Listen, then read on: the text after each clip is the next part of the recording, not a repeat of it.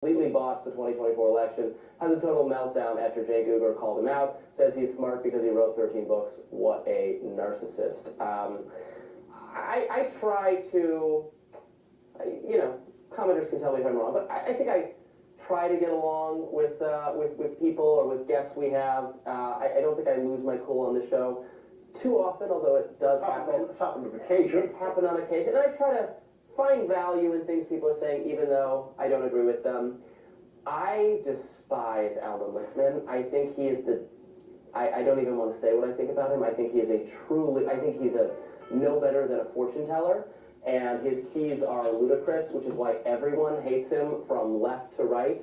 It's not just conservatives going at... Literally, the scholar of Nostradamus, John Hogue, is more accurate than the poli-sci economist's regression model. All right? Plus, you learn a little bit about history. And John Hogue has written more than 50 books. But it doesn't matter. The idea is to get a feel for what people think was going on. Something big happened in the election. There was an inflection point. And what John was saying, and he says it much more articulately than I do, is that the United States' future is tied to the rotation of Pluto. That the rotation of Pluto, the 248 years, just completed. And we're going into a new age. The United States had an amazing 248 years. Now the question is, are we in a decline, or are we going to be on the ascent? And I think that if we root out the corruption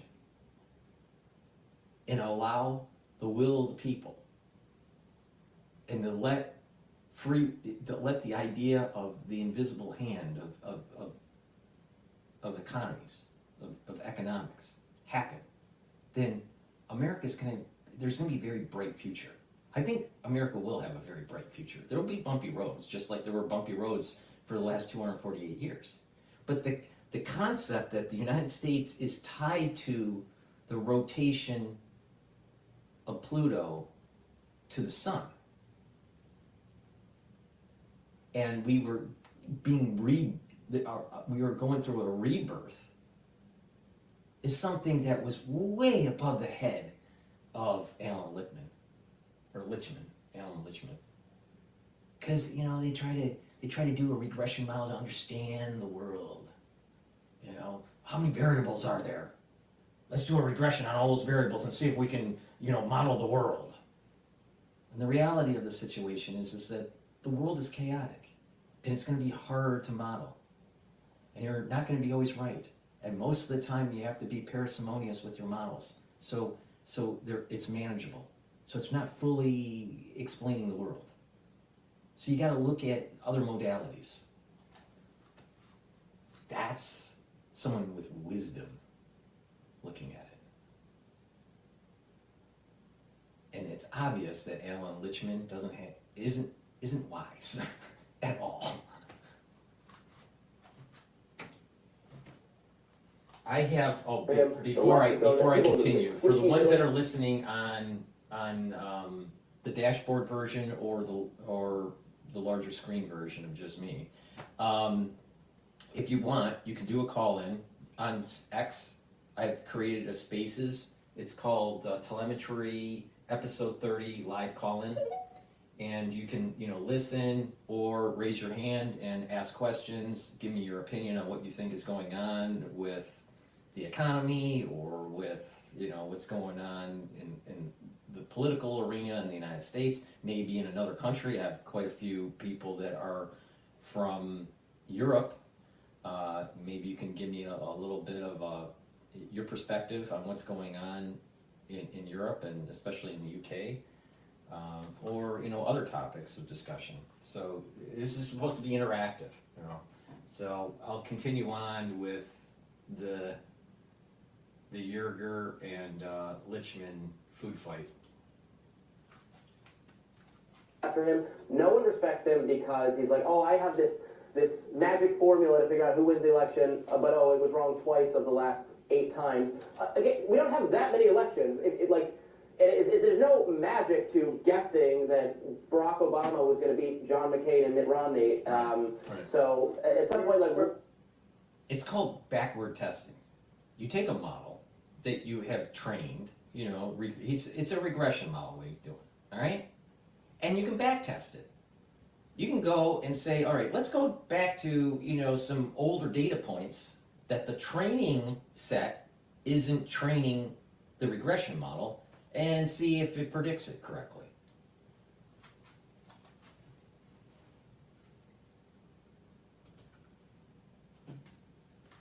what are we impressed by here? Yeah, we were probably both correct in the predictions of a lot of those elections ourselves. So look, I have to declare a mild journalistic interest, which is that I have spoken to Professor Lichtman for various stories. He's always been very nice and civil and helpful to me. When I contact him for stories, it is primarily in his role as a historian, and he can be very interested in the sweep of history and all of that.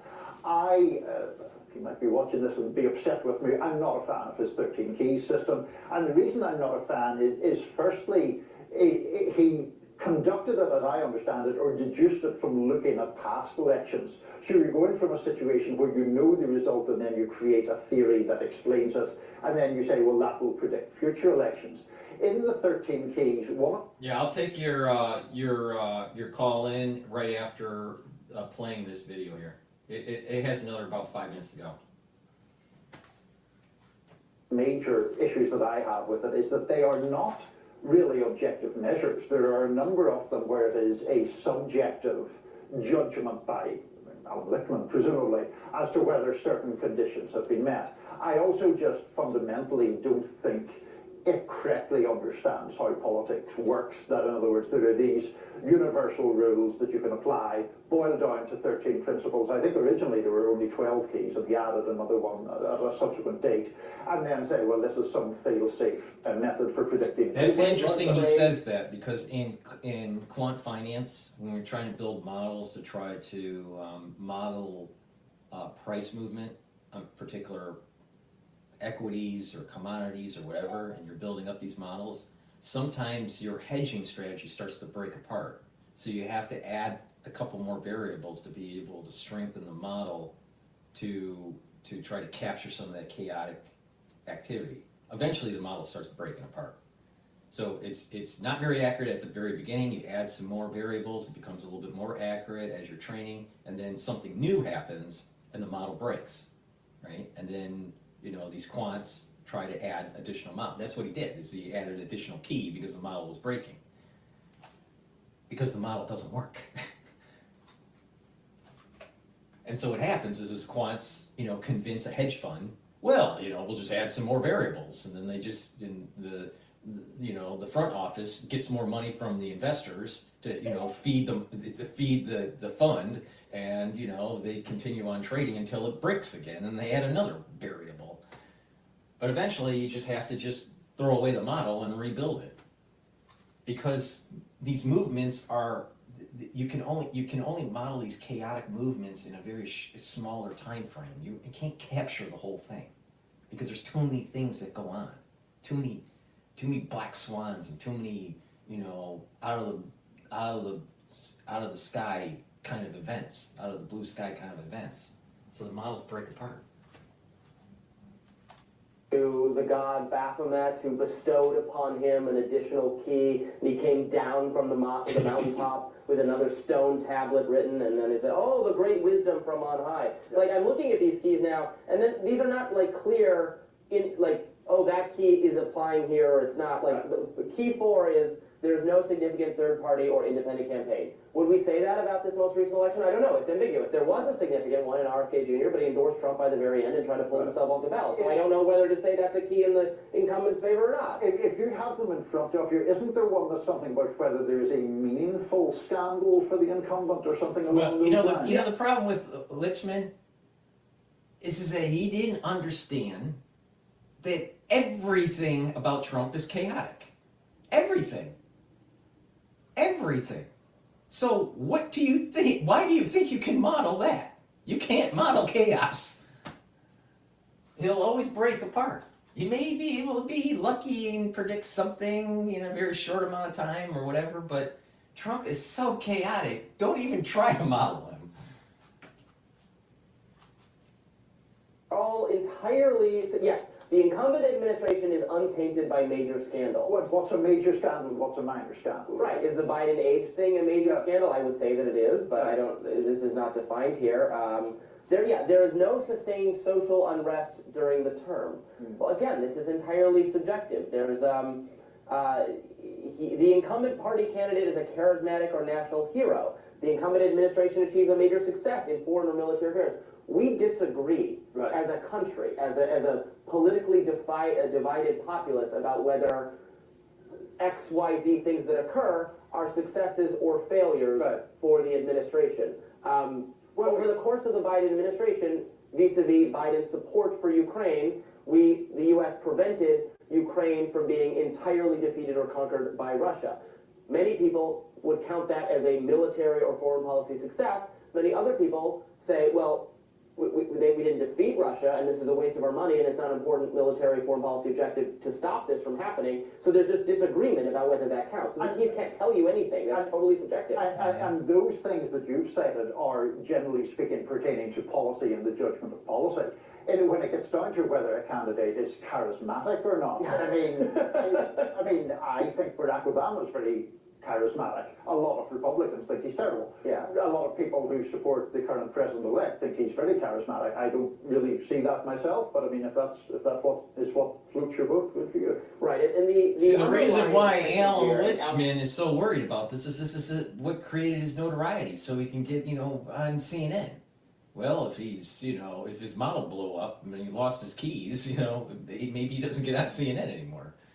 It's kind of like rocket science, all right, in a way. You're trying to be able to design a rocket to go up into space, but for some reason it keeps on blowing up. And you're trying to figure it out, right? And it's very simple. It's successful if it gets into outer space. It's a failure if it blows up, all right? Really simple. Well, if Alan Lichtman was a rocket scientist, what he would be doing is he would be saying, you know what? I had this model of how this rocket should go, and it blew up, so it must have been because of birds flapping in China. So let's blame the birds and not the model.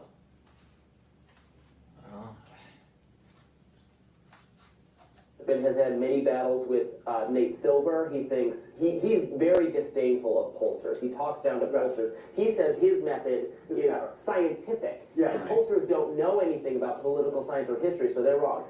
Pollsters have gotten things wrong for a variety of reasons, but polling is more scientific. Polling is based on sampling and statistical inference. That's very scientific. The problem comes in is how are they getting the data? Is there some sort of sample bias that's taking place, which I think is happening, and that there is some sort of sample bias that seems to be biased to the Democratic Party, and maybe that's why the Democratic Party seemed to be polling better than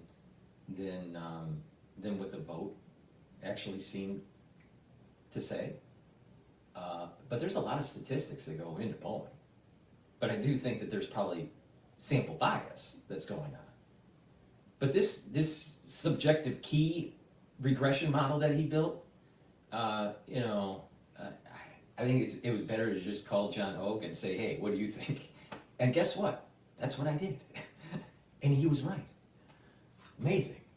All right. I'm gonna take a call in here from someone on X. Hopefully it turns out okay. But before I do that, please go to my store, help support my work, all right? I put a lot of effort in this to try to inform you and also to try to, give a little bit of comic relief, because we do need some comic relief in this world. Please go to my store, the-studio-reykjavik.com. The links are in the description of this video and all my videos. And get the structural neon silver soaps. I have 4 different varieties. I have it in peppermint, I have it in lemongrass, charcoal tea tree, and also oatmeal spice.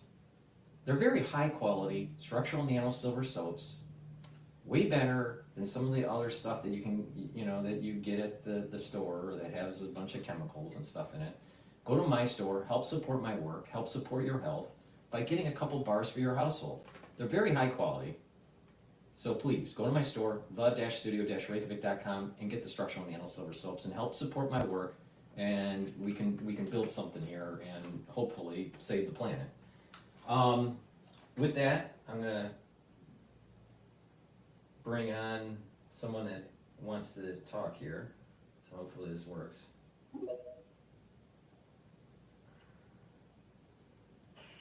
Hello?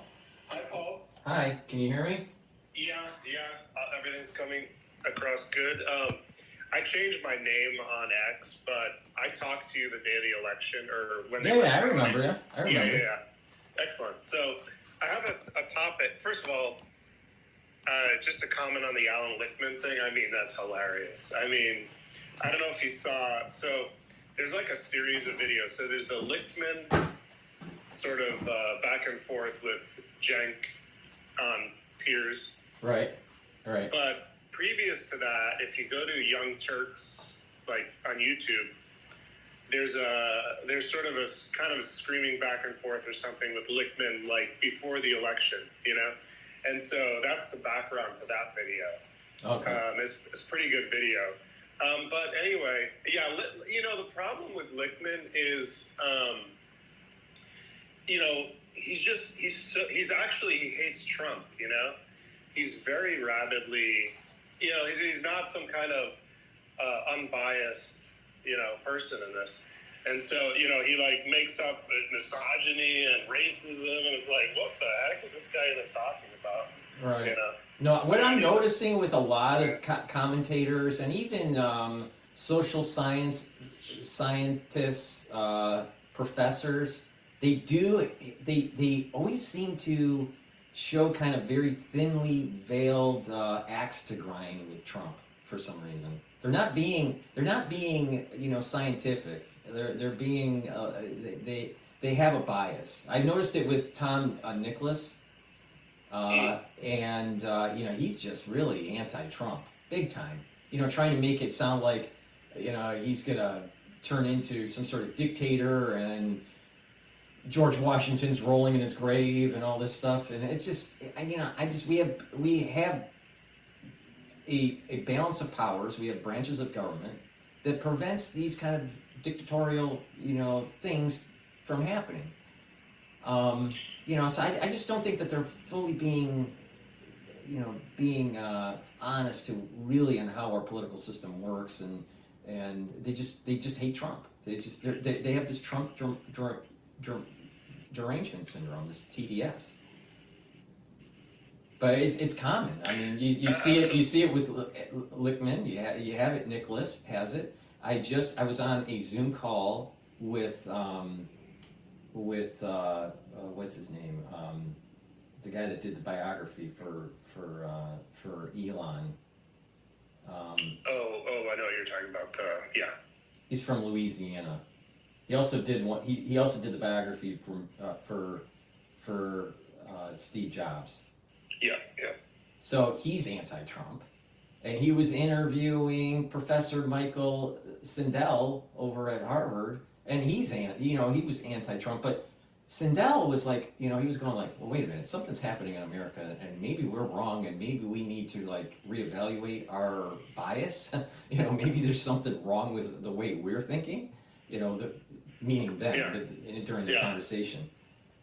And you know, so you do have some people within academia that are maybe looking inward and seeing, well, maybe the will of the people, you know, and the wisdom of the collective is saying something that they're missing. But many of them, they have cognitive dissonance.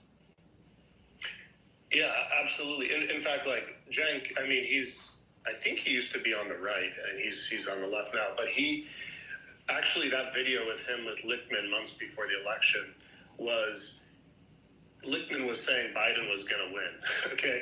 And Cenk was like, I think he was saying like Biden is mentally, he's not there. So what if Biden, his question to Lichtman was, what if Biden every day, like, I think it was like slapped a baby every day or something. And so Lichtman was like, no, he'd still win. In other words, but the other thing about Lichtman was he said, that basically like X is propaganda, and so if there was no X, then Trump, then is this ridiculous? And the thing is, when it was Twitter, it was heavily biased to the Democratic Party, but it was okay for that to happen and to silence conservatives, especially what was going on during the crisis in 2020. It was really important to silence people when it was Twitter. But when Elon decides to buy it, then it must be a right-wing conspiracy.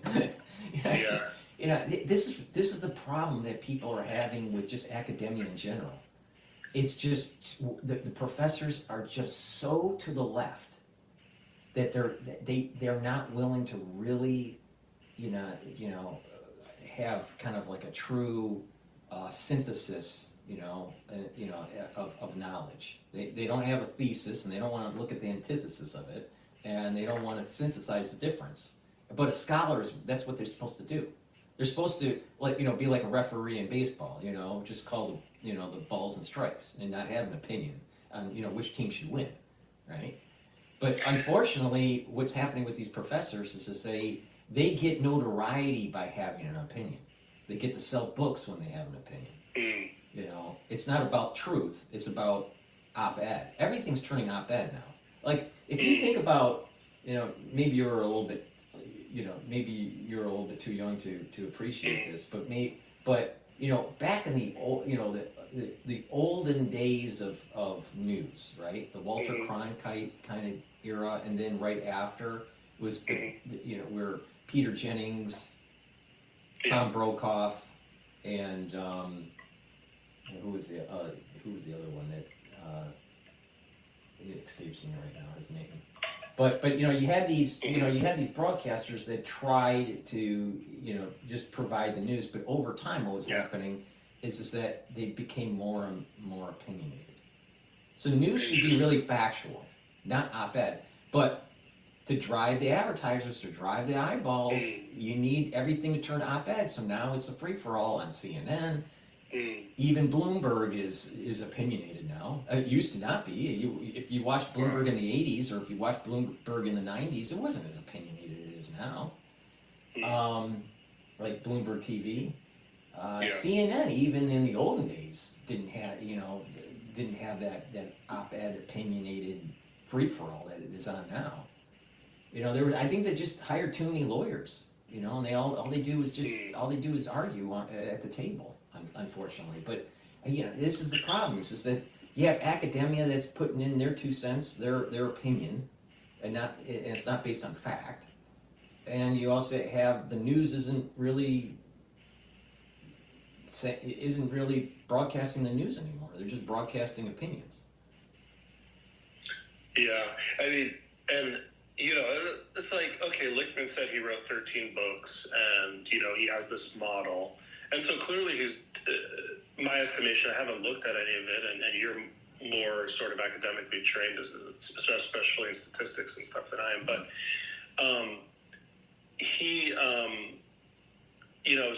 so I assume that his work has some value to it.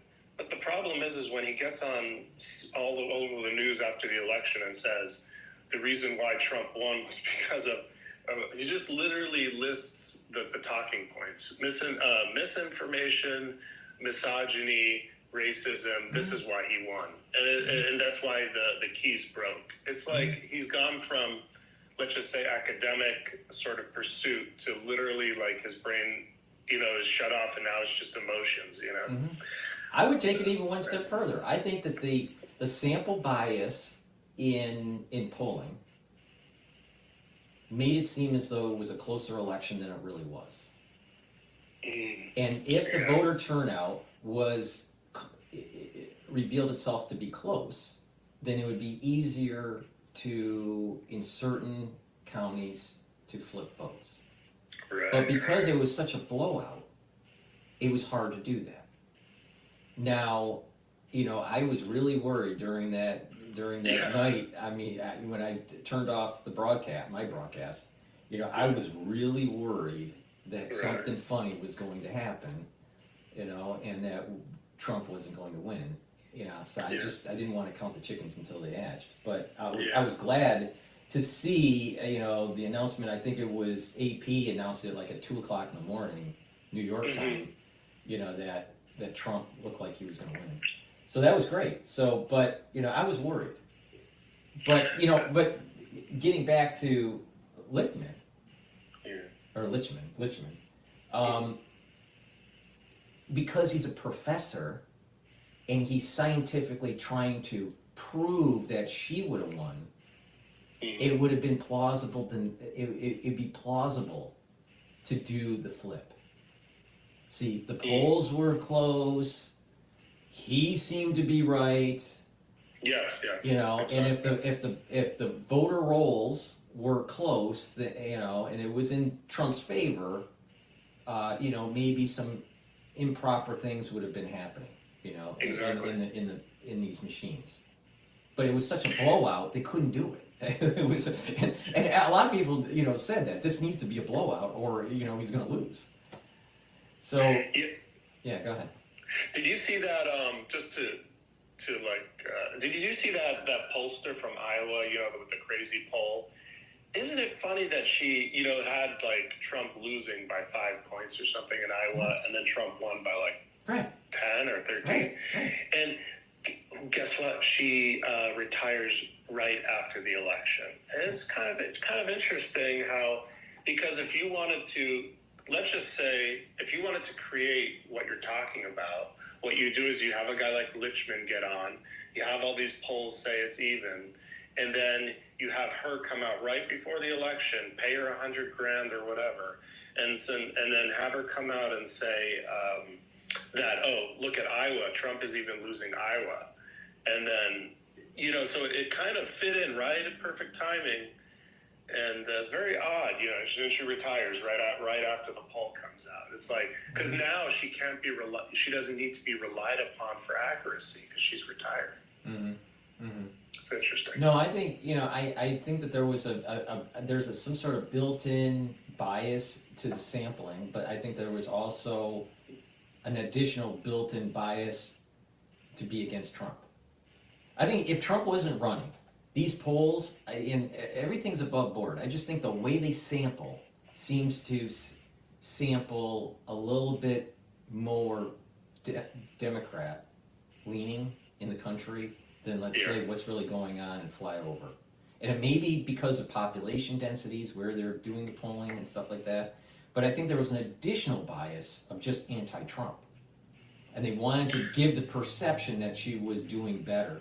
I mean, think about this. I mean, let's just sit down and just look at this from a commonsensical point of view. She had about 107 days to run her campaign. She spent over $1 billion in 107 days. Now, and she's 20 million in debt on top of it. All right. So we were going to give her the keys to the family car, aka the United States economy. That's over 20 trillion, right? And a budget in the trillions. And we're going to assume that she's going to run it with fiscal responsibility.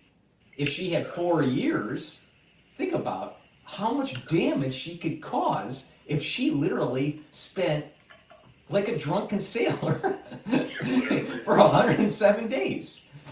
Literally a drunken sailor. But I'm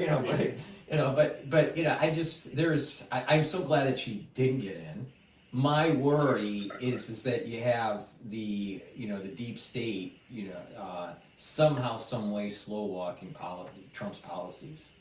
I think it's going to be a huge free for all when ICE goes into these sanctuary cities like New York and starts rooting out some of the illegal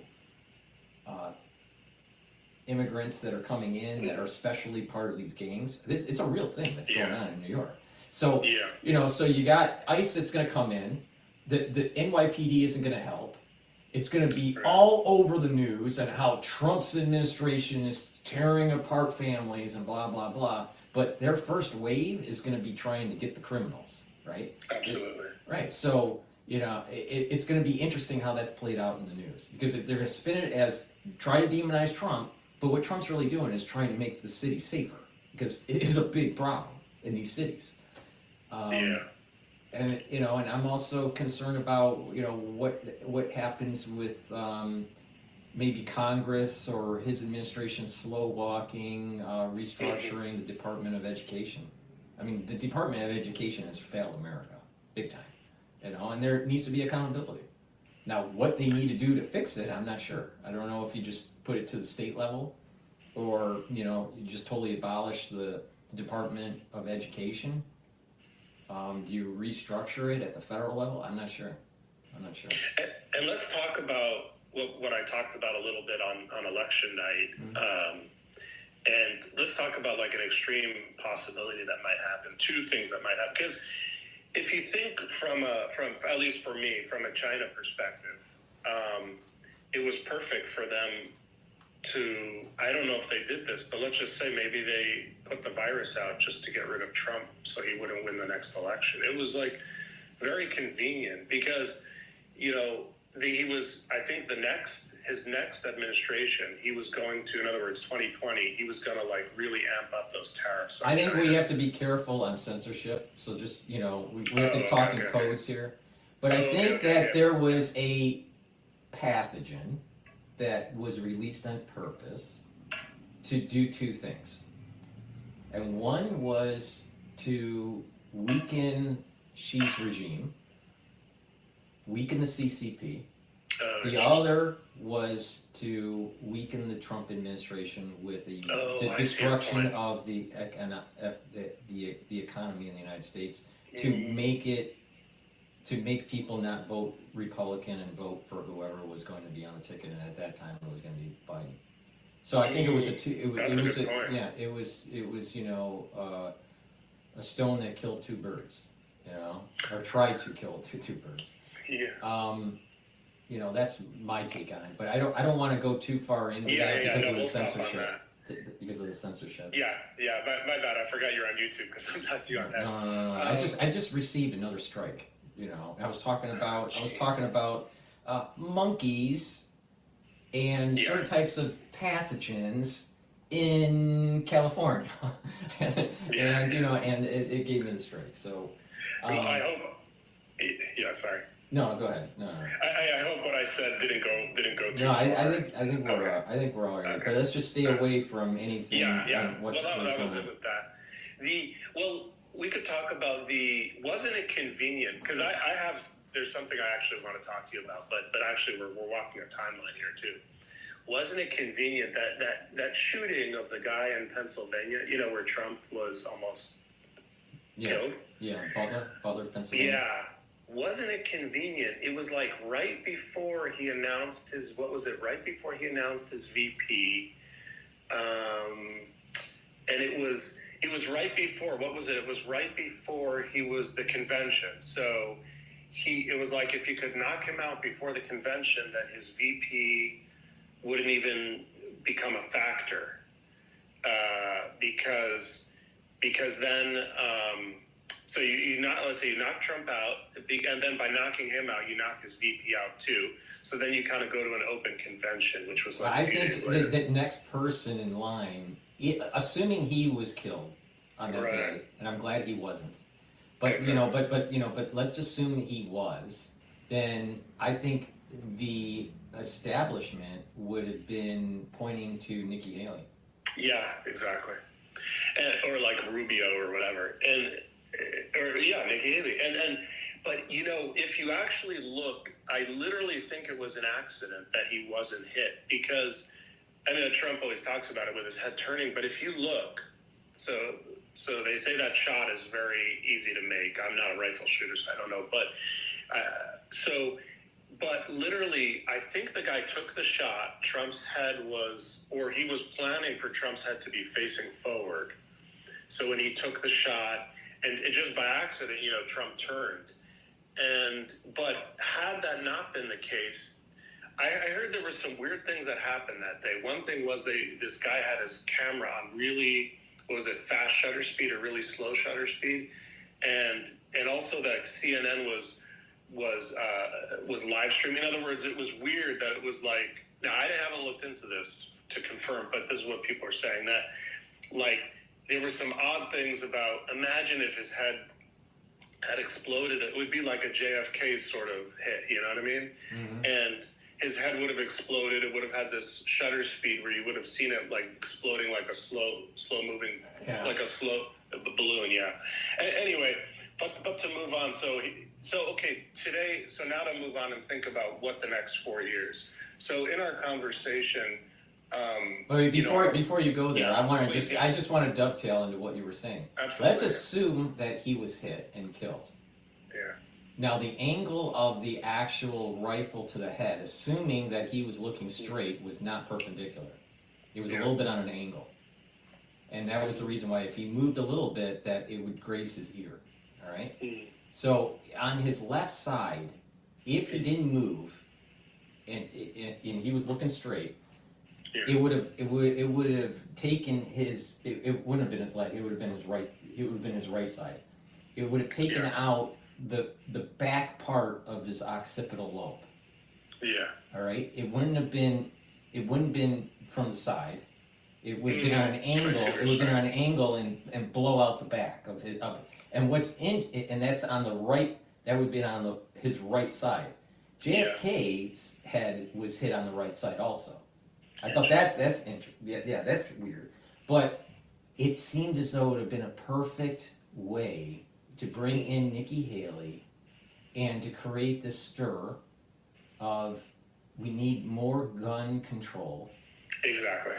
And, this might have been some sort of foreign actor, maybe Iran, maybe Russia, and then start a whole new set of, emergency powers for the state to do surveillance, domestically to find lone wolves, and all this stuff. So, thankfully he wasn't hit, but I do think that there was some sort of orchestration there. Now, he was lucky, and some people would, say it's luck. Some people would say God intervention. There's even a meme out there where Abe, Japanese Abe, have you seen it? Where he goes to Trump and he goes, "Trump, move your head." Yeah. And and he keeps saying, "Why? Just move your head." And then he goes, "Well, I see you again." And he goes, "I have things to do."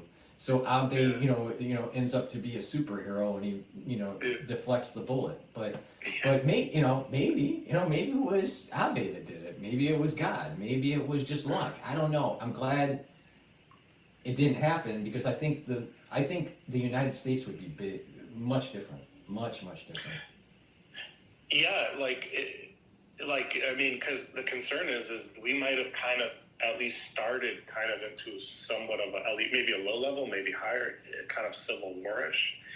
And by civil war-ish, I mean, what if people on the right, or even those plants, those groups of 50, 100 Fed types that run around, they're all dressed in the same uniform and they march. It's not that. You just look at you can tell who a Fed is. They're in these kind of embedded militia types. They wear the same watch.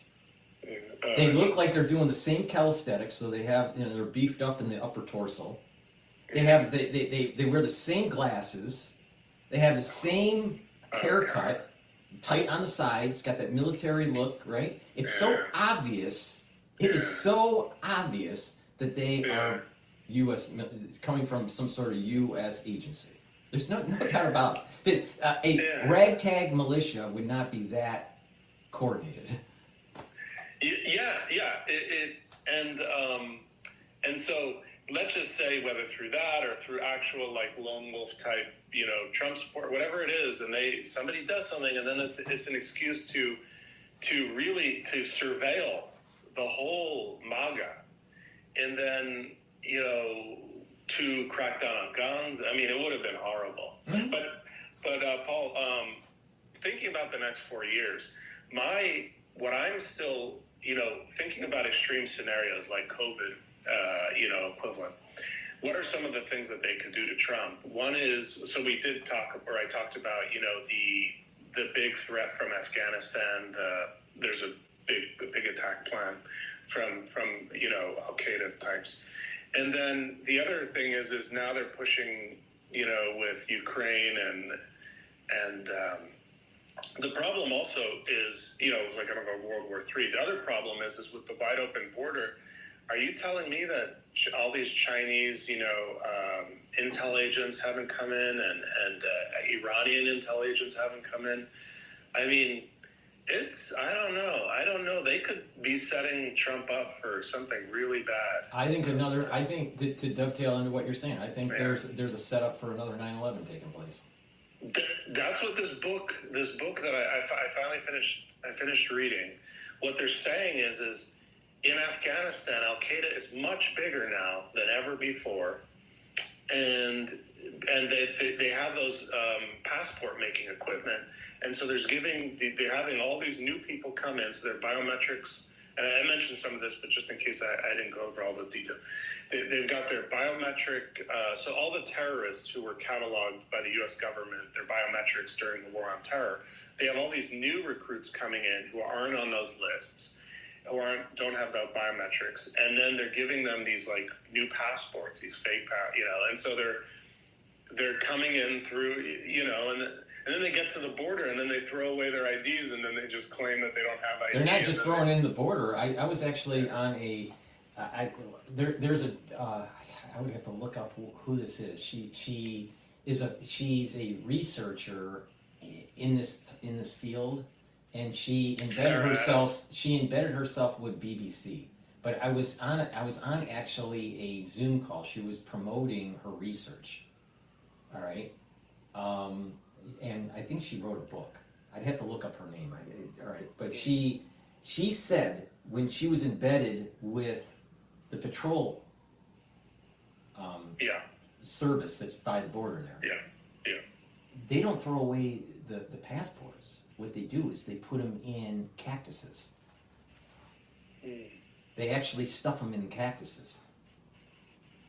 So that the cactuses that are all over the border there. That's where you find them. That's where you find them. They don't just throw them away. They stuff them in the cactuses. They're trying to hide them. Yeah. Because they were told if you are undocumented, it's easier to get processed for asylum. Wow.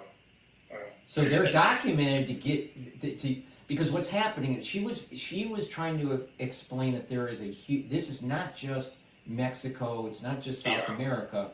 These are individuals that are tied to China, tied to Ukraine, tied to Iran, even countries in Africa. There is a network that gets them into South America. Yeah. But to get to South America, they have all these fake passports. So they're carrying the fake passport during their caravan all the way up to the Rio Grande. Right? That makes sense. Once they cross over with their papers, they hide them. They stuff them in these cactuses. So what the Border Patrol is finding is they collect them. They collect the papers. Now they're trying to they build a database off of what they've collected, and then to see if they do, catch one of these people, they correlate it and see if that one of those documents that they found in the cactus happens to be the person that they picked up. Now, most of the people, they don't pick up everybody, so it's rare to really catch, who is who. But they were told, don't have any papers on you, and it's easier to process. As an undocumented immigrant. Yeah, sorry. And the scary part is, how about all those people that are trying? I mean, they open the door. So somebody who's not trying to come through the open door, this is scary. This is worrisome because are those terrorists? Are those I would say that right.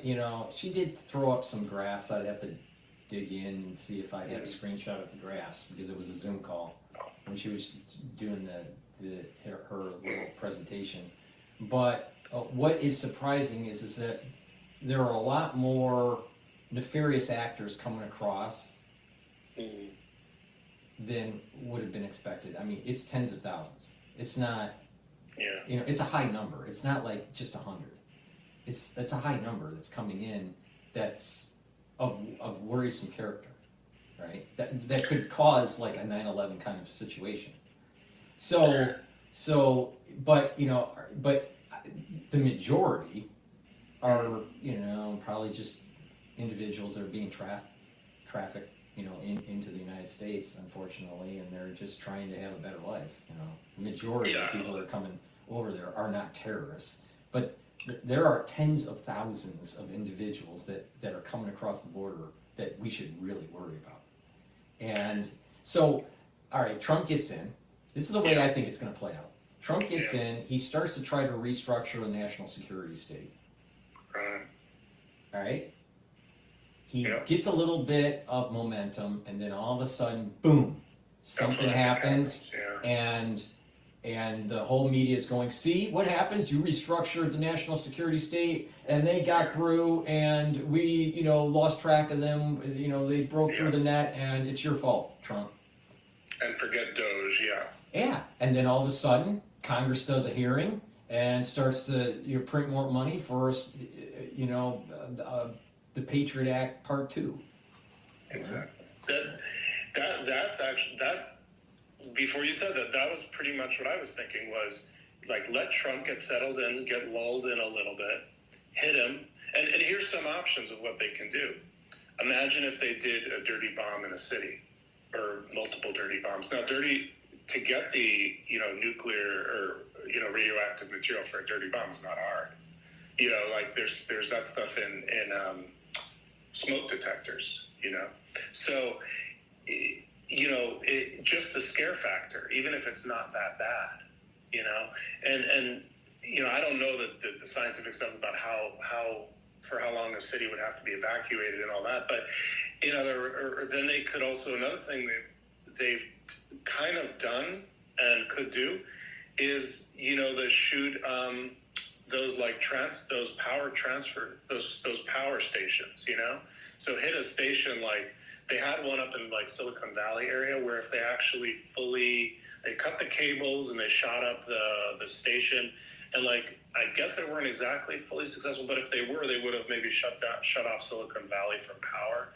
So this was a bunch of years ago, but the point is like this is not hard, and so I think, and here's the other thing is like, what if either Iran is involved or they just claim Iran is involved, and then we ramp up then Trump will be, quote, forced into a war with Iran, and then there's literally a call up because they don't have enough soldiers, so they do a draft. I mean, this is kind of my thinking of where we're headed. Mm-hmm. Mm-hmm. Yeah. No, I just there's a high potentiality of some sort of orchestrated event that takes place to try to slow down the Trump administration and to strengthen the national security state. He wants to restructure the national security state big time, truncate it, reduce the power, investigate the corruption. And these are the people that created 9/11, and they're the ones that could create another one. And he's playing with the hornet's nest. Now, hopefully he is able to do it. Maybe if you have a strong enough attorney general, going after the corruption, then this might happen. But the probability of some sort of terrorist thing happening in the United States within the next year, I think is elevated by a lot. Yeah, and who gains, right? And China gains, Iran gains, Russia gains, and the deep state gains. So, I mean, it's like four or more birds with one stone. Mm-hmm. Mm-hmm. Which goes back to what was going on back in the late 2019. Trying to create havoc, exactly. to get to create some sort of geopolitical and economic hardship. Yeah. Sorry, Paul. And one thing is, the reason why I wanted to call into you today was I want to offer like a solution. I want to see what you say about this. Now, I mean, he is going up against a very powerful deep state, so I don't know how he or we win, but I want to throw out an idea that I've been thinking about for many years. I'm kind of curious curious what your thoughts are on it, if you're okay with that. Yeah, go ahead. Okay, great. So, have you looked at all into Switzerland, their like method of government, their direct democracy, even at the national level? They have this direct democracy. No, really. I mean, the only thing that I, focused on with Switzerland, when I was, heavily doing currency trading back years ago, back in, I don't know, it was like 2014, 2013, I was trading like 17 different currency pairs, and one of those pairs was the USD Swiss. Yeah. So it trades kind of like, it trades as like a risk indicator. Same thing also with yen, Japanese yen. But I was really more focused post Lehman dynamics of the central bank kind of stuff. But their method of government and all that, I didn't really pay attention to.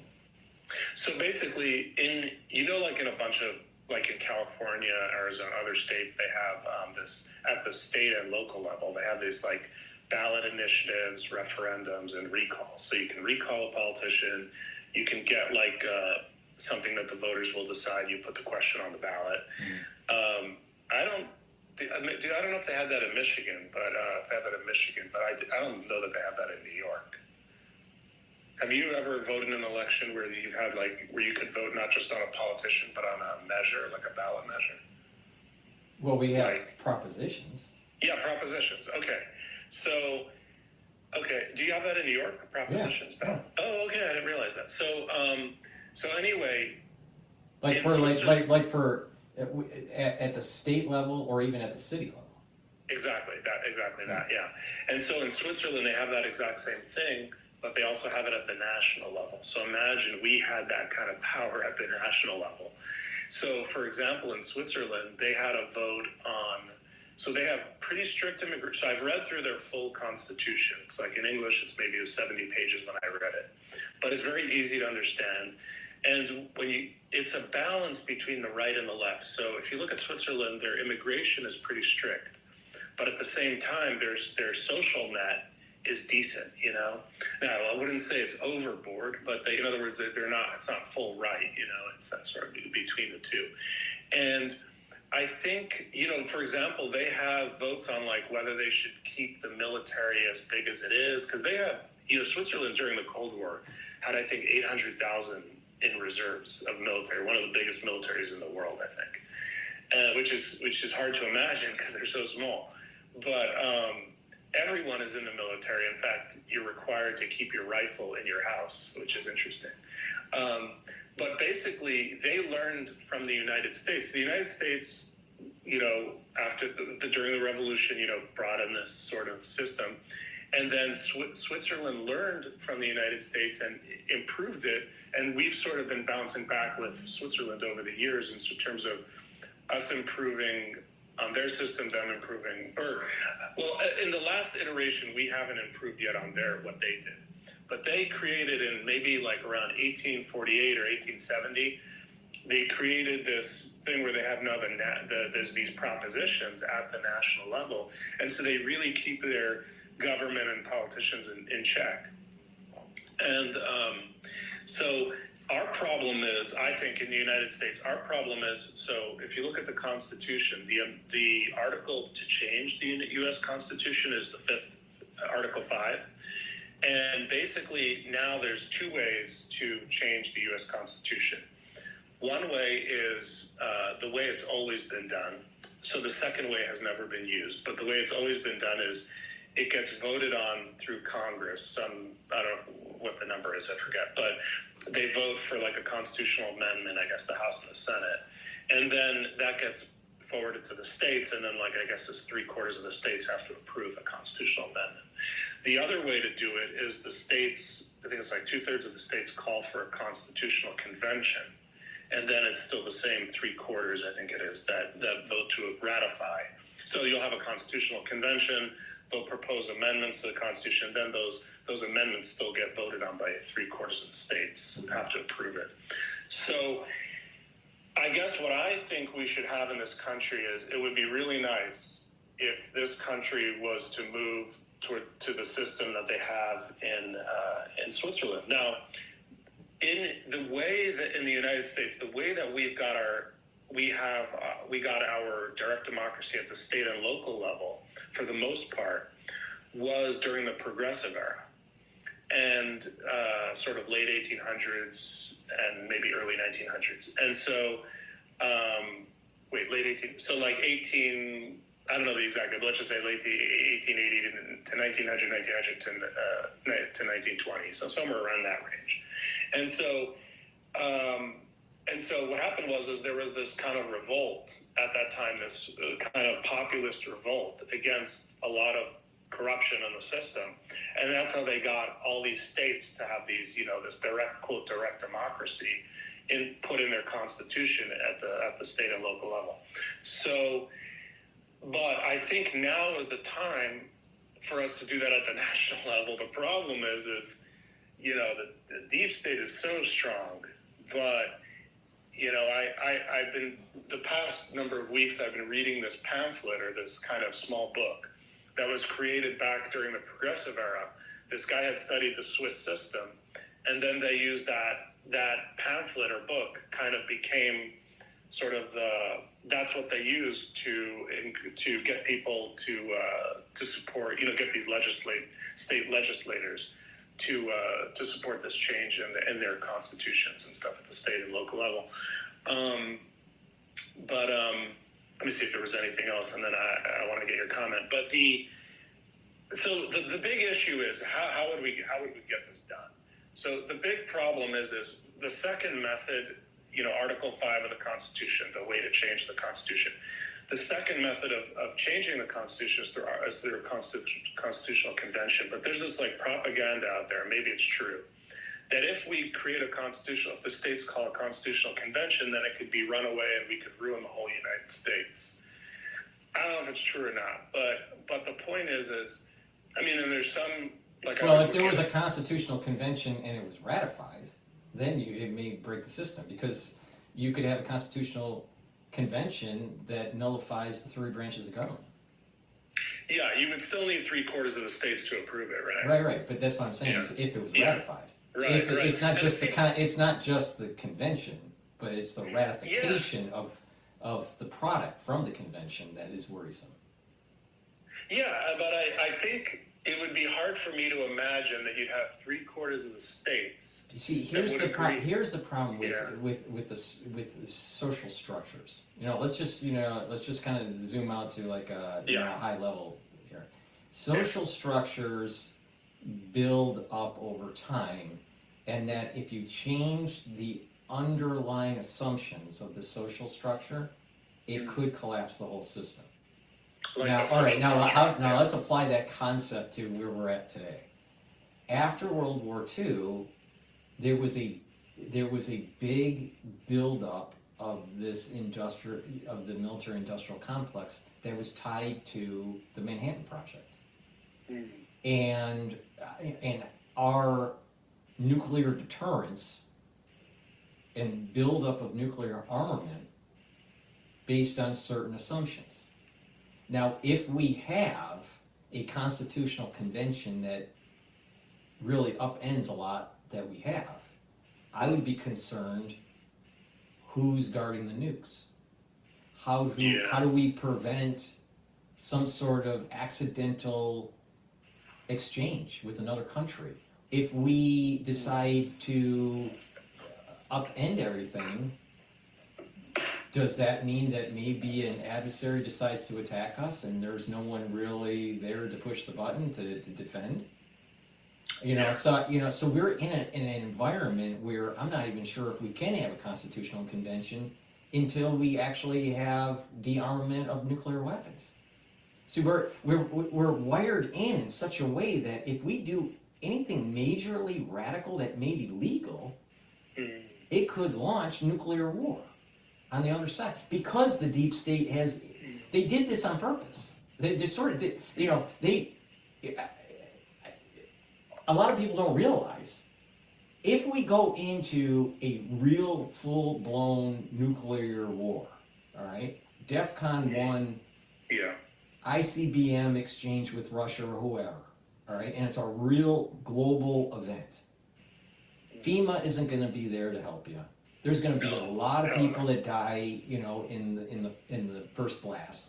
There's going to be a lot of people that die days, weeks, or months after because of radiation sickness. And there's going to be many people that starve within 3 months to a year, right? Absolutely. And then you're going to have a group of people that are considered important VIPs, right? That are going underground and try to live it out, you know, for a few years, and then, you know, and then come out of their hole and then, you know, run government or run things.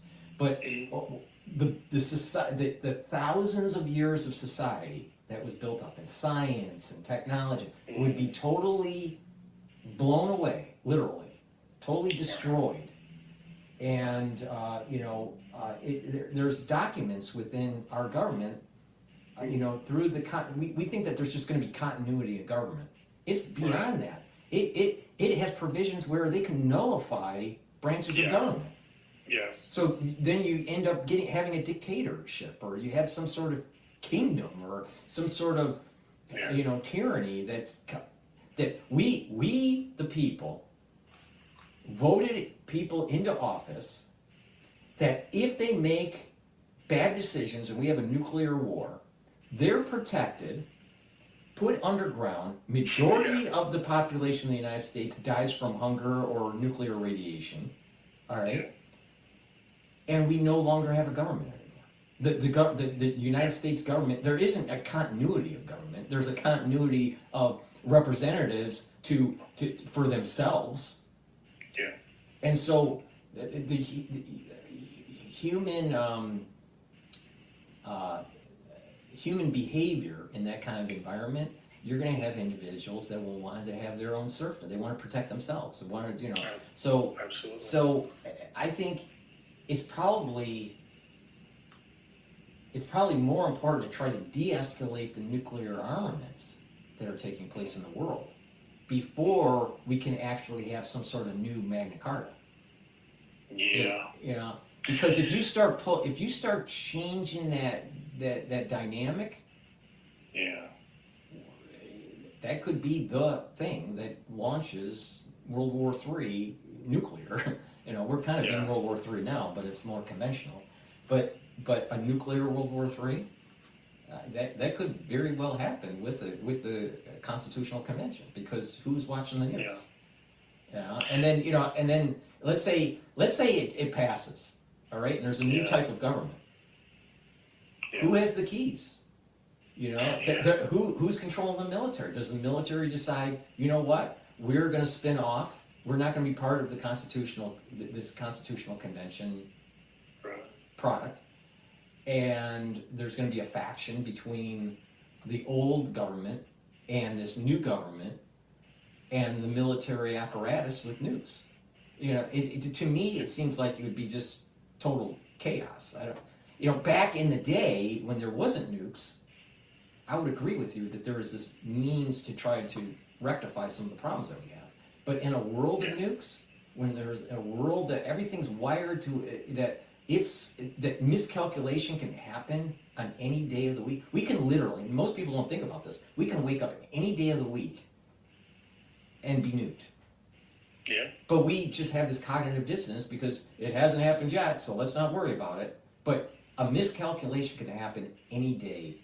And we've had moments in time, like the Cuban Missile Crisis, like moments during Reagan's administration where there was some accidental misinterpretation of some simulations that were going on. You know, where we almost nuked the world. You know, so I don't have too much confidence in a constitutional convention because of the way the whole world is wired up with nukes. Yeah, you make a really good point. I think because there's nukes, I think the deep state looks at that there's something more important than the Constitution itself, and that's to make sure that the United States and the world doesn't get nuked. And so they will putting aside my idea, just in general, just day to day in the government, I think that they do look at the threat of nuclear weapons as trumping, and it's not a bad thing. This is the reality. They look at the threat of nuclear. I mean, maybe it's a bad thing, but what I'm saying is on a day-to-day basis, they look at the threat of nuclear weapon being blown up in the United States as that if the danger of that is more important to stop that than to worry so much about people's privacy or and this and that. Exactly. And I think you're exactly right. I think you're making me connect some things in my head, which is some other things I thought about, which is you could draw a line, say, from nukes to 9/11 to the Patriot Act and to like what's going on today. The deep state is they justify what they're doing and how they're acting because it's so dangerous. Mm-hmm. But their Achilles heel is that if you can de-escalate, if you can de-escalate the nuclear threat, then now that's their Achilles heel. Because you no longer need them to tell you and how things are.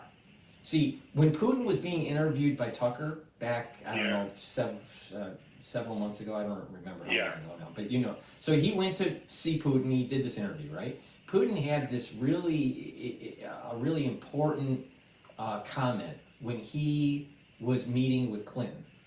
Putin said, hey, let's de-escalate some of these nuclear armaments and maybe continue on trying to bring down the nuclear arsenals.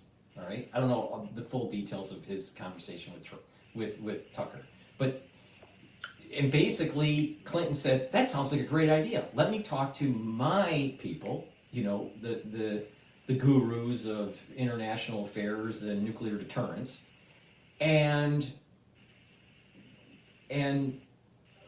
Clinton came back, said, we can't do it. Sorry. It's a great idea, but we can't do it. Because the reality of the situation is that the national security state, the deep state, these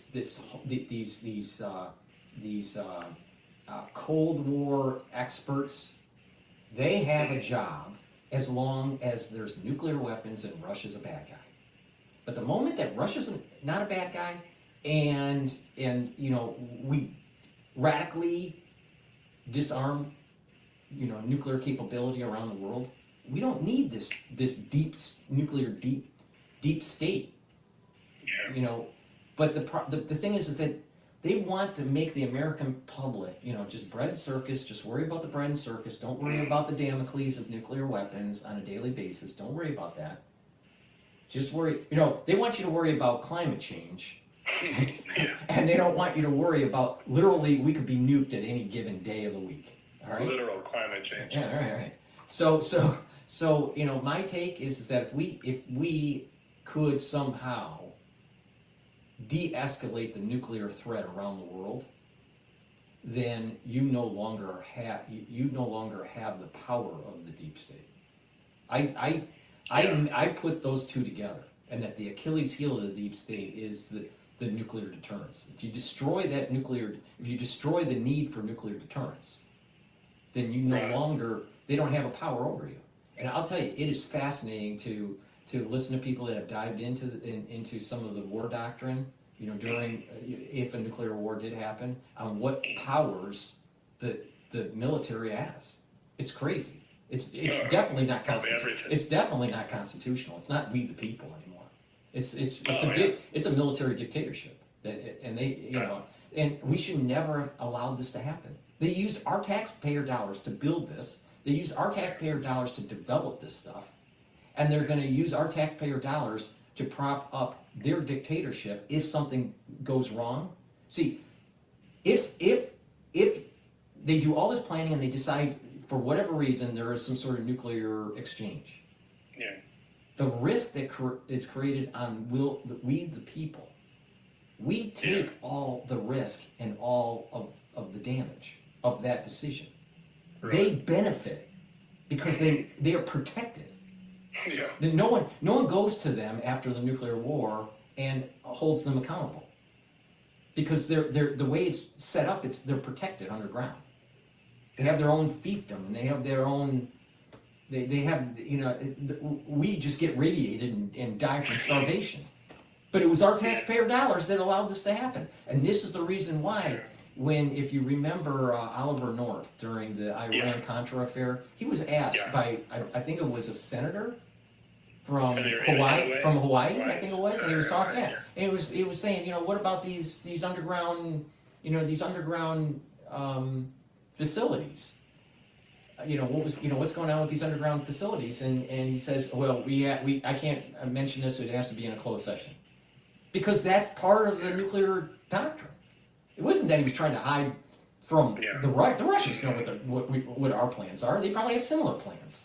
It's we the people don't really fully understand that when we go full bore nuclear war, we the people are done. And it's the military industrial complex that will survive. And it should be quite the other way around. It should be we the people that survive, and the industrial complex, the military industrial complex is destroyed. Paul, let me ask you a question. So, taking that to the next level, to the next logical place. So, do you think that it's ever possible for there to be, I don't know what you would call it, but a world government, or like peace on Earth? But peace on Earth, I don't mean peace between individuals, but that there's no fighting between governments. Do you think that's possible? Well, I think it's possible, but we have to grow as adults, as the human race, to get to a messianic era. The messianic era is going to be a peaceful era. We're still in, even though, we're adults and we think we know a lot, at the societal level, we're still adolescents with nukes. We're adolescents with nukes. Would you give a 16-year-old kid a nuke? Some people won't even give the family car to their 16-year-old. So why do we give a nuke? So, but that's where mankind is. We have the maturity of a 16-year-old with nuclear weapons. It's crazy. It's absolutely nuts. And until we mature to the point where we no longer need these things, there will be a time where there will be lasting peace, but I'm not sure if we're going to see it in our lifetime. Hopefully we see it in our lifetime, but it's taken a while for mankind to grow up. Well, it's interesting that, so Elon Musk, he's trying to go to Mars, and this is connected, this is the same line of thinking. I want to ask you a question. So Elon Musk is talking about, and if you look at what he's doing, it looks like he's going to get there. So, I don't know how long it'll take or whatever, but when he's talked to people, have asked him and he's mentioned this many times. People have asked him what sort of government should Mars have, and he says a direct democracy. The interesting thing is, I wonder if people do actually end up on Mars, that might be a sort of, because what I heard with the United States was that before the United States existed, there were very few democracies around the world.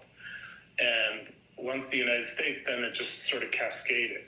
And I wonder if, Mars, his idea becomes successful, I wonder if that'll cascade back to the planet Earth, and then maybe that'll sort of be a rallying thing where it will sort of unite people, the nations. I don't know, but it's an interesting thought. I think that what happened in the United States when it was the New World, and it wasn't colonized, it was just being discovered or rediscovered, depending on, which history book you read.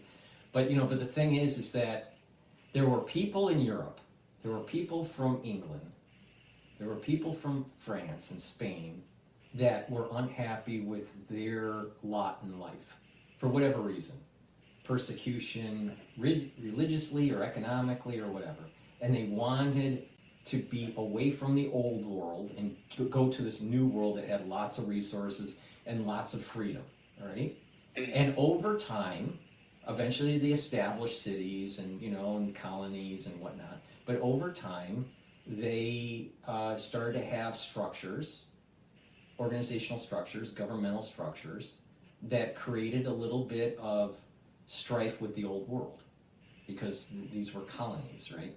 So, and then eventually, war took place, all right? And that's what creates the United States, out of the 13 colonies, right? Something similar is going to happen with Mars, right? It's going to be so bad that people will want to go to a new world, literally a new world, to new world, to be able to have the similar liberties. Wow, you're right. To create a whole new government, a whole new. It's literally a new world. So there are going to be people that are going to be. Elon Musk is creating the mezzanine, the bridge. Wow. He's creating the bridge to literally get out of the old world and go into the new world. But we are going to be bringing things there that over time, as the society grows and becomes less dependent on the earth, it will become more self-sufficient, and probably similar government structures are going to take place, where there's going to be some sort of democracy or some sort of constitutional republic.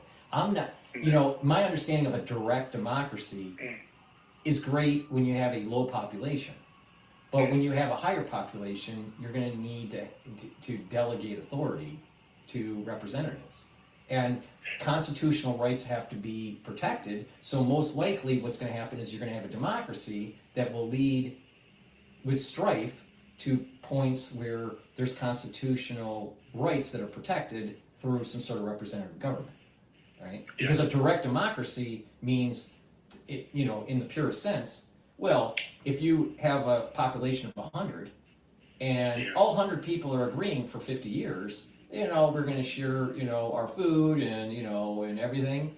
And all of a sudden, there's a majority, let's say 70%, that say, you know what, we don't like these 30 people. Let's say 70% say, we don't like these 30 people, so they can't get as much food. So in a direct democracy, because there's no, civil liberties that are protected by some sort of constitution, it's the rule of the majority. That's a direct democracy, is a rule of majority. So that's a problem, right? So this is the reason why our founding fathers said, we don't want a direct democracy. We don't want a democracy. America is not a democracy. We have a constitution that protects property rights and civil liberties to an extent with balance of powers, and we have a representative government. So we have a republic, right? A constitutional republic, a representative government, not a direct democracy. So I think Elon Musk just hasn't thought through the thought experiment. It will start as a direct democracy because the population densities are low. But once the population densities get to a certain, because that's how Greece worked. Greece had a direct democracy, right? But eventually it fell apart because the population got too big, and that there was infighting between the haves and the have-nots. Interesting. So, but I do think that Mars is going to be the new America. Way in the future, the old world, where people are going to want to go, we're tired of the old world, and it's going to be the idealism of America, of the United States, is going to be planted in a new world. And Elon's creating that structure. So that's, and I'll tell you, if things get too bad, if I could get a ticket to Mars, I'd probably go, because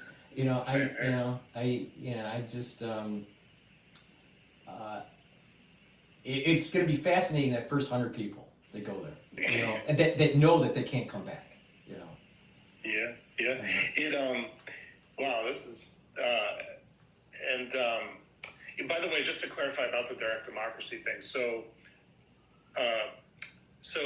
like in Switzerland, it's not a full direct democracy. They still have a constitution, they still have representatives, but it's sort of the people can veto, sort of, or Yeah, vote but on here's the ideas. problem is Yeah. that what happens when the people veto the civil liberties that were written into the Constitution? Let's say, like for example, freedom of speech. If this is the problem with the Democratic Party. The Democratic Party literally wants to write out the freedom of speech out of the Constitution. They want to curtail your freedom of speech. It's an inalienable right that's written into our Constitution that was ratified by the states. So when you have and their take is, well, the majority wants that. Well, that was the whole point of the civil liberties that were put into the Constitution, to protect our rights against the tyranny of the majority. So the direct democracy, to me, invites the tyranny of the majority. Yeah, it's interesting.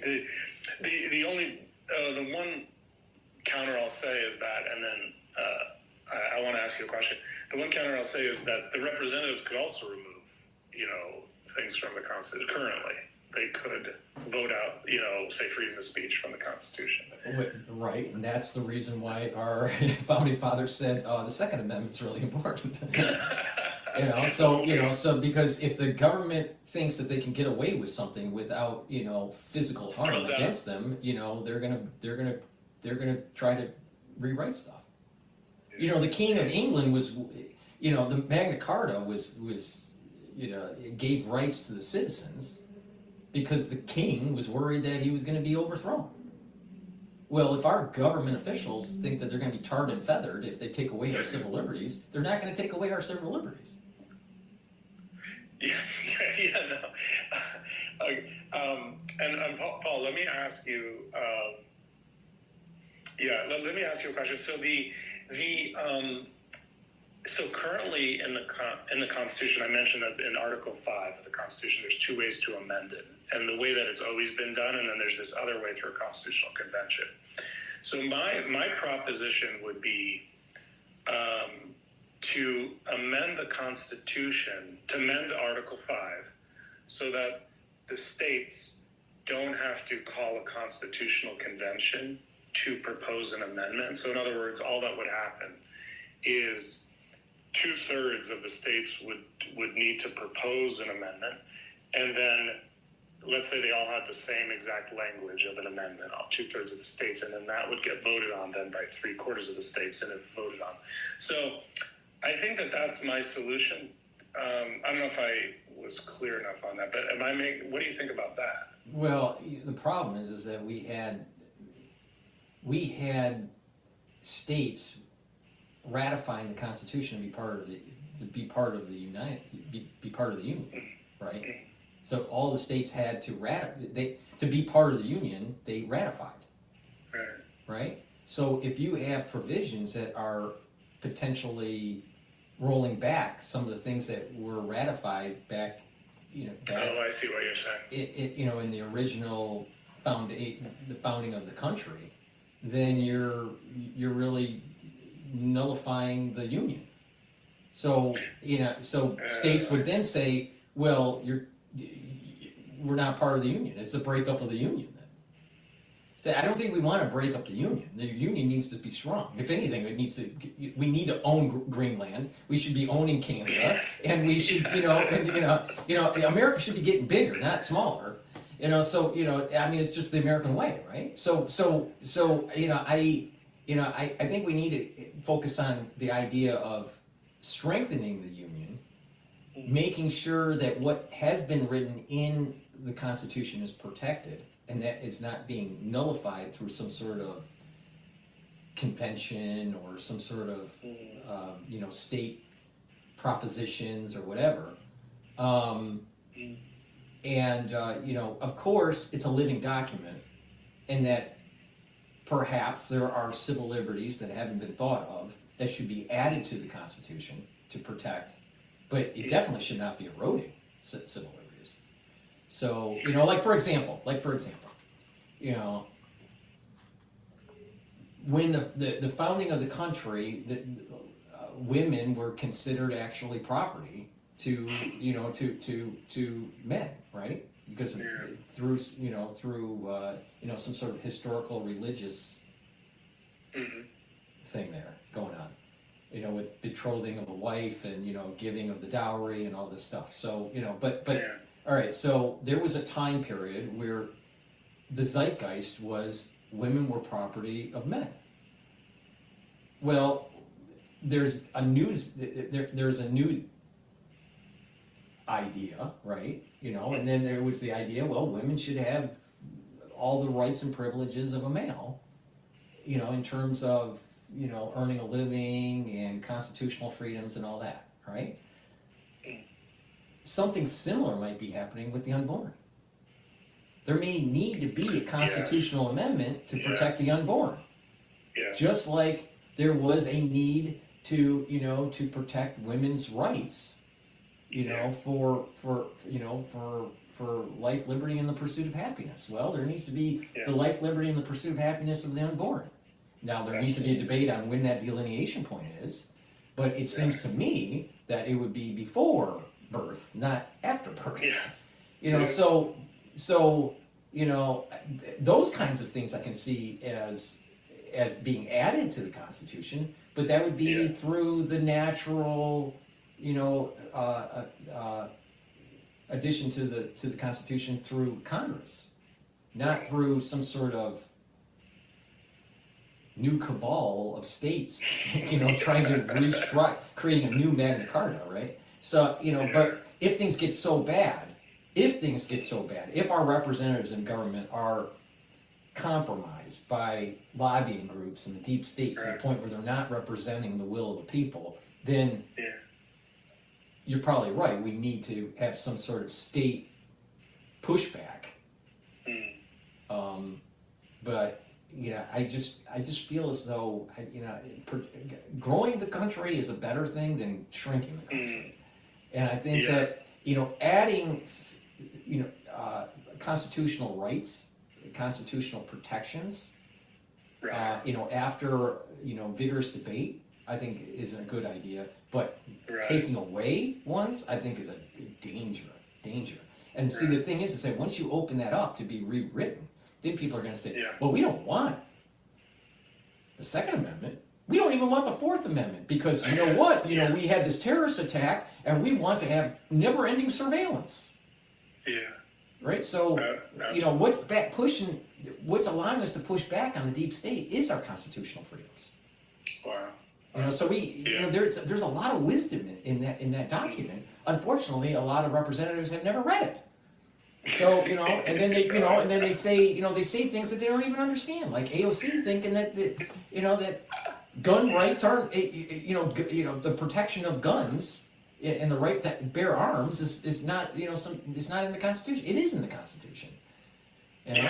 Or the freedom of speech and the way these people, they're not reading the Constitution, they're not reading the Federalist Papers during the drafting of the Constitution on what the thoughts were of the Founding Fathers.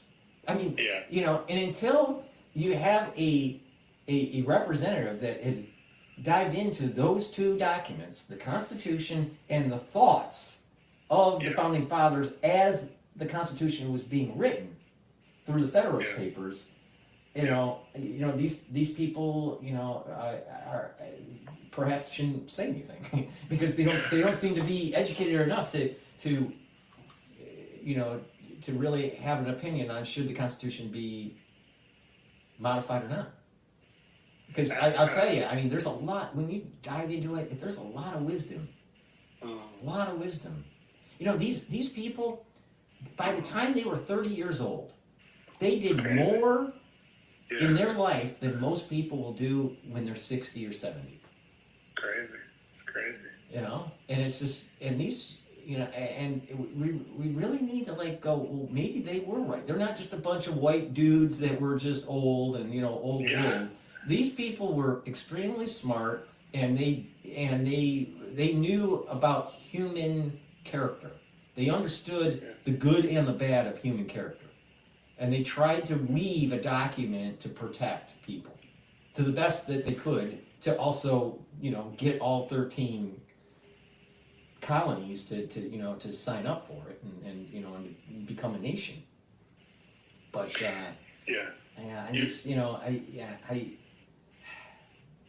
You're making sense. Wait, so the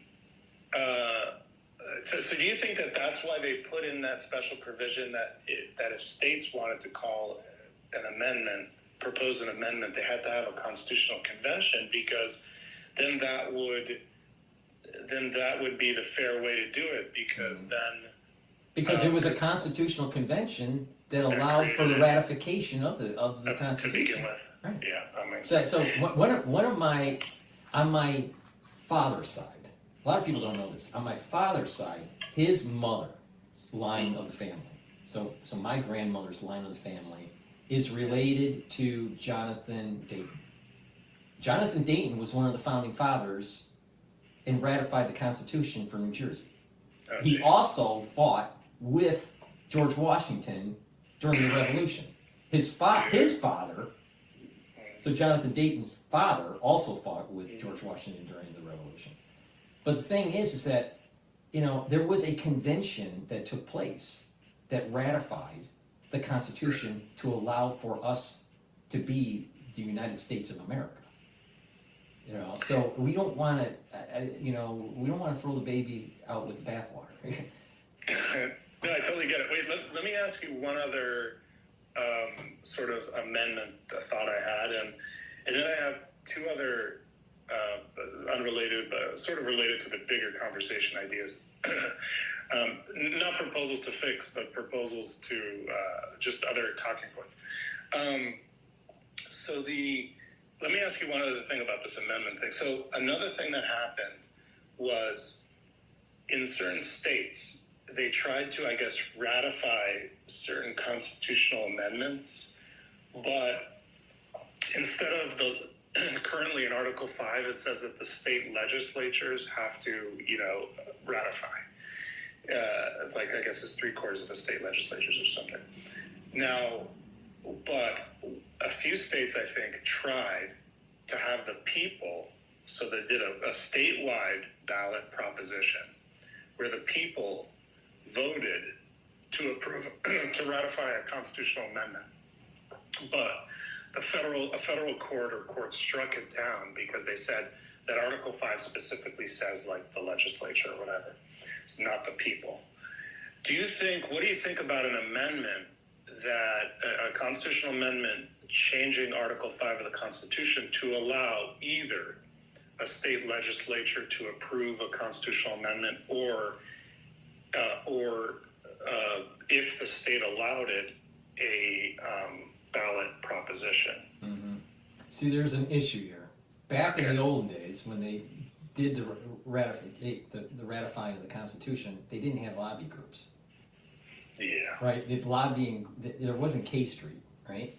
And Yeah. so they could lean on their representatives to do the right thing for their state. All right. The problem we have today is that K Street has a lot of power, and these representatives in government are compromised or captured.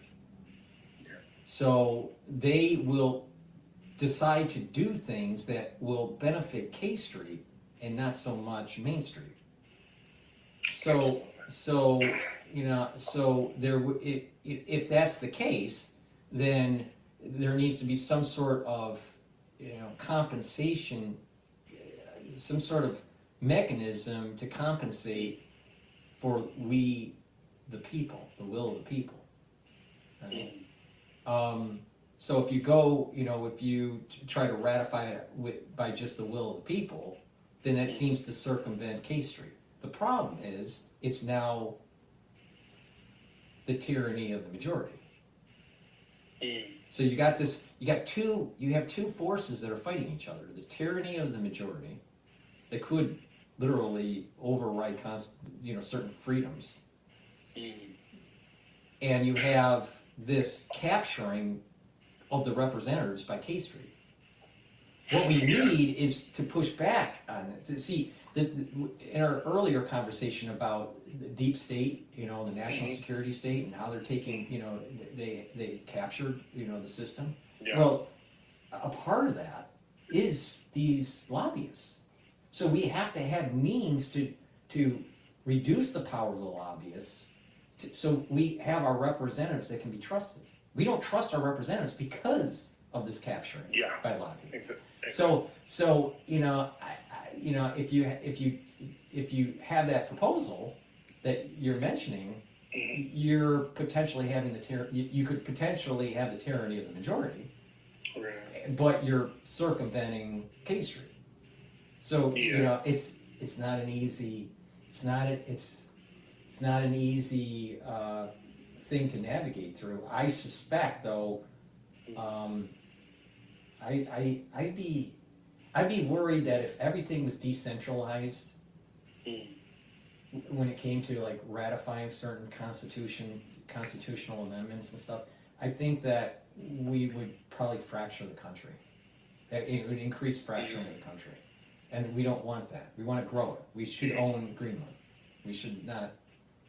We should not be fracturing the country. We need to find ways, just like how Lincoln said, we need to preserve the Union, and we need to strive to make the Union a better Union through time. And that's what we need, is instead of the fracturing. If we do this method that you're mentioning, it's increasing the probabilities of fracturing. And I'm against that. We need, even though it's not perfect, I'd much rather have our state still coalescing than to have it fractured. It's interesting. Paul, if you got time for two more things. Yeah, go. Okay. One is, I'm very familiar with Chabad, by the way, and I've studied a lot of Talmud, of Gemara, Shulchan Aruch, Hasidus, Kabbalah, whatever. If you ever want to go down that route for another time. But the other thing is, the thing I was going to say was, now you haven't mentioned it, and don't respond to this if maybe you're trying to keep it private. But well, are you pursuing an MD right now, or no? You haven't. No. Well, I was pursuing an MD. I decided to not continue on my medical training. Okay. I did 2 years in medical school. I have 4 different degrees. I almost have five degrees. Wait, can you go through them for the people? Because there's really, your background is super interesting. Well, yeah. Well, I have 2 degrees from Wayne State. One's a bachelor's of science, and then the other is an MBA. Okay. And in finance. And then I was an automotive engineer for a long time, and then I decided to go into finance. I get into finance through my MBA, and I was managing a portfolio, and I started managing some of the finances for Catholic charities. And during that time period, I decided to get a Ph.D. so I can learn about algorithmic trading. So I decided to get my Ph.D. while I was working. So I got my Ph.D. in finance at Walden University, and my dissertation is on trading algorithmically the futures market of the Euro USD and also oil, right? The WTI, and how to dynamically hedge that. So I do that, and then during that time period, my brother passed away from heart disease. So from there, I decided, well, let's get an MD. So I decided, okay, so I got to do all the pre-med stuff, and everything. So I did all my pre-med work at Fordham. Then I ended up getting a master's at Harvard University through HES, the Harvard Extension School. I did my thesis for my master's at Harvard on the TAP protein, which is an HIV protein, and how to use that as a therapeutic, right? If you purify it, right? What was the actual title of the degree, master's in? It's a master's. It's what they call it's called an ALM. So it's a liberal arts, a master's in liberal arts in the field concentration in biology. Got it. So, all right, so my research in that was on TAT, and then after that, I went to medical school. Wow. Finished 2 years in medical school, and hated every single day of it. And I can give you, if you have the time, I can give you Yeah, reasons on why I absolutely hated medical school. Yeah, I was gonna ask. One, I'm older, right? Yeah, So I mean, yeah. I'm already, when I started medical school, I was, I was like 48, 49, something like that. Yeah. So, when you're older, you don't really have patience to be around young people that think they know it all. Oh God. Especially if you've managed a big portfolio in New York, Well, designed cars in Detroit, traveled the world, and and have 4 degrees, and did research in HIV. But the thing is so it was that issue. It was age. Another was the cost is extremely high. Extremely high. And I was looking at, it's like, how long am I actually going to be practicing once I get out? Maybe 10, 15 years. Yeah. All right. And then what I saw in clinic during the COVID years, right? Oh wow, you were in clinic. Yeah. So I saw patients that were coming down with the disease, right? And and I didn't like what I was seeing. I did not like what I was seeing. And then my mother dies from COVID in 2022, and that was horrific to go through that. And at the same time, just before that, my father ends up getting ischemic dementia and has to go into a nursing home. And so I'm seeing these two, my parents, in their late stage of life, and it's kind of like a PTSD. You don't want to see other patients that are in their end stage of life, because it's a constant reminder. So I don't want to see it. So yeah, that makes sense. So I decided, so that for that issue, then a lot of people don't realize, you can get into medical school and you can learn a lot, and I did learn a lot, and I'm glad I did it. But the thing is that you have to be poked every year. You're getting constantly inoculated. I did not like that. Did not like that at all. So that it was another issue, and the constant testing. You're spending hundreds of hours prepping for licensing testing, and you're sitting there in a chair for the test for 7 hours. Right? You do have breaks, but I'm just saying, you're sitting there, depending on the test, 5 to 7 hours. I just don't have the patience as a older person to put up with the bullshit. So I loved the learning. I learned a lot. I was able to, treat some patients, and then there's the admin part of it. There is a culture of, you only have 18 minutes to see a patient. You don't have time to really spend the time to talk to the patient for their problems, manage them, and because you're working at a clinic and it's all about pushing patients out. So after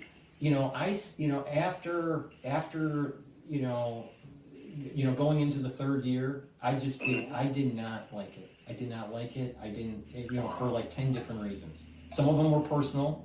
Some of them were like, I didn't want to see old people, dying, because it reminded me of my parents.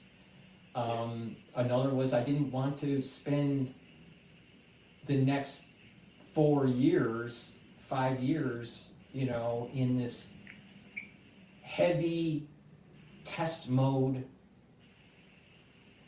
thing, And not only that, as you get older, you don't want to change your shifts. You want to wake up at I want to wake up at 7 o'clock, and I want to go to bed at 11. 7 a.m. to 11 p.m. I don't want to have 3 shifts a week from 10 p.m. to 4 a.m. and then I just don't want that life. I just don't want it. I just So if I was younger, I probably would have had a different mindset. Yeah. But I decided to just throw in the towel and just say I learned a lot. I help people to the best of my ability, in clinic, and I went through it. I went through it in an era that most people would not have gone through. I mean, I went through my training during this during COVID. That's true. And I had kind of some unique perspectives from it, but I did not like the administrativeness of it, Just all the of the industry. Yeah. And this is the reason why a lot of students are, a lot of residents are leaving. Wow. I did not know one person that practiced medicine or was in residency that liked it. Not one person. Wow. And there are individuals, practicing, they're leaving the industry. The ones that went into residency, many of them are leaving, and they're just saying it's not worth it. It's not worth the cost. Because it's not just the financial cost of going through medical school, but it's also the emotional cost. Because you're putting so much of your effort, you don't really have a life. There's no life. Absolutely. So when you get older, you start like realizing, what, each hour is, has a certain value to it.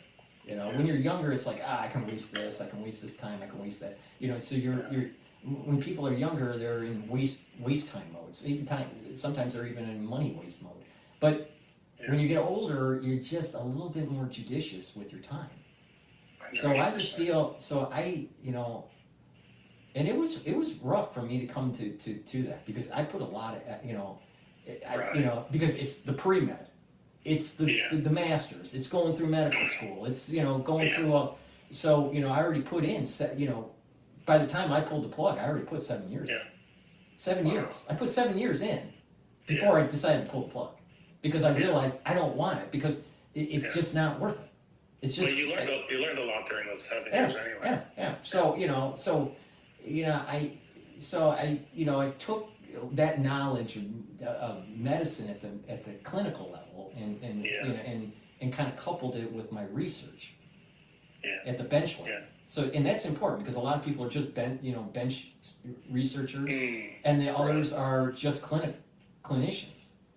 Having a little bit of merging those two together, I think, was really beneficial. But I had no intentions of going back to medical school. Yeah, no, that makes sense.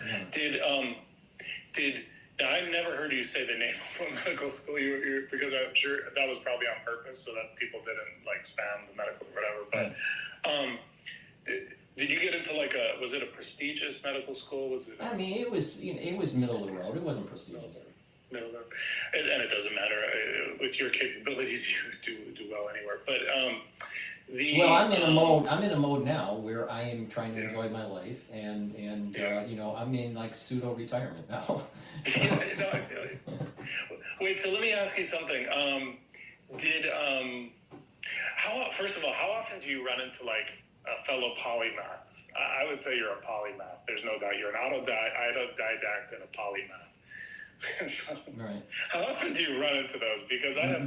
You don't. I mean, maybe once every 3 years, maybe. Mm-hmm. It's rare. It's rare. I do associate with people that are smart. I would say that you can have higher IQs than I. But a lot of people that are smart and and really well versed in a particular subject, they're only well versed in one subject. That's true. And it's rare to talk to people that have a breadth and a depth in multiple disciplines. That's the rare part. So I'm around people that know a lot, but you know, on a daily basis. But the thing is that I wouldn't put them in the polymath category because you know they're one-trick ponies. That's what I call a one-trick pony.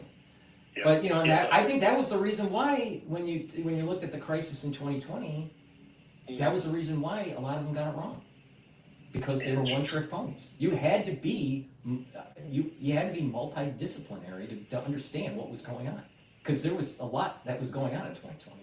Now, maybe one day I'll sit down and like write a memoir on my perspective of what went on during that time period.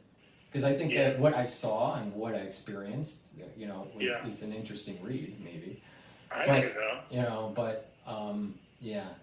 It took a lot. The thing is going back to like stopping medical school. Yeah. I felt when I decided to pull the plug, I felt that I failed my mom.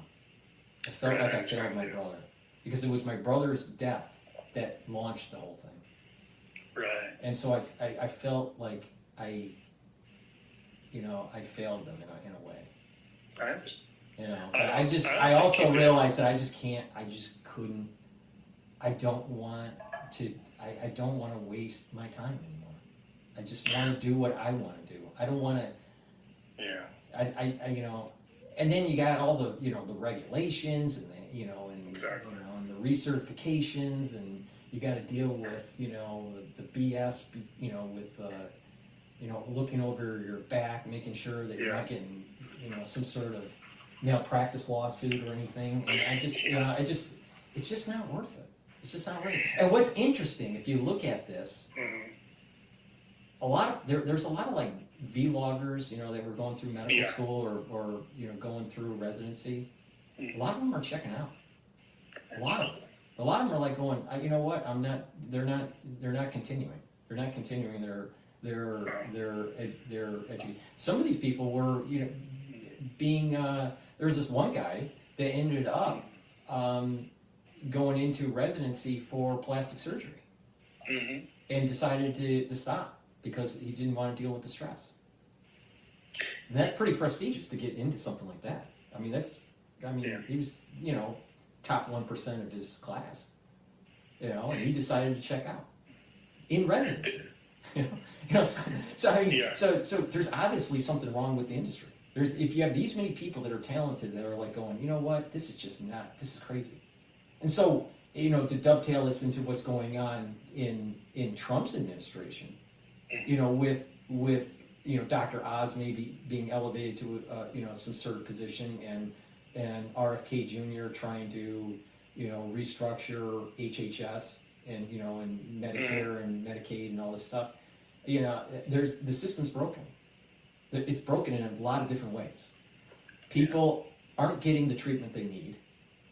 Doctors and nurses are overworked, and the industries in such the credentialing of the industries is in such a status that it's a pressure cooker for students now. I had two students, right? Two classmates, one that I knew and one I didn't know, that committed suicide in medical school. Right. Out of how many were in the class? The ones that went, because there is a fallout rate. The ones that ended up, the ones that ended up going at that time, I would say it was probably about 150. So that's a really high percentage. Yeah, 150, 180, somewhere. Really high percentage of suicide. Yeah. That's there's suicide just with nurses and doctors, when they're practicing. Yeah. But there's a suicide problem going on in medical school and in residency. Jesus. So I would, and they were all, these students, they're more, better than mid-level, and they just cracked under the pressure. There's a guy because these people are younger and they don't know that there's life beyond medicine. It's crazy. I'm wise enough to realize there's automotive, there's finance, there's engineering, there's other things, there's entrepreneurship, But some of these kids, they have been bred to be a doctor since they were 12 years old. So by the time that they get to 27, 28, 29 years old, and they're having some difficulty, they feel like they have to check out because they look at that bill. They look at their, they look at that bill and they go, my God, it's going to cost them, anywhere from, $2,000 to $4,000 a month to pay, right? So they're like, they've never had a job, a real job, and they are in, and they're like looking at like, how are they going to pay if they get out of, if they can't get into the residency that they want? It's a pressure cooker. It's a huge pressure cooker. So they need to just reduce that pressure. And there should be more doctors out there. If you reduce the pressure and you increase the number of doctors, you're going to be able to have longer cared visits. There'll be more attention. Like people in New York, they're having a hard time being able to schedule for a doctor because doctors are leaving the area because it costs too much to have their clinic here, right? Well, if you have less doctors, then there's just more work on that doctor, and this is another reason why there's just X amount of time that you have to spend with the patient. If a patient comes in, all right, that has multiple problems. Let's say has cardiac problems, has neurological problems. Let's say balancing problems, or elderly. All right, so let's say they're coming in with some Parkinson's. Right. Let's say they have cardiovascular issues, and they're coming in for let's say they fell, right, and they want you to look at your hip. You only have really time to take a look at their hip, but they got all these other problems that you really should be addressing. So you try to do the best you can by looking at the systems, review of systems, the ROS. And and then you say, well, let's schedule another appointment for blah blah blah, right? Well, you should have spent the time to look at the patient in its totality. Meanwhile, the patient has to come back, reschedule. It's an elderly person. Their mobility is bad. There's a copay. It's more cost and blah blah blah. It's just the system's totally broken at so many levels. I think you'd be hard pressed to talk to a doctor that says they really love their job, unless they're like overbilling with their codes and they love the cash flow. But if they really be honest, can they really be honest to say that the system isn't broken? The system is broken in so many different ways. At the educational level, the stress, the recertification level, the way the care is provided at the patient, it needs a major rehaul. Now maybe RFK Jr. and Oz can fix some of that, but I think a lot of it will still remain. There's going to be a lot of people like myself that want to do the right thing and help people and realize the system is just too bureaucratic and too much of a pressure cooker to even put yourself through the gauntlet. It's not worth it. If someone came up to me and they wanted me to mentor them to go through medicine, I would try to say, don't go into medicine. Go into engineering. Go into build a skill and be really good at it and build a business off of it. I would not tell them to go into medicine. If they wanted to be a researcher, and go into biotech, then that's a little different. That's a little different because there is an entrepreneurial side to biotech, and there is also, the satisfaction of, discovering things in the laboratory. But the clinic, being a clinician, hell no. It's not worth it.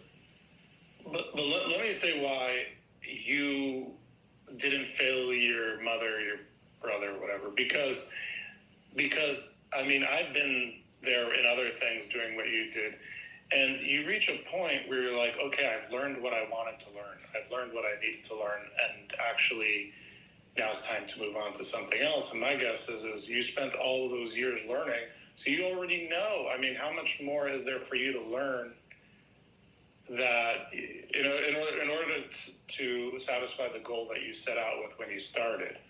Like, maybe you've already reached that goal of learning.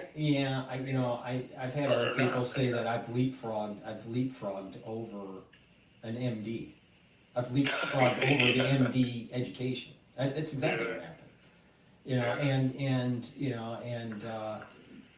so, you know, but I do feel as though, I don't know, you know, when I went on this journey, I spent time going through the journey and not spending enough time with my parents, and not knowing that that time that I spent, you know, in the laboratory or in class and all this stuff, you know, I missed the holidays and I missed, you know, those key events that I should have spent with my parents, thinking that I'd have time down the road to do that. Wow. And I didn't realize that my parents would crash, you know, at the same time, you know. Yeah. You know, my father ended up crashing with dementia quickly, and he was the caregiver of my mother, and she crashed after that quickly. And, you know, so, and it gets even weirder. I mean, my father was in the hospital for 13 days, and, you know, my brother and I had to, you know, make the decision for a feeding tube or not. And if we decided not to do it, he would have died. You know, and so we were going through this, like, you know, you're in a situation where if you don't do it, he's going to die in about 48 hours. If you do, he might have some sort of cognitive recovery. So what do? Well, we put the feeding tube in, he survived, his body is healthy. The problem is his brain is gone. You know, so, you know, and so, you know, I'm at a state where it's like, you know what? The better decision was to let him go. Yeah. And not, right, you know, because he's still alive, right? Because you've talked about how much it costs as well, too. Yeah. So, you know, being at that, so you're in medical school and you're dealing with that fork in the road decision. Do you stop treatment on your parent to allow them to exit peacefully, or do you try to roll the dice on science to see if they get better? Yeah. Well, once you're there and you go through those types of decisions, you start seeing life differently. You know, you start seeing, like, you know what, life is precious, and sometimes death is better, and not to, you know, to keep on pushing, because, you know, our technologies are such that we can keep a body alive for a long time. Doesn't mean that person is, you know, having a nice life, but we can keep a body alive for a long time, right? So, you know, but, you know, so seeing all that all together, all at once, during COVID and all of it, you know, all this, during the stress of being in medical school and all that, I had enough of it. That would have been hard, yeah, because I know you were traveling, like, up to Harvard when you were doing the masters, which is crazy. I mean, that would have been hard enough. You know, and it kind of upsets me, you know, that people try to demonize, even though I was trying to really help the people. You know, and but it doesn't matter anymore. I mean, you know, it is what it is, and you know, the bottom line is that I was proven right. Well, they may try to demonize, but as a total outsider who was no dog in the fight, you're the only guy who had the knowledge, and I had like ins with the government, so I could, like, see stuff, like, at a low level, like, you know, here's reports and this and that, like. But the guy who I read through some of that. It's funny, I think it was before they demonized hydroxychloroquine, when they talked about that sort of stuff. We got to be careful on what you say. I'll just stop there. But let me move to another thing for a second. There's a YouTube channel called Gooby and Doobie. I don't know if you've heard of it. Goobie and Doobie, Doobie. And I think one of those is the name of his dog. And here's the title of his YouTube video. I was an MIT-educated neurosurgeon. Now I'm unemployed. So he became a neurosurgeon, and then he quit. And he has a YouTube channel, and he kind of like you. He went on retirement, and he like goes into nature and does these super cool. This video has 14 million views. It's pretty interesting, but he talks about kind of the corruption in the system without like directly calling it that. But it's like we're talking about how like people would come into him because he was doing like back surgeries, and what he found was like people that exercised like healed and never needed the back surgery or something. And then like people who didn't exercise, who he did the surgery on, they would come back a certain number of years later because they were unhealthy, so they needed the surgery. And it gets weaker. The bones get weaker. The muscles get weaker. There's an atrophy. You know, the thing is that so going with JFK, all right. So JFK had back surgery, all right, and he started having back problems after that surgery. Now, yes, that was in the 50s, and the surgery back then wasn't as great as we have today, right? Well, Ted Kennedy had that plane crash, right? And he also was supposed to be slotted for back surgery. The father said no because of what happened to JFK. Wow. And so Ted Kennedy pushed on and tried to rehabilitate and not have the surgery. Okay. And he fared a lot better. How I know this is that I listened to the audio book of Ted Kennedy, and he goes into detail about this. So you're totally right, right? You know, what people don't realize is like even today, let's say even if you don't have a back problem, all right, you can slow down back issues. You know, as we get older, we start having, you know, problems with the curvature of the back, or osteoporosis, or even osteoarthritis. Well, you can reduce that by just strengthening back muscles and pushing your spine backward, right? By stretching. Like Exercising and building up the muscles. Most people, when they work out, they're working the front part of their torso, not the back part. Chest, yeah. And this is the part of the reason. As they're building up their biceps and their triceps and, you know, and their stomach muscles, it's all contracting and actually curling, yeah. So you want to actually go the other way. You want to build up the muscles in the back, and you'll actually have better posture, you'll be taller, and what will happen is that you'll have a better muscular structure for the spine to be able to weather the overall loads that are happening as you age. So back muscles, building up back muscles is a major improvement that people can do like now. You know, but people, and it's simple stuff to do. You don't have to be you don't have to be lifting all this super weight. You know, you can just do simple calisthenics that strengthen back muscles for males and females, and you're going to see better curvature of the back. And then not just that, when you have a better curvature of the back, you're actually improving your pulmonary system. A lot of people don't think so when you're, you know, so you're going to be able to be breathing better, right? And you're not going to be in so much pain when you're older and you start pulling your back. You pull it, you know, you hear an old person when they get out of the chair, they pull their back out or whatever. Well, if you have a strong back, you don't pull your back out. So, you know, just doing these exercises that they're almost like anti-aging exercises in a way. Because if they didn't do the exercise, you'd slowly have the curvature of the back, right? They slowly start losing height. And they just kind of like, and then all of a sudden the vertebrae will start to rub because your disc is starting to erode. So the cartilage starts to erode, and you just kind of get smaller and smaller and smaller, right? Well, if you start having really good back muscles, you do this exercising, you know, on a daily basis, what's going to happen is you're going to start having a better posture. You'll actually gain about a half inch. You could gain a half inch by just doing back exercises. Yeah, I believe that. You know,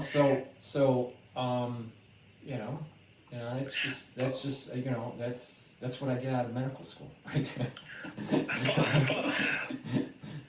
well, actually, that's important knowledge. Is that because the end, always people get so complicated, but the end result of like a lot of research is sometimes something very simple. Dude. I know how to, they train me on how to, work up a patient and read an EKG and, prescribe medication for different types of cardiovascular problems.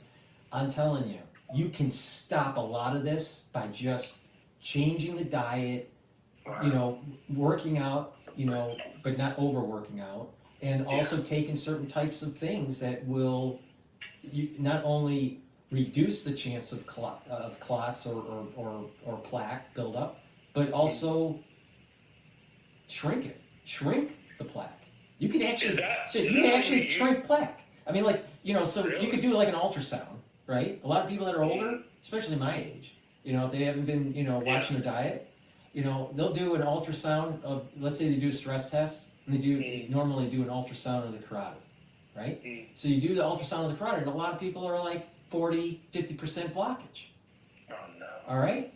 Well, you start doing certain things, like a little bit of exercise, bringing down inflammation, taking D3 and K2. This sounds like a commercial now, but it's not. No. But the point is that by doing these things, you can take these things, and it will actually shrink the plaque.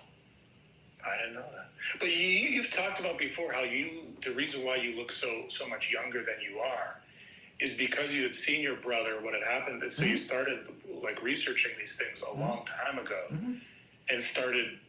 So have you been sort of exercising? Yeah, I don't know, because you've done triathlons or marathons or something. No, I've done triathlons and marathons. Triathlons. Half marathons and triathlons.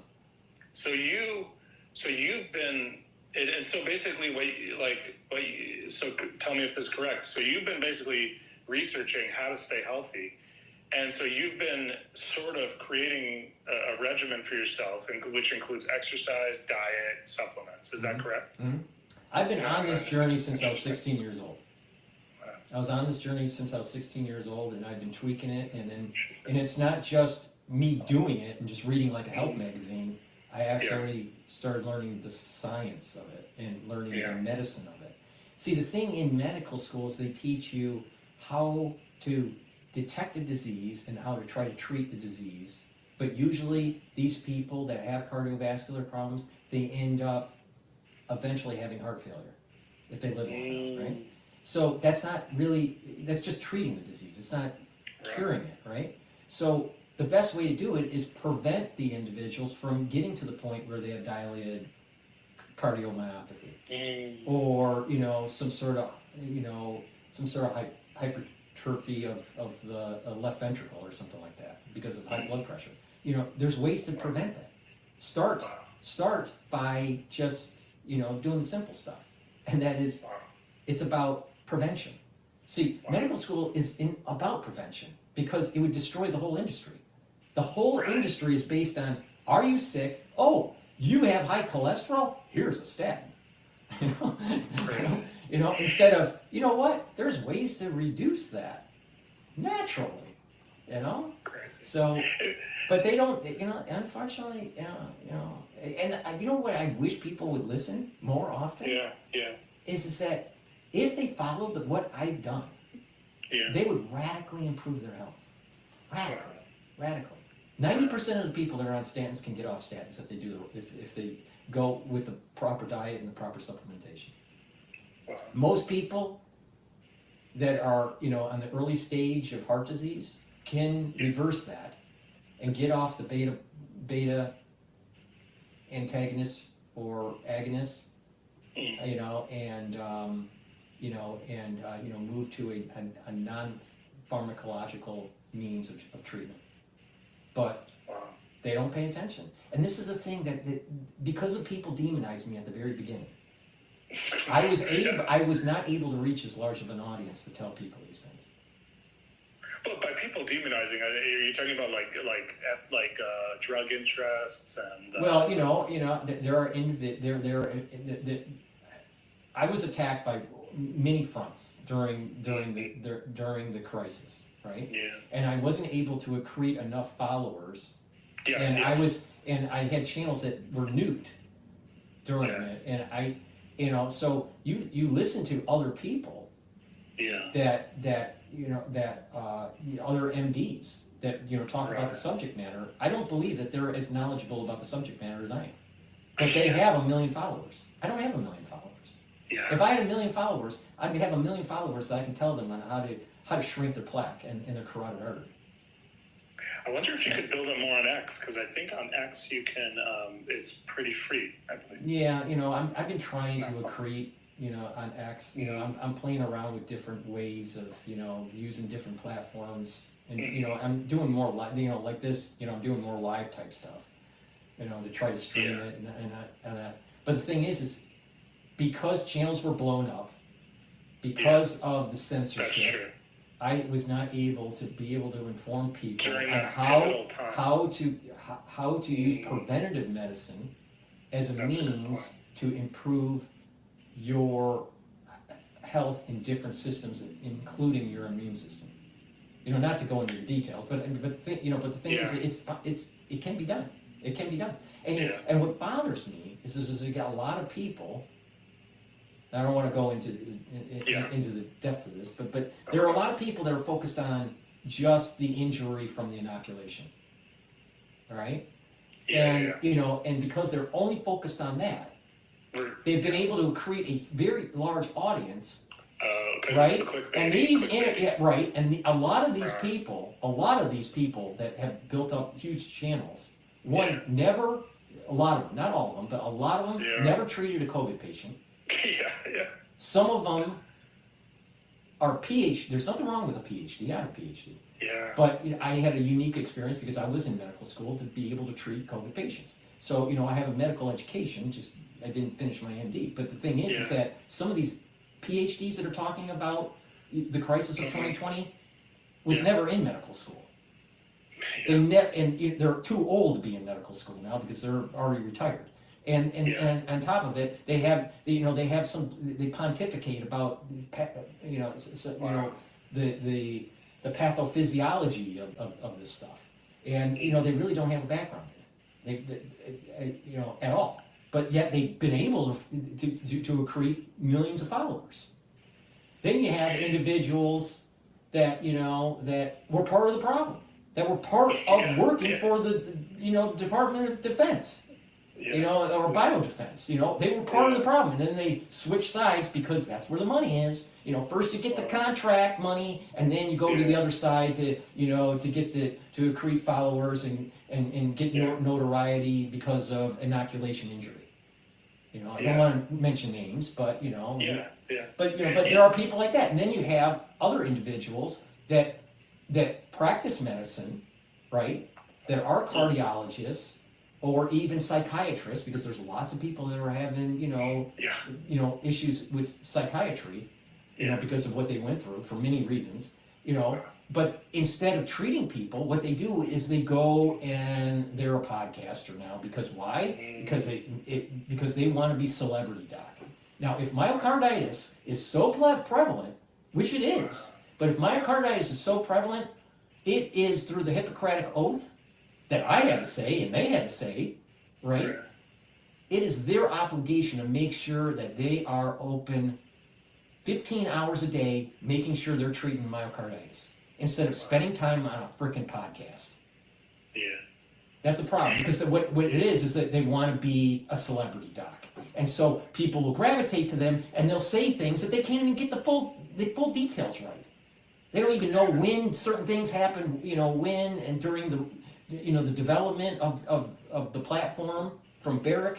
They don't know the real dates. They don't fully understand it. They don't fully understand, because they're a cardiologist, they don't fully understand the immunology that's on this. Most of these doctors are pre-genomic doctors, pre-genomic sequencing doctors. So they didn't have a medical training in immunology or in genomics or in molecular biology. Because it didn't really exist when they were in medical school. I mean, it existed, but not at the medical science level. Yeah. So these people are pontificating on things that they don't have no freaking training on. That makes sense. But they have huge followers. They have huge followers. It would be. And they rode the coattails of people like myself that went into the breach at the very beginning to warn the public on what they needed to do. And you had the leakers. You had leakers, and then you had something that I've always enjoyed was that girl from Taiwan. Right. Yeah, Right. that was, She's a great. character. She's a character. She's a character, yeah. But no, it was so weird because you were like this. Somehow I came across you. I think I came across you before they started nuking you. Yeah. Well, I had channels nuked, and and they bleed me on the large channel every time I post. Wow. Like this post here, even though it's a live stream, this post I'll probably lose. The normal when I post something, I usually lose about 10 subscribers every time I post. And this is the reason why I ask people, please have your social media follow me, because YouTube censors my work. Not only that, they unsubscribe my follower. I'm not the only one they do this to. But the thing is that there are very few people in this world that knows this subject matter as well as I do. Maybe 4 people in the world. 4. Are you monetized on X, or no? You haven't. No, I haven't monetized. Because people post these big payouts that they get. Yeah, but they have I don't have a big following on X. Yeah. But I'll try to build it up. But the thing is that I need people to help, and by helping is just like, listen to this guy. He's seen it. He's seen it. And if you listen, he's giving you a roadmap on how to improve your life, how to improve your health. People don't realize. See, here's what happened. I caught you before they started nuking you, so I saw like everything that was going on, and what happened was they nuked you to like try to shut you down, but you're sly on how you basically have multiple platforms and channels, but that's kind of Well, the thing is that I just, if there's a will, there's a way to try to to try to survive through it, and then there's also kind of like almost maybe divine intervention or luck or whatever. If you do things for the right reason and you're trying to help people somehow, some way, it gets out. But it bothers me. It bothers me that what I saw with people that actually had to go through the crisis. Mm-hmm. And then seeing what happened to my mother, and then seeing how the system tried to prevent me from telling people what was going on, and then seeing celebrity docs getting on podcasts and not treating people like, really.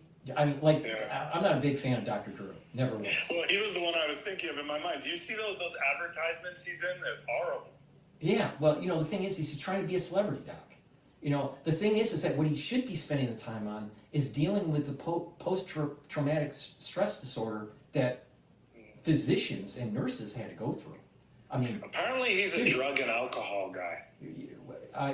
When I was in automotive, sometimes we'd be in the shop looking at the machines, running, and at night he used to have a show where people would call in. Yes, and it was all about sex talk. It was like sex talk. And it was like he was trying to be the Dr. Ruth, of his generation. And that for whatever reason didn't pan out. But the thing is that he's always been trying to he's a psychiatrist. He's an MD, he's a psychiatrist. And the reality of the situation is there's nothing wrong with that, right? But people, literally, I had colleagues that had to code people 9 times a day and call the family that their loved one died 9 times a day. During the thing? Yeah. Crazy. Now, holy shit. These people have PTSD, dude. Wow. When they walk in a room, and it's, they need treatment. They need help. Dr. Drew should be helping these physicians and these doctors that saw this crap on a daily basis, day in and day out, for months on end, right? And then they would die. Then the wave would die down. They would see it like it would be really rough, like 3, 4, 5 weeks, and then it would die down, and they would come back up like a couple of months later, right? These people have PTSD. Dr. Drew should spend the time and treating these doctors and nurses that have the PTSD that went through this crisis, instead of pretending pretending that he understands the pathophysiology. Well, to this, do you remember that doctor that whistle blew? Maybe he worked at NYU Medical School. He whistle blew about those ventilators. Yeah. I can't remember his name. I forgot his name, but the other thing was, but you as a guy who's seeking truth is similar to like me. Maybe not as much as you, but I definitely aspire to be a truth seeker and teller. Like, it's the charlatan is always better compensated than Right. the truth. And the thing is like when I first started talking about it, people were saying, "Oh, he's not an MD yet," and he's he didn't finish his research at Harvard yet, and blah blah blah and blah blah blah, and don't listen to him and demonize him. And then the AMA came after me because of what I was saying, and then tried to kick me out of medical school, and then Harvard tried to get after me because of what was going on with Lieber. And because I was blowing the whistle on Lieber. Yeah, I remember George wrote you a letter to help. Yeah, so they were, so at the same time, the AMA tried to kick me out of medical school, and Harvard tried to prevent me from finishing my research. I remember Harvard. I didn't know the AMA came after you. No, because I basically had a very strong stance that I did not believe that the HHS should be able to force inoculations. I wonder if what do you think about Kennedy and because they're hiring like these off-brand people. Well, I think that if they get confirmed, that they're going to shake up the system. I'm saying, is that something you'd ever be interested in being involved in? No, I don't really want to go into politics. I don't want to. It's just I'm not a political. I don't have. And I just let them do it. If they called me up and said, "What do you think, Paul? Do you think this is a good policy, or how would you change it?" I'd give them my advice if solicited. But I've done my mankind duty during the 2020 crisis, and I did it the best that I could. I just am a little perturbed that you have these celebrity docs that built up huge channels on the work that I did and others that have done that don't have anywhere near the notoriety. Were they literally? Because I remember, I think you were saying this maybe, but were they actually literally listening to your broadcast and then stealing the stuff? People were doing this. Well, some people were. Some people were. No. Some people were. There were certain things that I was saying that seemed to be verbatim that came out of Glenn Beck. Holy shit. Wow. Back in, I think this was like 2021, 2022. And then, I had a lot, you'd be surprised, I'm not going to say, but you'd be surprised. Yeah, no, that's okay. You'd be surprised the celebrities that have purchased products from me. Oh, no kidding. Yeah, like very famous people. I'm never going to say that. Very famous people. And they were listening, and they followed, and they, and they navigated well through the crisis. But very famous people. The problem is, the problem here that I have is that you've got people that look like Kenny Rogers, that decide to be the ethics of the crisis, even though he may have been the cause of part of it, and has huge followers, and is monetized and goes on these conferences, right? And now he's starting to pontificate about World War III, like he's trying to. If you notice what Kenny Rogers is doing, he's trying to create himself as some sort of polymath. He's faking it. He's not real. He's not a real polymath. That's for sure. I mean, but the thing is, he's just faking it. He's faking it. Oh yeah. Well, I mean,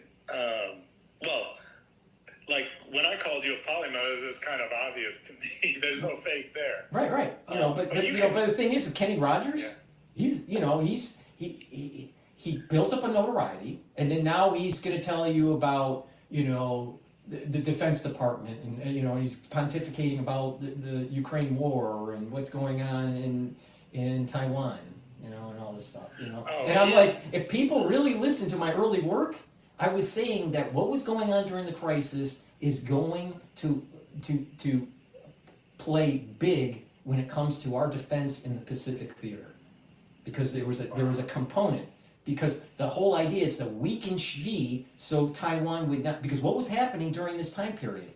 Hong Kong was taken over, right? So if you weaken Xi, it weakens his chance of taking over Taiwan. Wow. So this is all, this whole thing that we went through was to weaken Trump and to weaken Xi. Right, and you know, and so I've been saying this from day one, from the early days in 2020, the very early days. It was tied to the Pacific. It was tied to the Pacific, you know, theater for war with Taiwan. That was the reason why Miss Taiwan got involved. And then you know, there was this long arc of development that goes all the way back to 2001 on the platform. I'm not going to say the name, but you know, the platform that was used. So there's this long arc that goes all the way back to biowarfare footing just before 9/11. And then right after 9/11, you had all the anthrax scare and all that. That was all. This whole arc of history is tied together. Now, no one connected the dots like I did. No one. No. And the thing is that the famous cardiologist that's always talking about vaccine injury, he can't even get the right date on when the actual platform started out of Barrett's lab. He keeps on saying 2016. It's not 2016. It actually started in 2001. Yeah. You know? But he's pre-genomic. He's a pre-genomic MD that didn't have much understanding of molecular biology or genomics or even immune system. But he's going to tell you how it really is. Jesus. But you know, but what's the crazy thing is there's such a large following these individuals had, and they were not in the breach at the very beginning. There was very few people at the very beginning that were trailblazers like what I was doing. And well, sometimes I wonder some of these people, I'm not saying specifically in this exact case, though it could be possible, but just in general, some of these people I wonder who they're actually working for. Well, I think that there are some people that, I think they're different types. I don't want to put just everyone in one basket. Yeah.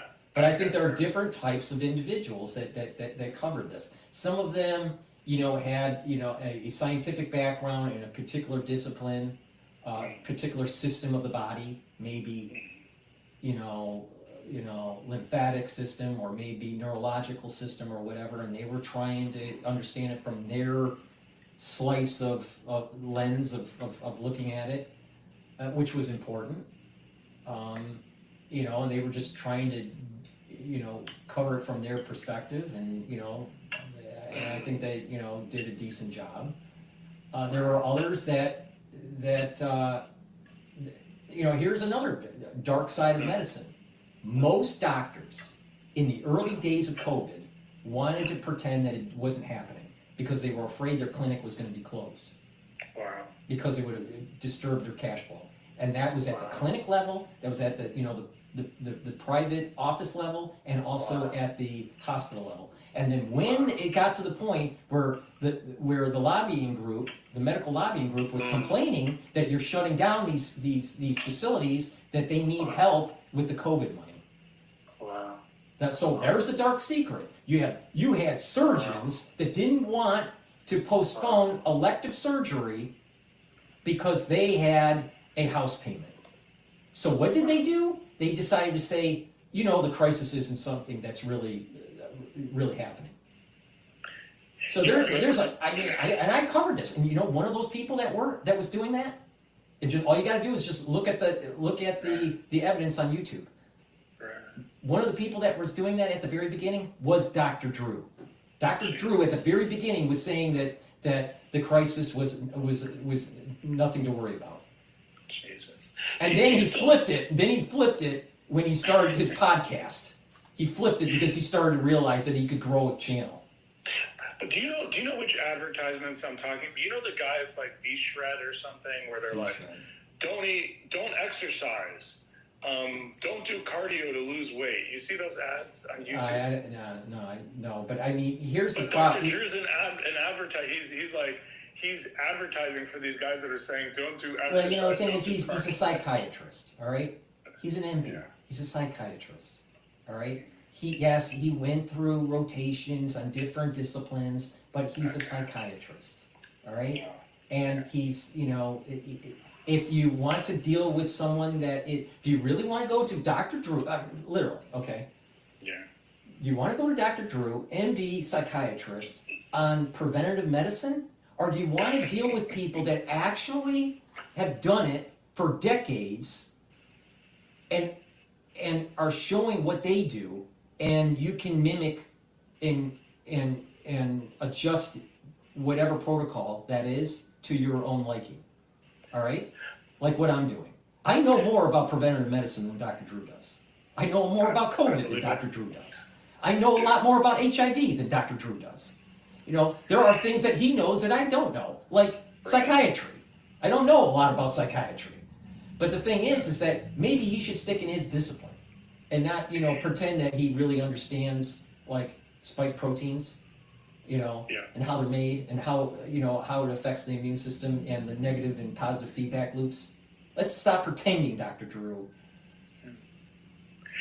Paul, did you ever do a series or any specific broadcast where you talked about just how to exercise, diet, supplements? I haven't done one. I haven't done just a video on that. I should. That would be interesting. But I do embed it. I do embed it with the show. You do embed it in a lot of your stuff. See, what I've been trying to do.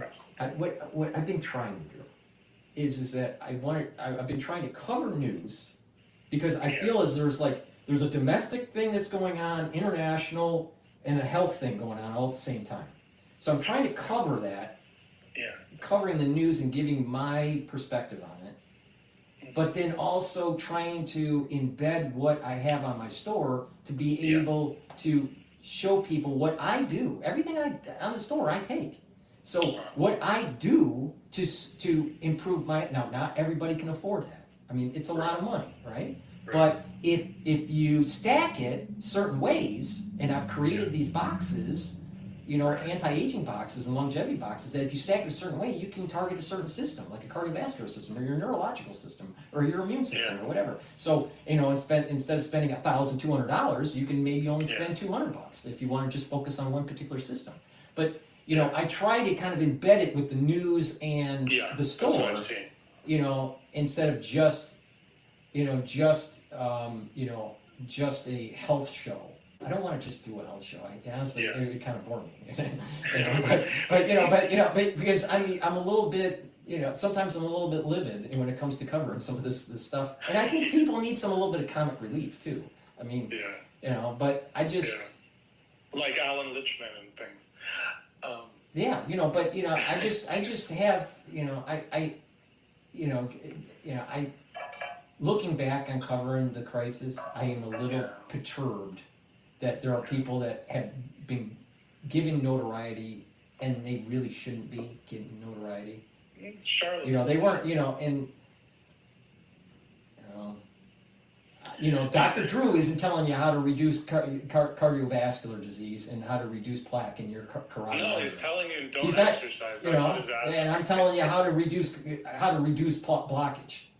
Because that's going to save someone's life. Because you know what? It's really sad to see someone not being able to breathe, and and they're in the emergency room, dude, and and their life is flashing, in front of them, and they're having a heart attack right in front of you. It's a little too late then. It's a little too late. Do you have a backup of all the videos you made from say COVID? Most of the stuff I have backed up. Not everyone, but most of it. That's good. All right, one last thing, I think. Thanks so much for doing this. Well, I'm going to be doing these live streams, and I want people to, to call in on Spaces to talk about it. And this probably may be just a call-in show and just bitch session for 3 hours. Or it could be humorous too. Right. Maybe that's it. It just evolves. But I think going over the COVID years, one of my favorite times was actually just opening up the line and having people call in and telling me what they were seeing. Well, you had whistleblowers from hospitals and things saying, they're saying it's not happening while I see it happening. I remember those. Uh-huh. I remember those. Uh-huh. But Paul, have Not you only ever- that, Yeah. I had people in the medical profession in New York, and Yeah. also first responders, Yeah. fire, EMS, them. They watch the Yeah. channel religiously. And so when I go to, let's say, a store within New York, and I bump Yeah. into some people, some of these people that are like part of the NYPD or FDNY, they'll come up to me and say, you're Dr. Paul, right? And I go, yeah. Oh, we watch you, you helped us through COVID, blah, blah, blah. No And I shit. guess that is something that kind of makes me feel that maybe I did the right thing, That's the payback, yeah. but, It's the secret people that, like me, that you helped that you never heard from me at the time. But there's got to be a lot of people like me. Right. No, it probably is. And, I do feel as though I did the right thing, but I am a little, Absolutely. I'm a little upset that certain people, have gained notoriety, and I personally think they didn't deserve it. Yeah, they're gaming the system. Mm-hmm. I mean, I would, I know more about COVID than Dr. McCall. Way more. I could go up on stage unprepared and completely blow him out of the water. Totally unprepared. Now, certain things that he's saying is right, but he's not saying the whole story. He couldn't get his license if he didn't agree on the science that beta coronaviruses caused myocarditis in the 1980s. That's way before the platform was developed. But if you listen to him, it's as if myocarditis just started after 2019, which is total BS. Well, my father he got a vaccine, I think it was the flu vaccine, and he got some mild amount of, I think it was myocarditis. Mm-hmm. And in other words, yeah, this is. See, what's happening is there's a lot. If you look at these EKGs, a lot of people are having these signal problems that are starting to pop up. They're like a blockage, either the right or left bundle blockage, right? Wow. But and I did a video on this 4 years ago. The signaling will happen, and that signaling will propagate inward to outward and then come back. And because of that inflammation from the myocarditis, what will happen is it causes a disruption when during the contraction, and all of a sudden you start to potentially go into AFib, or have some sort of problem with restart with a normal frequency of the heart. So a normal rhythm, but there is this rebound. There's an outward signaling that allows for the contraction, and then there's an inward. There's a rebound that's taking place, and with that inflammation, it's blocked. It's in certain areas it's blocked. Now, if it's just inflamed and it kind of goes away, then it's not that big of a deal. But if it's chronic inflammation, then you're talking about scarring, and when you have scarring, that's as if the tissue has been ischemic, and if the tissue was ischemic, then you definitely have a problem. You have a remodeling problem with your heart, and then people start having dilation problems, or the early stage. It's really the early stages of heart failure.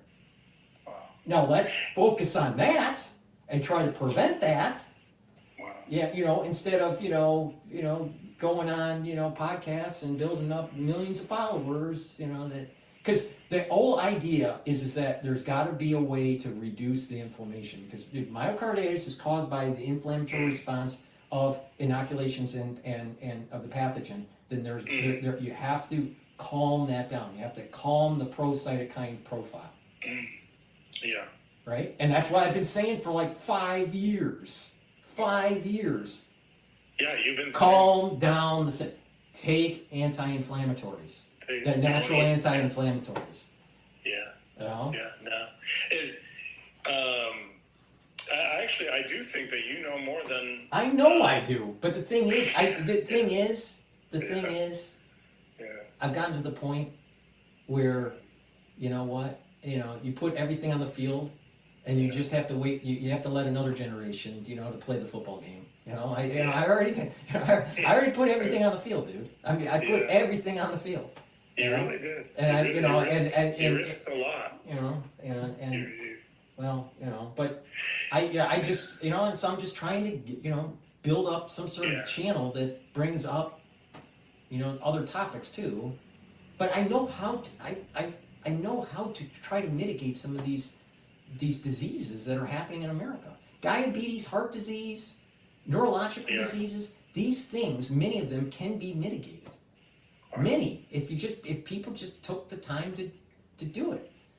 I was so sad, trying to treat patients with diabetes. All right, and you'd sit there and you'd go, okay, you're type 2 diabetic. You got to control your insulin. You got to watch what you're eating. You got to make sure you check your blood. Blah blah blah. Right. But if you lose the weight, you watch what you're eating. You can get off the medication. You can control it. And when you're controlling it, then you're reducing the chances of kidney disease, you're reducing the chances of cardiovascular disease, right? They don't want to listen. These people, dude, I've seen so many patients. They don't want to listen. They just want, can you just give me a pill? They don't want to stop drinking the Coca-Cola. Yeah. And it's like, well, my knees are hurting now. Well, that's because you're overweight. If you lose the weight, you won't have the knee problem. Can't I just go to an orthopedic surgeon and just get a knee replacement? Yeah, you could, but literally, that's America right there. Yeah, it's like what you talk about. If people just walk, they don't have to do some extraneous exercise. If you walk a few miles a day, you'll shed most of your extra weight. So, Paul, one other thing on another, just to tie it all together. Have you ever got into reading like the great books of like the Western world or anything? When you say the great books of the Western world, so there's a set of books. It's like 60 volumes, okay? And there's like a reading plan to get through it, but it takes like 10 years. But it's like great books. It goes all the way back to like Plato and Aristotle. Well, this sounds like the Harvard reading. Yes, that's exactly the one. Yeah, some of the books I already read.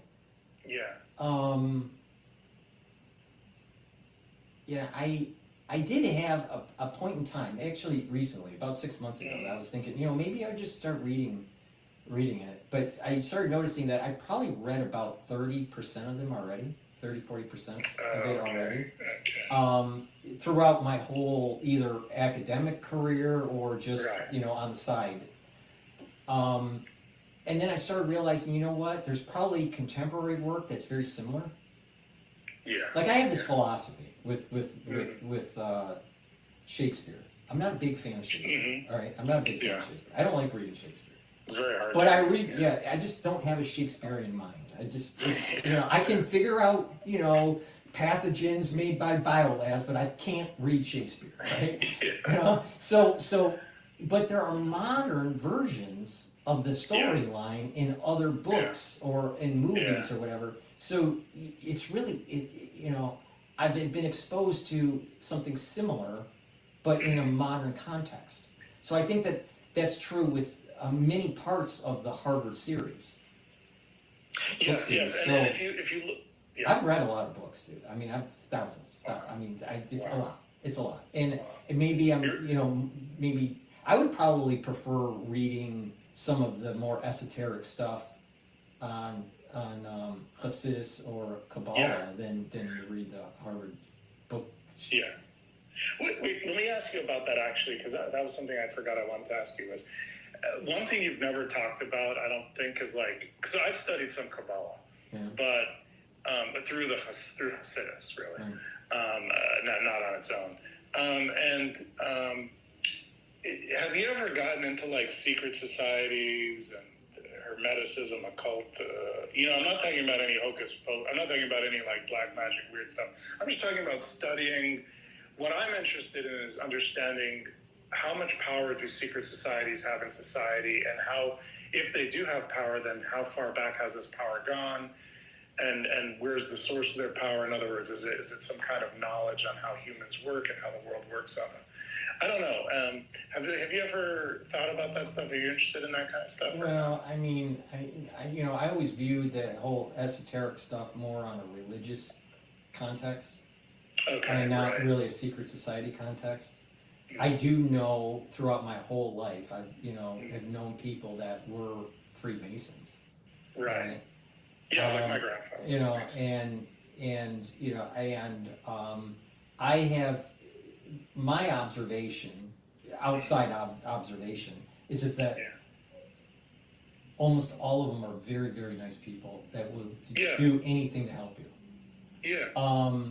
I wouldn't be surprised, though, that within these societies, Exactly. there are a group of people Like that a society within a society. right, that have the levers of power and exercise those levers of power. I would not, if you look at the way the setup of Congress is, it sort of is like a Mason Lodge. So, there's elements of masonry, Masonic motif within Congress. Yeah. Now, that's not by accident. I mean, our founding fathers, most of them were Masons, So, so I wouldn't be surprised that there are groups within the Freemasons that are in Congress, in the powers of government, that do exercise some sort of power or authority. Yeah. But I'm not sure that it's a nefarious thing. See, here, some people will say, oh, the Freemasons, they're bad and evil and blah blah blah. And they're a cabal, and they're against the Constitution, they're against America. And if you look at the really history of it, they were the ones that wrote the Constitution, right? And the ones that fought for the Revolutionary War. So so these people, they demonize these secret societies too easily. But I wouldn't be surprised that within a secret society that there can be nefarious actors. So it's you gotta kind of look at it from the standpoint, there is the organization at the whole level, and then there's maybe factions within it that may need to be investigated. The other way to look at this is that there are a lot of truthers out there that want to demonize these secret societies, but they don't realize that that secret society may be actually what's holding everything together and keeping America afloat, keeping it and not devolving into chaos. The truthers want to demonize the secret societies, but it could be the secret societies that's actually saving the country. They may be saving the country, and it's not so clear to me that they are the evil ones. They may actually be the ones that are helping, but I don't know because I'm only looking at this from an outside point of view. Yeah, well, I've gone to a few Masonic meetings, where you go, not the actual secret meetings, but where they eat before they go into the meeting, and you get to meet the brothers. There's nothing that I've ever detected nefarious or anything like that. But part of my problem is not joining is because they say, "Do you believe in God?"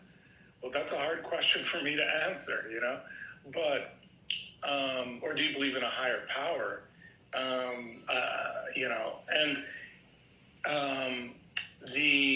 But I don't think that there's necessarily anything wrong with secret societies, but this is why I want to find out more. Right. The thing is that because it's secret, it creates this imagination overload, and depending on how that person is, they may be thinking, well, maybe this is an evil organization, maybe it's a positive organization. But if you look at the history of America, the Freemasons have done a lot that have been positive for the country. A lot. Yeah. Right. But that doesn't mean everyone is is positive. That doesn't mean everyone's evil either. I just think that the whole truther movement, for lack of a better term, I think demonizes the Freemasons in the United States too easily, way too easily, and that they need to to realize a little bit more of the history. But then they'll come up with, well, this person wrote this book and he said this and blah blah blah and all that. So like I said, you have good actors and bad actors in any organization. You can find good and bad actors at McDonald's, right? In Chabad. Right. Or in any religious institution. There are good and bad people in the Vatican. There are good and bad people. I'm sure there were good and bad people during the Sanhedrin. I'm sure there were good and bad. There's good and bad people, in any organization, and it's too easy to demonize the whole lot. Oh yeah, I mean, it's just like they just throw crap on the wall and right. Like even with Chabad, from my understanding of how it is there's a faction. It's broken up into factions. So there's one faction group that is very, very pro Mashiach, messianic, right? It's a fringe group. Most of them are coming from Israel. That's these fringe group that's young and impressionable. And then you have another group that it's like, well, no, there's this multiple hundreds of years of history between one Rebbe to another and what they wrote, and with their Maimorums and in their they're from Bragans and all this stuff. That there's this, and they lose it. So are there some bad actors in that religious institution? Yeah, there are, but there are also some very wise and humble people too in that. I mean, if you read some of the Maimorums from some of these Ribbis, I mean, you can tell that there's like some high intelligence there, very high intelligence. Well, like the last one, he had a gigantic library, and the library still exists on Eastern Parkway, in Crown Heights, Brooklyn, and he was just a gigantic scholar. There's no doubt about that. Mm-hmm. In fact, they're still fighting to get back books that were confiscated by Russia, like a long time ago, and that was from another Rebbe, and I would not be surprised. I mean, this is way out there what I'm saying. I don't think anyone has said this. This is first, right? Another first. I would not be surprised that on a metaphysical level, that the peace in the world will rapidly advance when there's some political pressure put on Russia to give back those documents. Wait, what did you say? The peace in the world? Peace? No. Peace in the world. Peace in the world would advance radically if there was political pressure put on Russia to give back those documents and books. I know what you mean. It seems like they gave a few books back, like maybe in the 80s or something. Yeah, but it's like they have a huge library. They only gave like a handful. Right. But they have. No, I know exactly what you mean, Paul, and I've thought about this too. It's very interesting, the messianic stuff, with Schneerson, forgetting the part about people think he was the Messiah, or if they think he is the Messiah or anything like that. But just, it's very interesting how Schneerson talked about like the Gulf War I, about that being the birth pangs of the Messiah, and kind of like what we're watching now. It's sort of interesting, but it's sort of interesting as well, like, it seems like each religion, so the Iranians too, they say that their Messiah, their Mehdi, M-E-H-D-I, I think it is coming back. And the Christians, I think, the Book of Revelation, which I haven't read, but... Makes you wonder why Facebook changed to Meta. Meta. Wait, is that a Hebrew? No, but the thing is Facebook changed to Meta. Right? And you said Meti. Oh, Medi, yeah. Medi. See, but I wouldn't be surprised that tech is somehow.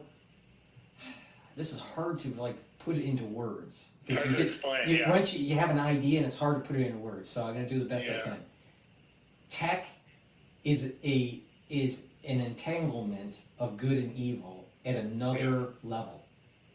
And so this is part of the reason why these tech bros can make a ton of money, that have something into like getting people to fight each other or argue with each other, or you know, to surveil them.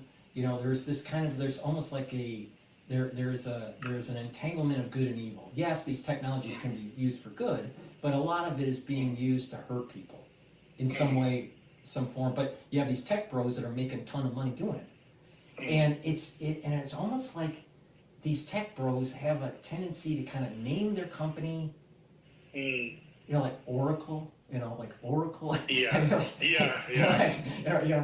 know. So it just, to me. Yeah. You know, the infinity,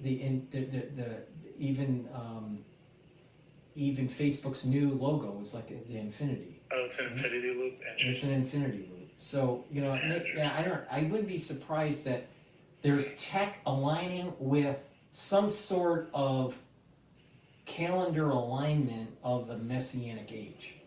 I think is how I want to say this. There's an alignment that's taking place. Well, if you wanted to bring about the Messianic age, I think you would need the tech that's being built right now will help, is setting us up for a Messianic age. It's very true. I mean, you know, think about it. How can people, in the Messianic era, it's stated, now maybe we're interpreting it wrong, but the Messianic era, we're supposed to have every day a Shabbos. Well, how can every day be a Shabbos if no one's working? Well, that means AI. AI, which Elon's robots, right? That means that you have digital slaves doing everything for you. Well, you know, so if everyone has a Shabbos every day, you know what? How, you know, your food's cooked for you, everything's done for you. Well, this, you know, but what does that mean? I mean, what do we do as humans? Let's say that is the case, and everything is done for us, and everybody has a Shabbos every day for 1,000 years. What do people do? Well, I've thought about this. I think it's similar to, it's a blessing and a curse, I think, because the blessing is, we have, for example, we have cars, so therefore people aren't walking as much. And so then people are getting sedentary, and they're, you know, so in the olden days, everybody was healthy, everybody was fit, you know. And so I think that's what's going to happen is you're going to have to do things to counteract the negatives that are going to come with it, you know. Like, in other words, I think you're going to have to, like, do things to keep your mind, you know, exercised and all that. Yeah, but it's. I mean, do people just read a book? Or they just become scholars? Do they, you know, if the robots are doing the experiments, but if you did the experiments yourself, that would be breaking the Shabbos, you know. So I mean, you know, there's going to be a lot of Shabbos guys, all these robots. I don't understand when the whole world is doing Shabbos. This is very hard to understand. No, I was like, what do people do? I mean, you can't make art. You can't, you know, you can't draw. You can't create a statue. You can't, you know, there's lots of things you can't do. So I mean, is everybody just praying? Do you think we get implanted with the neural link, and then that really ups our brain capacity, and then See, my take is that the Messianic era will naturally allow us to be more intelligent without some sort of augmentation, electronic augmentation. I personally think that we have access to information, or we have the creative skill set already in us. It's just that something about the way we're raised, or our diet, or whatever, is preventing us from fully utilizing it. You know, so I don't think we need Neuralink. Interesting. You know, but I wouldn't be surprised that Neuralink would help people that, let's say, had some sort of like brain neuro, injury, Yeah. brain injury, or eyesight right, issues. right, so I can see it helping people if they had some I sort see of your point. Yeah. problem. But let's say someone had no physical ailment. In a messianic era, I don't think that you really need augmentation. I think you just automatically start being much higher in intelligence and in creativity. The problem is that there's constraint. There's these constraints because of you can't break the law. My assumption is that the laws of the Shabbos would be maintained during the Messianic era. If that's the case, what do people do? Do they just eat? Do they pray? Eat? I mean, So I don't understand it. I don't understand what they do. Well, you've heard of like Yuval Noah Harari, that Israeli guy. He's like, he's demonized on the internet, I guess, because he's like a WEF guy, World Economic Forum guy, and I guess he's friends with the guy who was running the World Economic Forum, and he does these talks and stuff.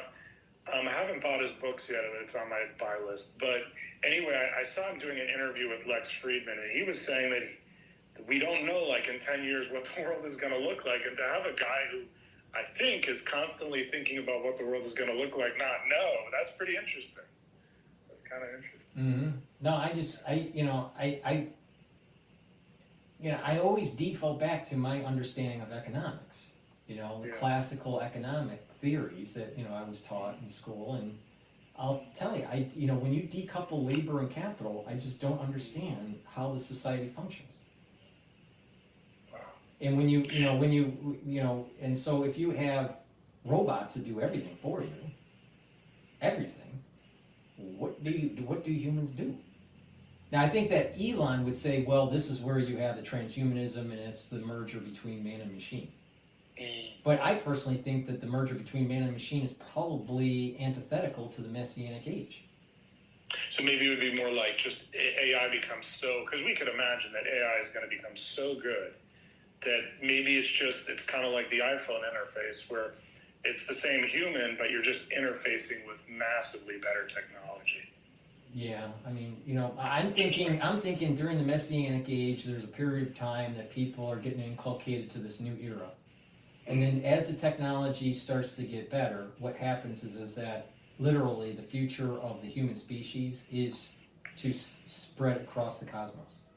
And it's going to need to use these robots, and technologies to be able to fulfill that mission. So it's almost like Interstellar on a grand scale the baby step is colonizing the moon, colonizing Mars. The big leap is going to another galaxy, right? Wow. And so that kind of makes sense. So let's say we have 10 or 20 billion people, right? Eventually, what's going to happen is that there's going to be a team of robots that can fix themselves and stuff. But they have a team of robots and a team of humans that work together to colonize the universe. And maybe we emerge, maybe we evolve into, Alien, like a movie. I don't know, but it just seems that other than being spacefaring, I'm not sure what else people would do in a messianic age where every day is Shabbos. So maybe that's what people will do is we'll just push farther out, and that's what we'll use our minds for. Farther out into the cosmos. It almost kind of like, you remember Battlestar Galactica? I didn't watch it. I didn't grow up with a TV or movie. We weren't allowed to. All right. So Battlestar Galactica. It's kind of like they had a human race that was moving to a new solar system or whatever. Maybe that's what's going to happen. I'm not sure, but I don't think we really need augmentation. Yeah, I see. I'm not a believer in transhumanism.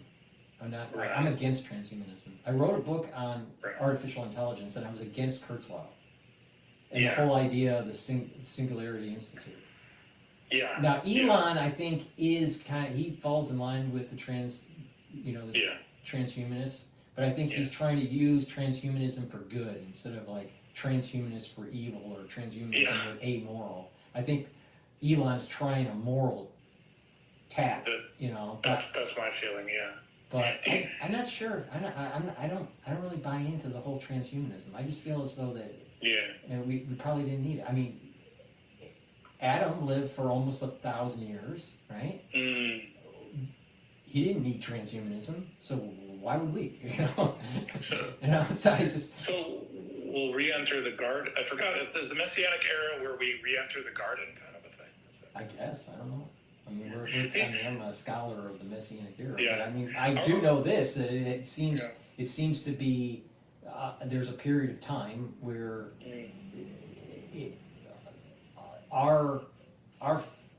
the foundation of society is radically changed. Now, what does that mean? I'm not sure. I mean, it's every day. If every day is a Shabbos, what do you do? I mean, you know. But maybe that's the thing: is humans won't have ambition. But if you don't have ambition, are you human? Are we even human during the Messianic age? Maybe it's the end of humanity, and into something different. Maybe all the things that are good and bad about humans have to die for us to elevate to the Messianic age that's more angelic. Even though we're in physical form, but maybe we have to shed the good and the bad to be more angelic.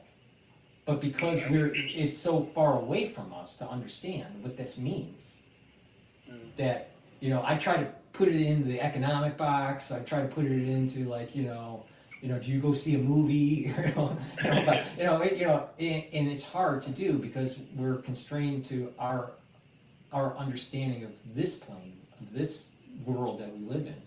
But if all that is gone, if all, you know, greed and ambition's gone, you know, perhaps what we call human is no longer in existence.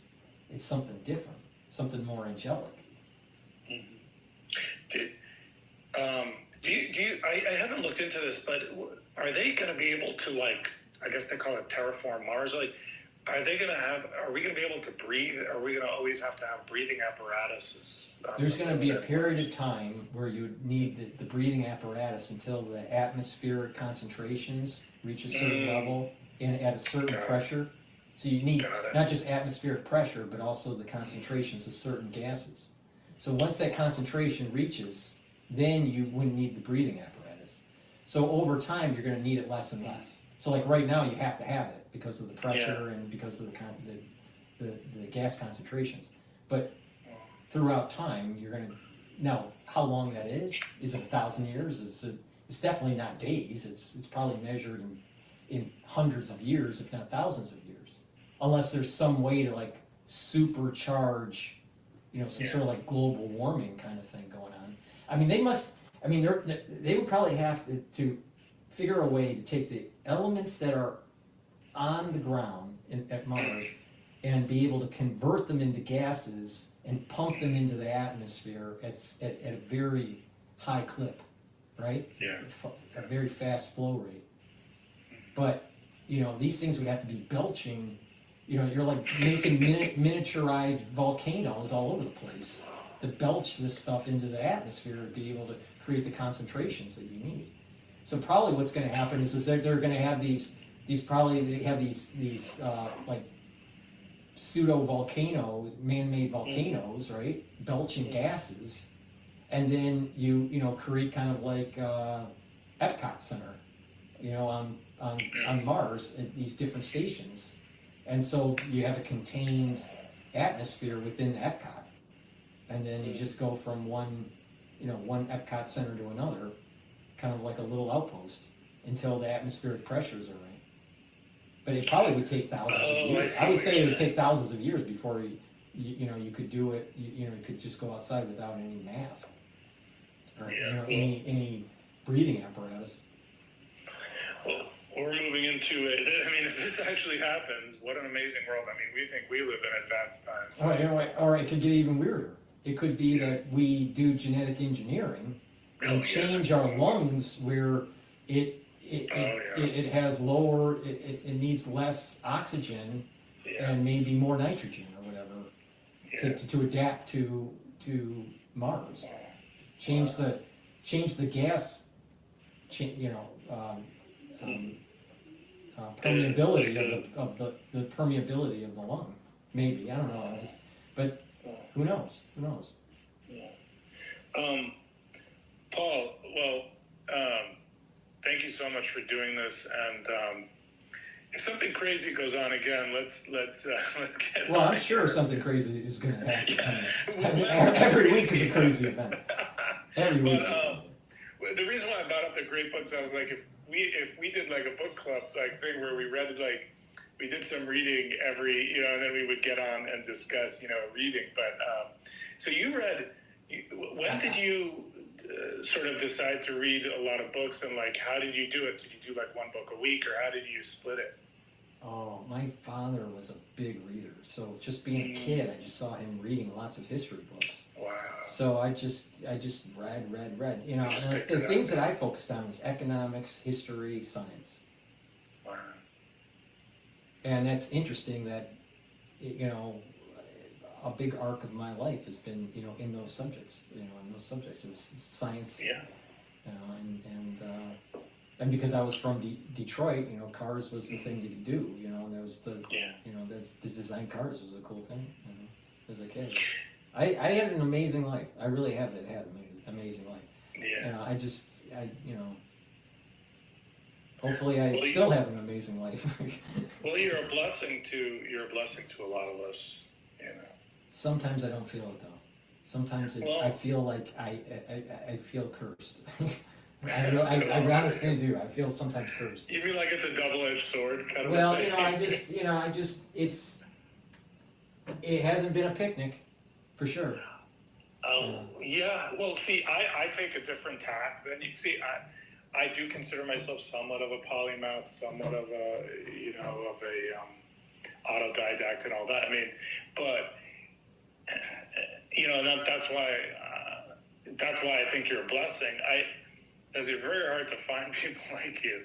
But I handle, and sometimes I have questions, I handle it the other way, which is I shut my mouth and I walk into terribly corrupt situations, and I just sit there and watch and try to figure out how to fix the thing, but don't open my mouth until I'm ready to unleash, Yeah, but the way I was, maybe it's part of my genetics. It's like if I see a problem, I'm getting on the table and I'm stomping my foot and commanding and I don't take no for an answer and I keep on moving forward. And I think that was self-evident in what happened in 2020, but it's a curse. Because I look back at it and I see a lot of people that rode the coattails and had a notoriety, and they're not solving the problem. They're not getting to the root cause and solve the problem. And it's all about them. It's all about them. Yeah. Well, I'd say maybe double-edged sword, blessing and curse, because you bless people like myself and a lot of other people. Yeah, but I couldn't save my own mother. Yeah. I mean, isn't it crazy? If you really think about what just happened, I was able to help so many people. And I'm glad I did, but I couldn't save my own mother. Yeah, but that's interesting, because I find with myself in general in life, like there are those dichotomies or that split where for me, I got IQ tested, top 1 percentile, okay, and I never thought of myself as smart, nor even really now. I don't think of myself as an Einstein. I'm just like a 136 IQ. It's just not, it's just decent, I guess. But it's like, well, that same damn IQ screws me many times. Mm-hmm. In other words, it's like a double-edged sword. Mm-hmm. So maybe that's what you're talking about with your, what you're talking about as well. Yeah. It's like your strongest thing is also your biggest weakness. Mm-hmm. It's just, very so. Yeah. Do you think? Well, one theory that I've had, maybe we'll end after this, but one theory, maybe I'll get off after this, but we could continue talking. But one theory that I've had is, if you look back at humanity, what was the structure of humans before civilization? Civilization didn't always exist. according to science, according to academia, so before humans and civilizations, humans lived in small bands, like sort of running or roaming on the savannah, like the African savannah. And, these small bands I don't know what they were like. I forgot the number, maybe 20 to 200, something like that. So very small. And I think what we're living in right now, civilization is an artificial, it's sort of a technology. In other words, I'm comparing it to a technology like a car. Just like a car, the pluses of a car are amazing, but the downside of having a car is people become more sedentary. And so similarly, I think civilization, the pluses of civilization are, wow, Elon's gone to Mars. And you need all these people that are like experts in a very small area, but who can F up, like you were saying, like they're experts in a really small area, but they're not polymaths like yourself who can look across and look holistically at something, and that's a big detriment to, to a lot of things, for healthy thinking, well, in COVID, it was a big detriment. So I think I think the strength that I had dealing with the COVID era was because of my engineering background in automotive. And people would say, huh? And it's the reason is that I can visualize something, because when you're designing, you visualize things in 3D. And not only that, when you're visualizing in 3D, when you're designing stuff, you are like running kind of a simulation in your head. Would this work or would this not work? And so it's called a design failure mode analysis. So when we design systems for the car, we had to have long documentation about details of potential failure modes of a system, not just in the design and usage, but also in the manufacturing process. So I could take anything, it doesn't matter what it is, cars, houses, COVID, it doesn't matter what it is. And I can run these DFMEAs in my head. And what happens is that I'm actually picturing all the things that could go on with it. So when I said that I can see what was going on, that's what I meant. I could see how this was attaching to the receptors, how this was, and it's totally because of automotive engineering. All that CAD experience, all that CAM experience, all the design experience, all that DFMEA failure mode analysis, and it just allowed me to, and that's how I solve my problems. I just look at, okay, what is the system and where are the failure points? How can it fail? If I did this, what would happen? If I did this, what would happen? And you just can run it in your head. And Einstein thought that way too. Tesla thought that way too. Tesla reduced the number of prototypes that he needed by doing design failure mode analysis in his head. Now he didn't use that term. That term's actually a Ford term, but the point is that he did simulation analysis in his head. And there's not enough people that do that. And it takes, it's not, you have to, be inculcated into that kind of culture, doing that on complex systems. And then when you do it often, then it comes natural. But most of the scientific community, MD, Ph.D., didn't matter, did not have that capability. And that was the secret sauce. The secret sauce right there that I provided was the DFMEA. Now, but the thing is, I keep on going back. Malone, he isn't a DFMEA guy. McCall, he's not a DFMEA guy. Drew, he's not a DFMEA guy. Cole, he's not either. He knows how to stain slides. Take tissue out of dead bodies and stain slides. But they get the notoriety. It's amazing. But that's how I think you're able to also analyze, the like the Third World War stuff and all that too. Oh, there's something way bigger. It's something way bigger is happening because even this conversation kind of hinted at it. There was the crisis that was happening during 9/11, and we were talking about the Bio-Patriot Act, right? Yeah.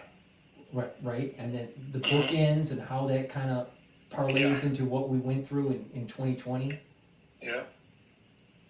this emergence of world conflict that's going on in the Middle East, in Europe, and in Asia. This huge push in technology, like almost a quantum leap push that Elon is tied to. And I bet that if you do Gematria on Elon, or you play around with the lettering, I bet Elon means something.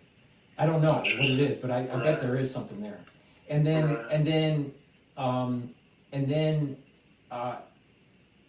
this messianic thing. These things are coming together. There's like we're getting like there's like a birth pain that's taking place, and we're seeing the birth pains of this. Now, what are we an alien baby? I don't know. I don't know. Is this going to be a complete abortion? I don't know. But something's happening. Sorry. What was it?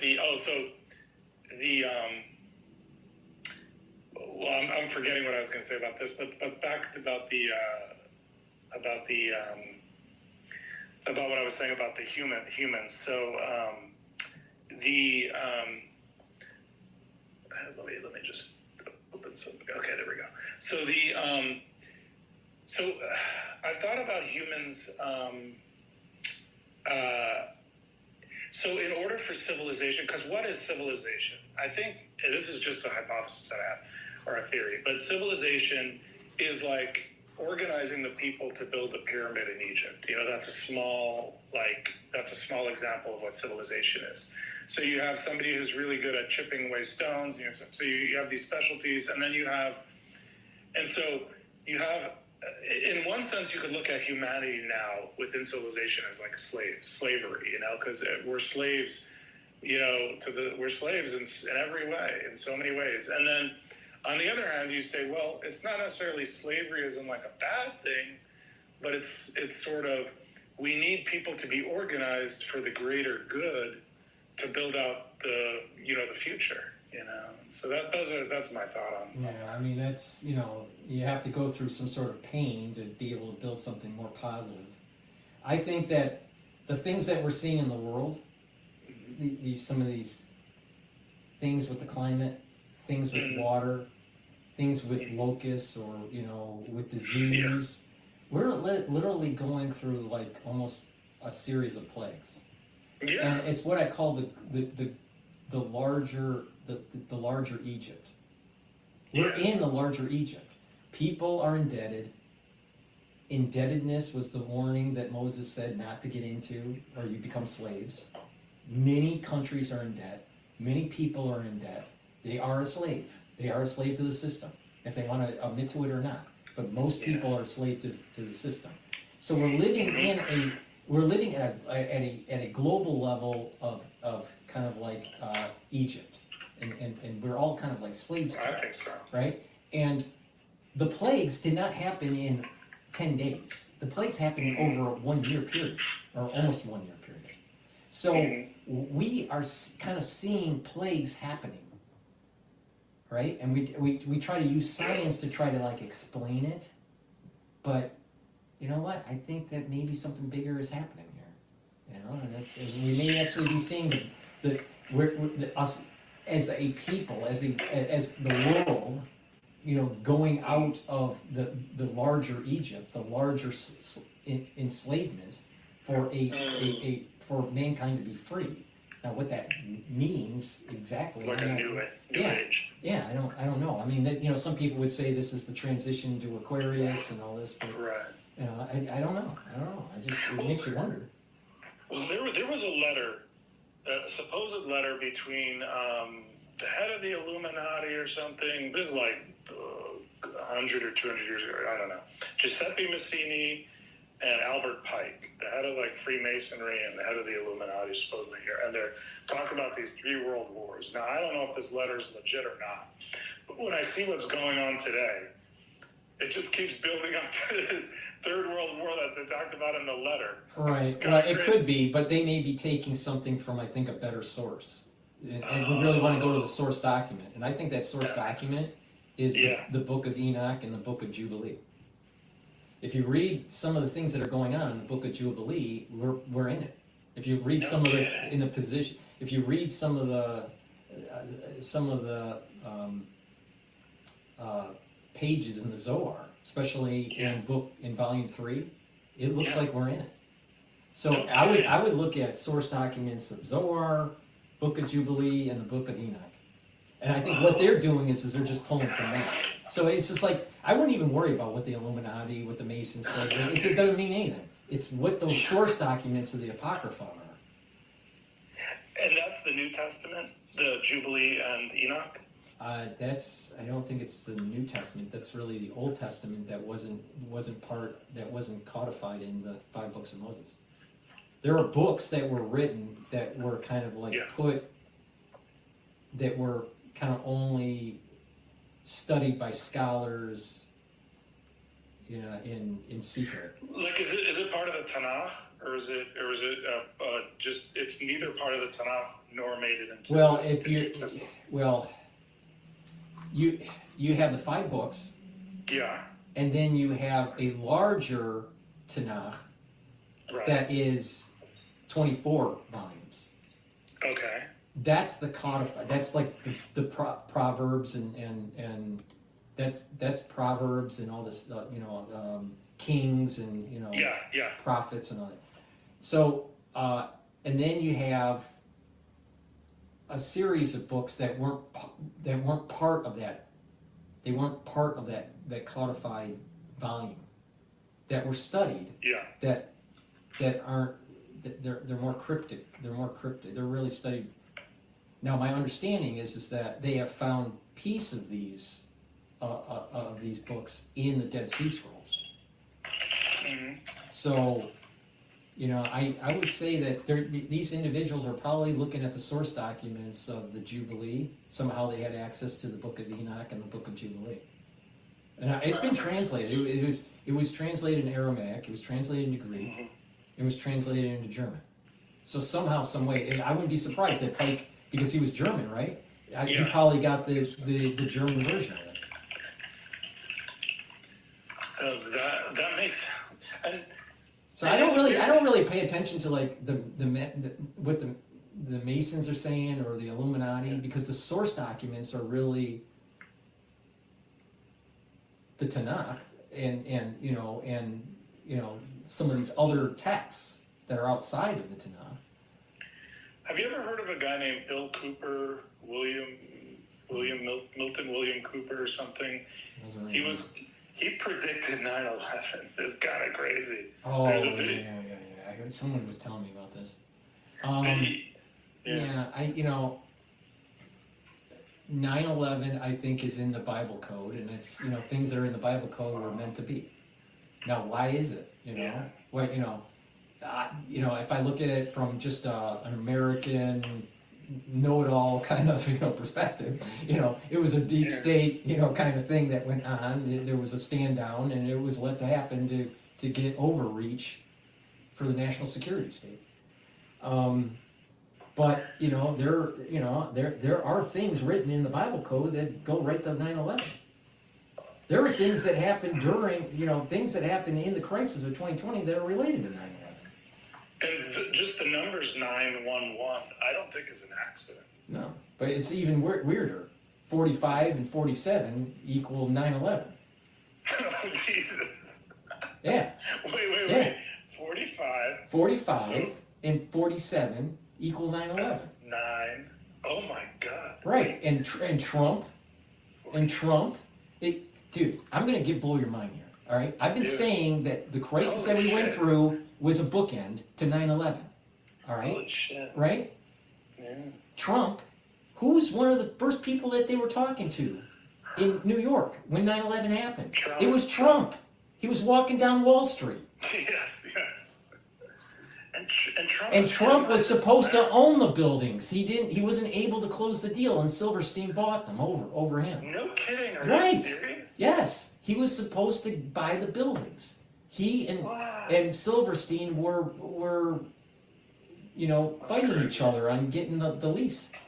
Holy shit. Owning the lease for 100 years or whatever it was. So Silverstein wins, and 9/11 happens, and Silverstein makes a ton of money, and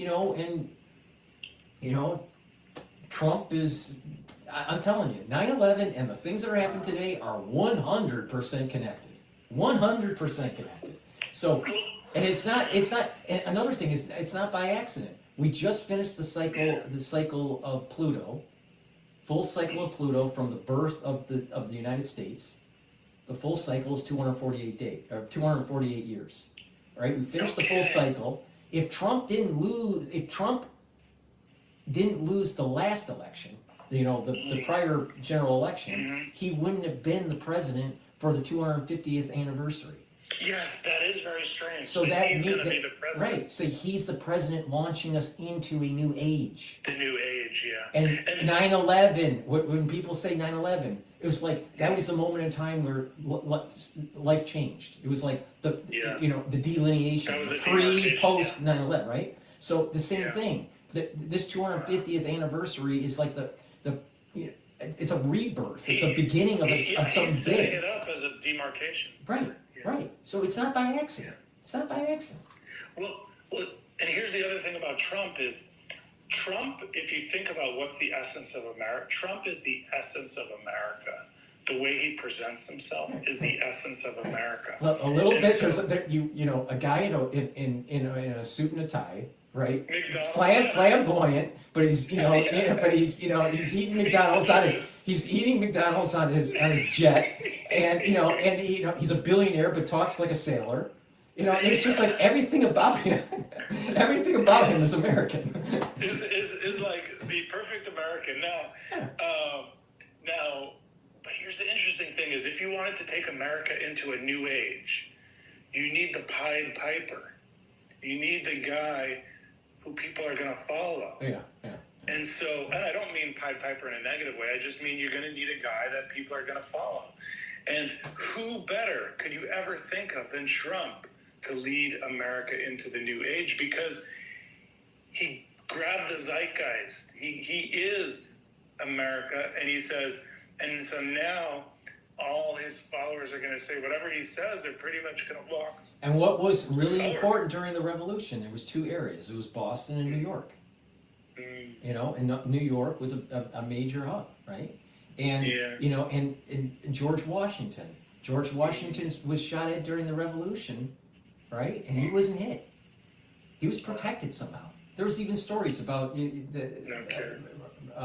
redcoats having him aimed in sight, and they didn't have the nerve to shoot him. Wow.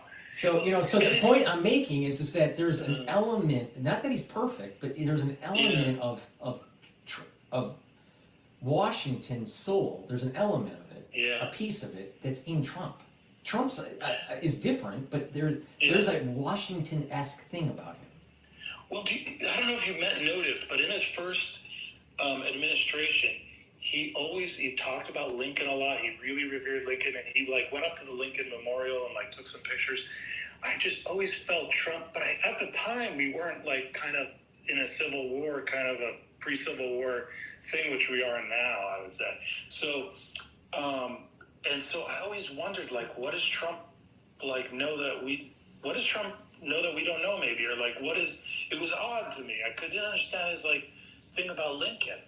But now it's making more sense. And there's a soul root. So we all have soul roots, right? Mm-hmm. And when we get recycled, because we have to do something in this world because we somehow failed in the previous one. But the thing is that there's an element of George Washington in Trump. I also see an element of JFK. Because it was about the deep state and trying to, So there's a leadership. There's a strong leadership lion in the room kind of feel that you would have that one would have felt with Washington. There is this need to restructure this deep state that JFK had. The shooting, of JFK, same side of the head. Yeah. But you also have, nefarious forces going after JFK and Lincoln, right? So it's a rhyme. It's not completely. It doesn't map complete. It's a rhyme with these soul roots, but he was definitely protected during. There was no doubt that this. I mean, we literally almost saw his brain on live TV splatter all over the place. Now, you know, and it would have been horrendous to see, but not only that, the overreach by government would be on a scale like 100-fold compared to 9/11. You know, so I just, yeah, there's something big happening. There's something big happening. How about the book? I think it's called, I think it's Atlas Shrugged. No, I haven't read it. I bought it, but it's... Yeah, I've read it and I've seen the movie. Do you think, is there any parallels to what's going on now with Atlas Shrugged? Well, I think that Ayn Rand was right that if you destroy the entrepreneurial soul, you know, of a country, you're gonna start spiraling into socialism. And because she was coming from Russia, you know, she was coming from the Soviet Union and the tyranny of the Soviet Union and communism, she was warning America, don't go down that road. Don't go down that road. And you really you look at cities like New York. If they're heavily weighted by socialism, they're not productive. They're not as productive as they should be. And this is exactly what Ayn Rand was saying. So I would agree that I think that because the whole concept of that, the shrug, is that if the people that are actually doing things in the economy decide to give up, then no one's holding up the world. Atlas, who's holding up the world, shrugs and decides to just let the ball fall. And you know, and the reality of the thing is that all these social programs are predicated on a certain group of people working hard. And if these people decide not to work hard, then the social programs they collapse.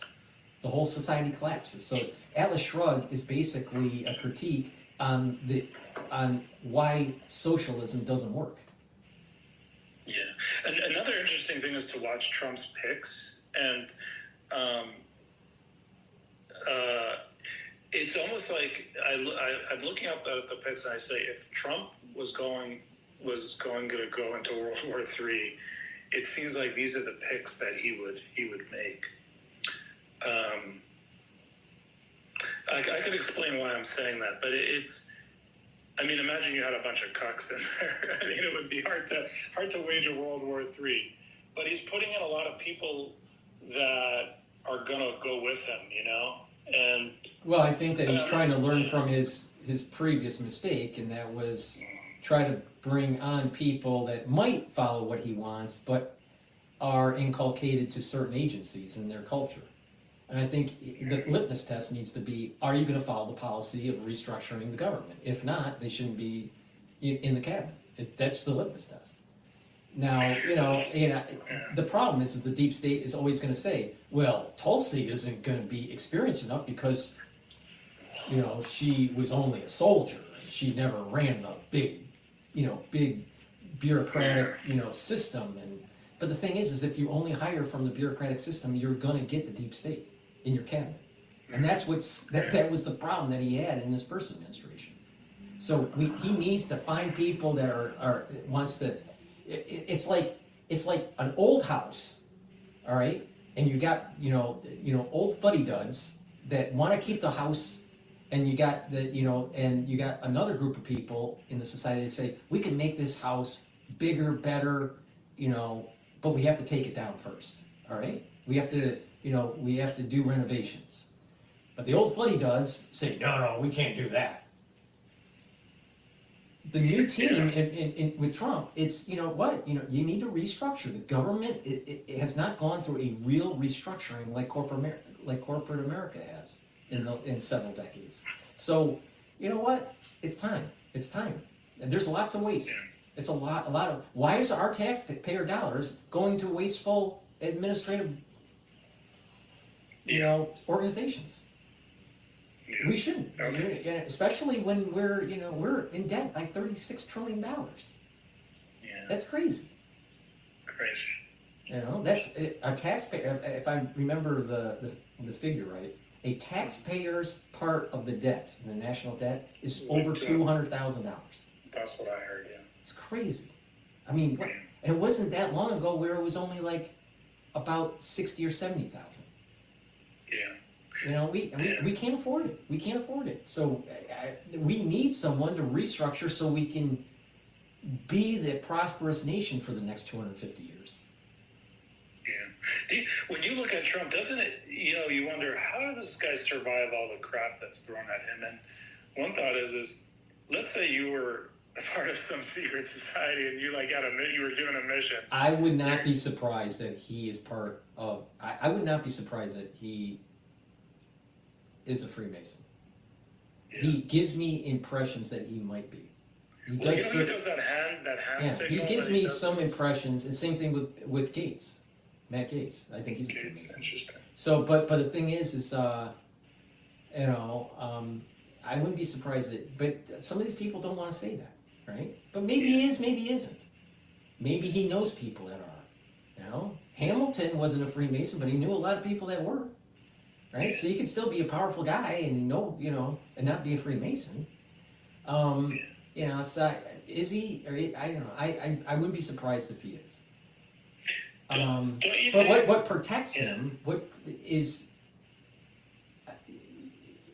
John Hogue says that it's because of his astrology. He's chaotic. Yeah. And because he's born under chaos, they can't manage it. Whatever they try to go against him, it only makes him stronger.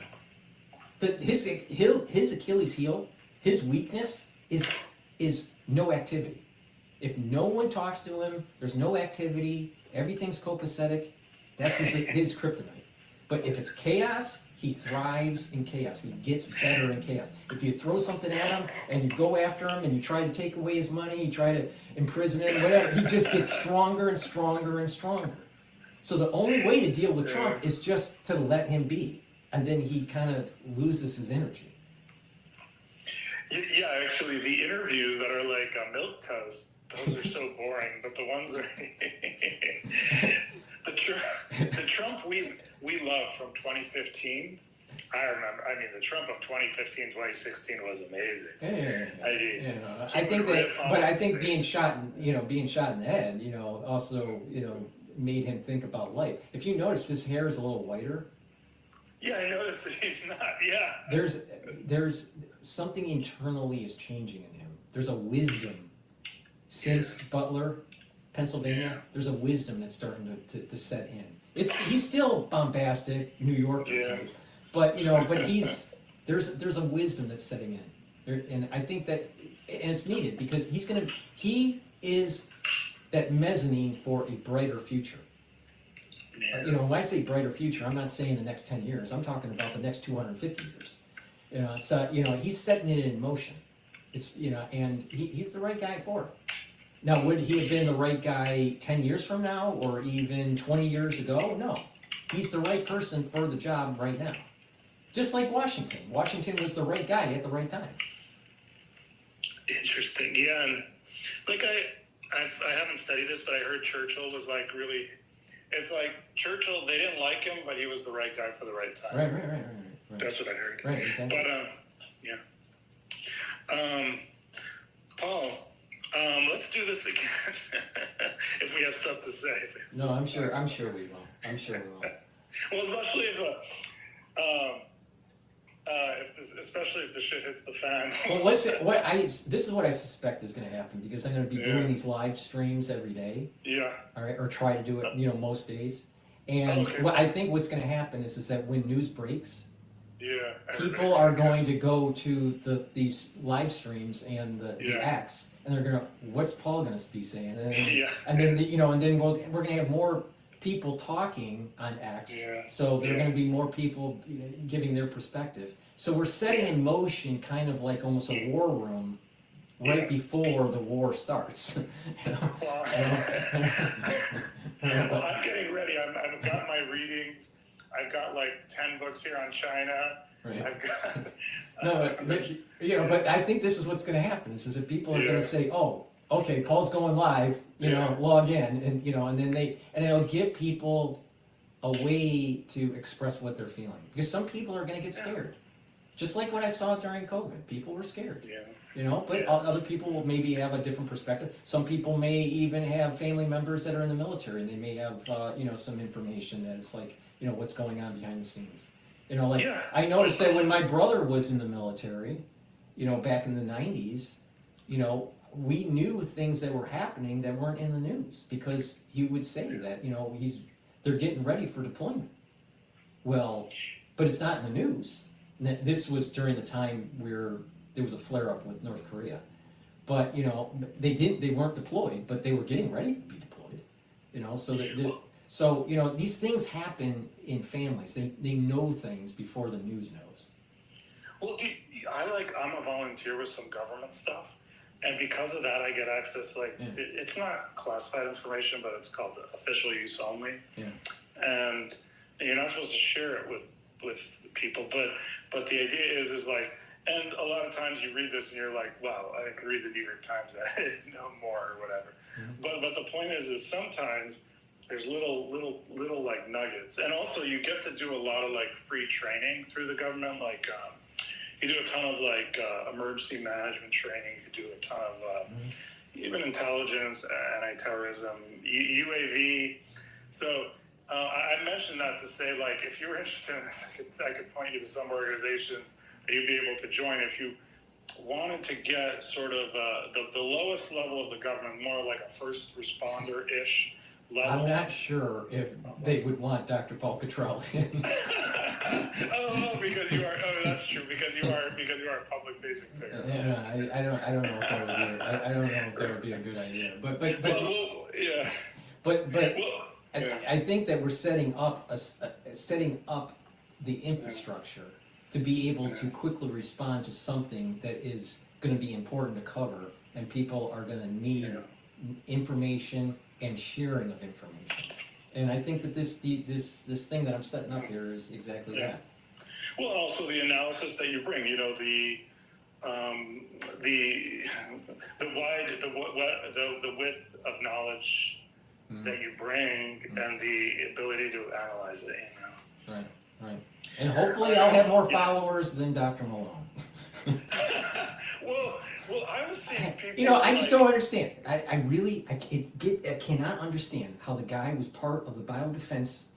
He was actually. He was part of the problem, but yet people will go to him and he's monetized it. Yet the person that actually was the Paul Revere of the COVID era does not have as many followers. How the hell could that happen?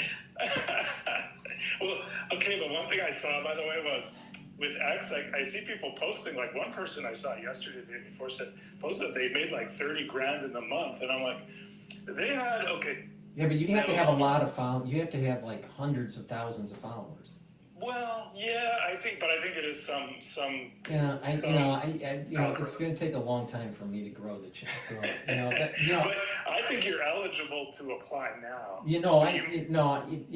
But I have this old-fashioned idea. You know what? I don't like the idea of giving a 340 billionaire my $9. Yeah. That's the problem. I mean, does he really need to get richer? Really? I mean, he could subsidize the whole country having free subscription to the premium of X, and he would still have enough to eat. Yeah. So I'm just old fashioned on that, and so I just never really decided to like go premium. I probably will have to, but I really don't want to. You see, I have a blue check mark next to my name. Yeah. I was surprised. I was looking at it. I was like, why do I still have a blue check mark? Because I only paid for 1 month of the premium. So you could pay for it. I guess you get to do the steps to get the blue check mark. And you'll see in it, it'll say like, you could sign up for the to be monetized or whatever, but then you could quit. But you could see how it works. I see. What I was going to do is I was going to do the premium, and then I was going to upload and embed my large videos in my feed. Wow. And I think that would be the better way to do it. And it's just, it's the cost of doing business. Yeah. But I'm not really looking at it from the monetization point of view. I'm more like I just want to reach more people, because if I can reach more people, I can get information from them, like I'm getting information from you, and I can give people information. This is bi-directional. So, Were you, yeah, go ahead. during like, 2020, 2019, whatever that time period, were you, because you mentioned that certain people you could see were buying your product, were you actually getting, now I don't know if you've ever had your DMs open, but were you getting people were trying to contact you, people that are like known, and I'm not asking you who they are or anything, but you ever got like people trying to like say, hey, what do you think is going on? But these are people that were known. I've had famous people contact me. Oh my God.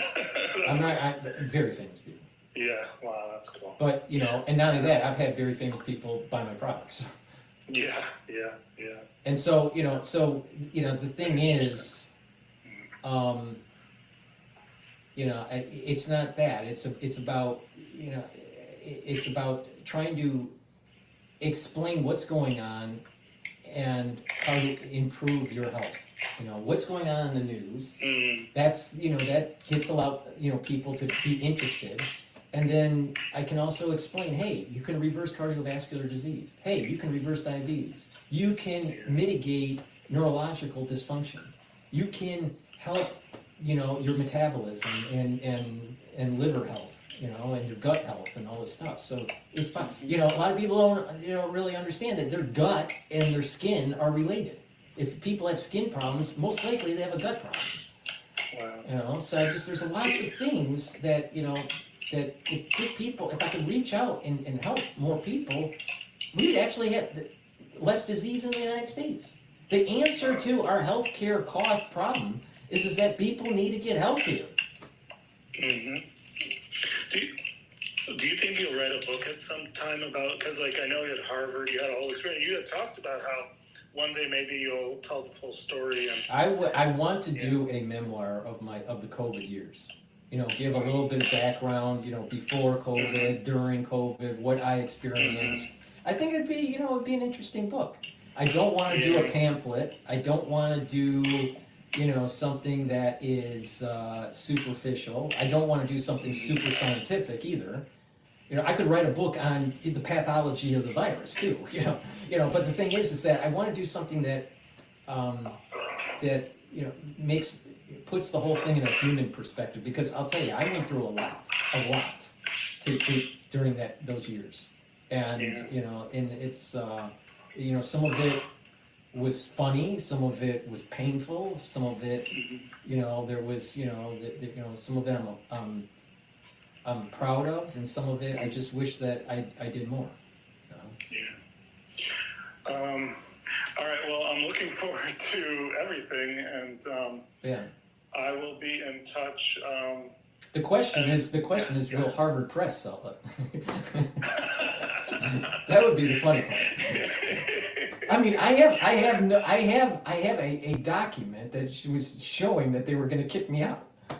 And that could be like, one of the pictures that are in the book, and like when Paul was going to get kicked out of Harvard, when Paul was going to get kicked out of medical school, what was going on with being demonized by the Crimson, because they wanted to turn me into an Alex Jones, that I was just some crazy Alex Jones type, because their professors were part of the program, I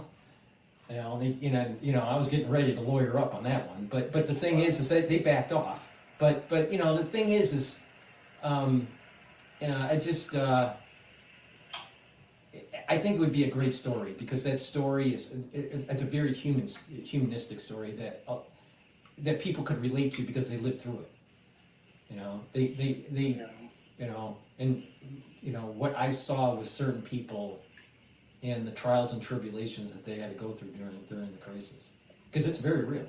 It was very, very, very real on what people had to go through. Not just the patient, but also the people that were treating. It's crazy. It's crazy. But there was also, people on the take, and there were people that were, that were taking advantage of the situation. There's a big, big, big story there. Mm-hmm. It's just sitting down and, writing, a 400-page novel. Well, you've written books before, so you know. Yeah, no, but it takes, if you're gonna do it, you gotta really put the effort in, and you gotta plug away 4 pages a day. And it's, I need to do it. I definitely need to do it. I should do it. There's tons of, notes and, and stuff that I, did that I can reference, to refresh my memory of what was going on at that moment in time, and then to see on how I was evolving my thinking. I mean, these videos is really a diary of the evolution of my thought process. Exactly. And no one could do that. No, there's no one that covered COVID like I did. There's no one. No one. I can't think of anyone. No one. No, that's what I'm saying. It would be a bestseller. I know it would be a bestseller. Wow. But and maybe maybe RFK Jr. could write the foreword or something. I don't know. Do you know Kennedy? He has, or I don't know if it's still up, but they had a thing nominate people for the. Nicole Shanahan, her DMs are open. Yeah, maybe I don't know. I just I'm not a big fan of the mainstream media, because when you try to say something on mainstream, all right, I like long talk, right? Mm-hmm. Yeah. I did some like sub-level mainstream, but those sub-level mainstreams I don't really like so much, because it's only like 2-minute talk, and then there's a commercial, and then there's a 5-minute segment, and then there's a 4-minute segment after the commercial, and it's just you lose the flow of the talk. I don't like those kind of shows. I mean, I like long shows. I think like Joe Rogan, doing the 3-hour show is a great idea, but doing like Hannity for like 3 minutes is a waste of my time. Yeah, it could get views, but I mean, it's like, what are you really saying that is of any circumstance or anything of importance? It's hard to condense everything down into 3 minutes. It's impossible. That's why most news is just a waste. Well, and they've talked about this election as being a podcast, or podcast election. Yeah, yeah. The thing is like when I was being interviewed by Allan Keyes. Dr. Allan Keyes, who ran for president, right, back. Yeah, that's pretty big. I didn't see right, that. Right. I did his show twice, all right? But the thing is it's like the format of mainstream media. So there's a commercial, and it's a segment, and it's hard to put. I'm a person that's free flowing, and when I get an idea and I gotta say it, and it may take 30 minutes, And I just don't gel well with these like 2-3 minute segment type shows. I don't think that way. It's like Shakespeare. It's just I don't think that way. I don't know if you're still there. Seems like you. No, I'm still there. Sorry, I was just washing my hands. Those shows are they're horrible. No, they're superficial. That's the thing. They're superficial. Now, it could gain notoriety for you, for an individual, but the content is superficial. That's the reason why I think it's so important to have these kinds of shows. To go live, take a look at what they're doing, put your perspective, have a live feed of what's going on in the market, because markets evolve, because of the news, and and cover it that way. And then when something big breaks, I'm all set up for it. For people to call in and start, participate. This is almost like real Dungeons and Dragons, real role play, kind of stuff right now, and we're all characters in this big theme, of life, so. Well, it's like, our conversation, I went into it saying, okay, maybe thinking to myself, I'll cover one thing, but we ended up covering everything I wanted to talk about for the most part. And it's like, it's totally unstructured. But you can't be unstructured on Hannity. That's the problem. That when Tucker was on Fox, most of the coverage that he did during the crisis was subpar. Was very subpar. And anything that was somewhat of a nugget, he had that constipation look on his face. You know what I mean? That deer in the headlight constipation look? Jesus. But I think I could imagine. So you mean like he didn't want to be entering that territory? Well, I think that he was I think some of it was over his head, depending on the subject matter. Oh, I see. And I think that, there was other things that he didn't, I think that he aligned himself too much with, it's a CCPV and not a USA V. Oh, good. And the reality that it was dual designed. It was dual worked on. It was dual researched. Yeah. It's interesting you mentioned that, because the way you framed it today is kind of, I had never framed it totally that way, like I had heard you talk about, but actually that makes sense. No, Because why did the platform, the first version of the platform, get released in November of 2002? Yeah. Because China was just getting involved in getting economic status. They were just about to. That we were worried, and the potentiality of weakening the CCP to be able to come in and kind of push a more democrat, multi-party structure in China. Didn't work. The reason why was because the affinity to a certain receptor wasn't strong enough. And then later they find out that they have to add some stings to it, that happen to be from another V, to make it more. I'm tiptoeing on this, but the thing is that, that's, and when Tucker wasn't willing to go down that road,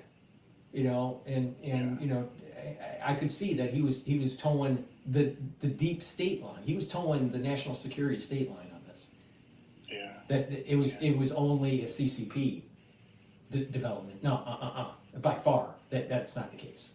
By far, it was dual developed. It was so weird because it was like, why was FAUCI or whatever, however you say his name? Why was he so? It was so weird because if it totally did come out of, China, if it did totally come out of the Middle Kingdom, the Middle Kingdom is. Mm. If it was like totally them and that we wasn't from us, if it was totally them, then why was, Fauci, why was he so about shutting that down? That's why what you said today makes more sense. Because the national security state is in bed with the NIH. It's that simple. Yeah. The national security state, the Defense Department, has a conduit into the NIH through the grant process to be able to develop certain things and also to be able to monetize some of the patents for those certain things that are developed. It's part of the military-industrial complex. Well, Fauci was he's the biodefense guy for the government, I think. Mm-hmm. Mm-hmm. Oh shoot! I just saw my battery's about to die. Let me plug it in. Let's see.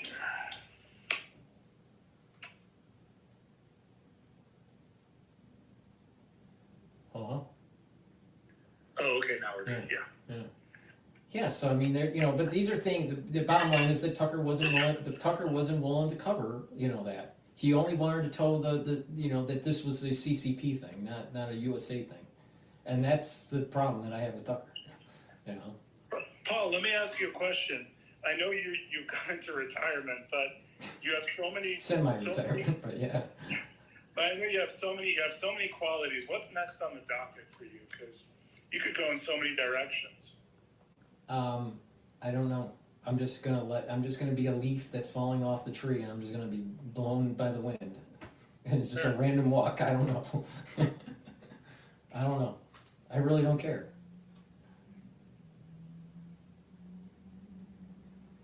We'll do triathlons and that sort of thing. Wait, say that again. I can't hear you. This might be a bad headphone. Oh. Hello? Oh. Yeah. Can you hear me now? Yeah, I can hear you. What was the issue? What were you gonna say? Hello? So Yeah, you're speaking. For some Sorry, reason, there's the an audio isn't working. Now it's good. Now it's good. But What was the question that you had? whatever the question was do you still do like triathlons and No. whatnot? Where I am, I saw they did one of those massive where they do a 26-mile run, a like 2-mile a 2-mile swim, and those are even more than triathlons. I would not do triathlons or anything that's like a marathon or anything like that because of my age and because of the post-2020 crisis era. I just think that it's just, you can work out, you don't have to go that, you don't have to be super athlete or anything like that. I just think that it creates too much, even if the crisis didn't happen in 2020, just training for a triathlon is so hard on the body that you're increasing the chance of joint injury, you're creating too much inflammation in the body, and then you're actually aging faster. Yeah, I'm pretty sure that if you look at Lance Armstrong, he's the same age as I am. He might be 1 year younger. All right. Now, obviously, he did go through cancer, so I give him that. And he was a major athlete. He was more of an athlete than I'll ever be. Right.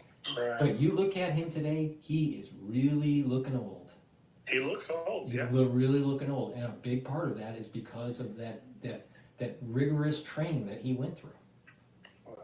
And there is a thing, is that you over-inflame the body, and when you overwork out like that, you are producing more free radicals, and you're aging the body quicker. Wow. So you look at people that have the methylation, DNA methylation that is making them younger. They don't do these super workouts.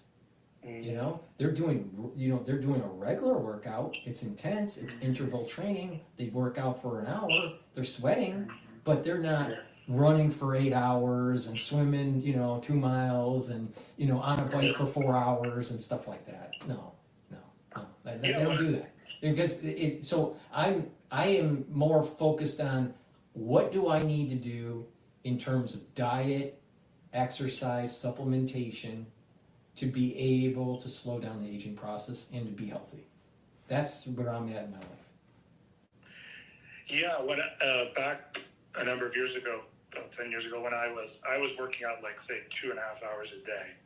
But what I noticed was like the coloring of my skin wasn't as good, like it was more white. I was very healthy, but I think There is such a thing as overworking out. Yeah. Yeah, no. It's a big problem. So so these professional athletes, they age faster. People that run marathons all the time, they age faster. People that are marathon runners and then they get older, they get into their 60s, 70s, and they start having hip problems. But you could have hip problems before that, too. So I just it's not. I don't want to paint too broad of a brush here, but the thing is that there is such a thing as overworking out, and I think that some of these types of workouts that I had done when I was in my 20s and 30s, I just think probably aged me quicker, and maybe I would even look younger. I don't know.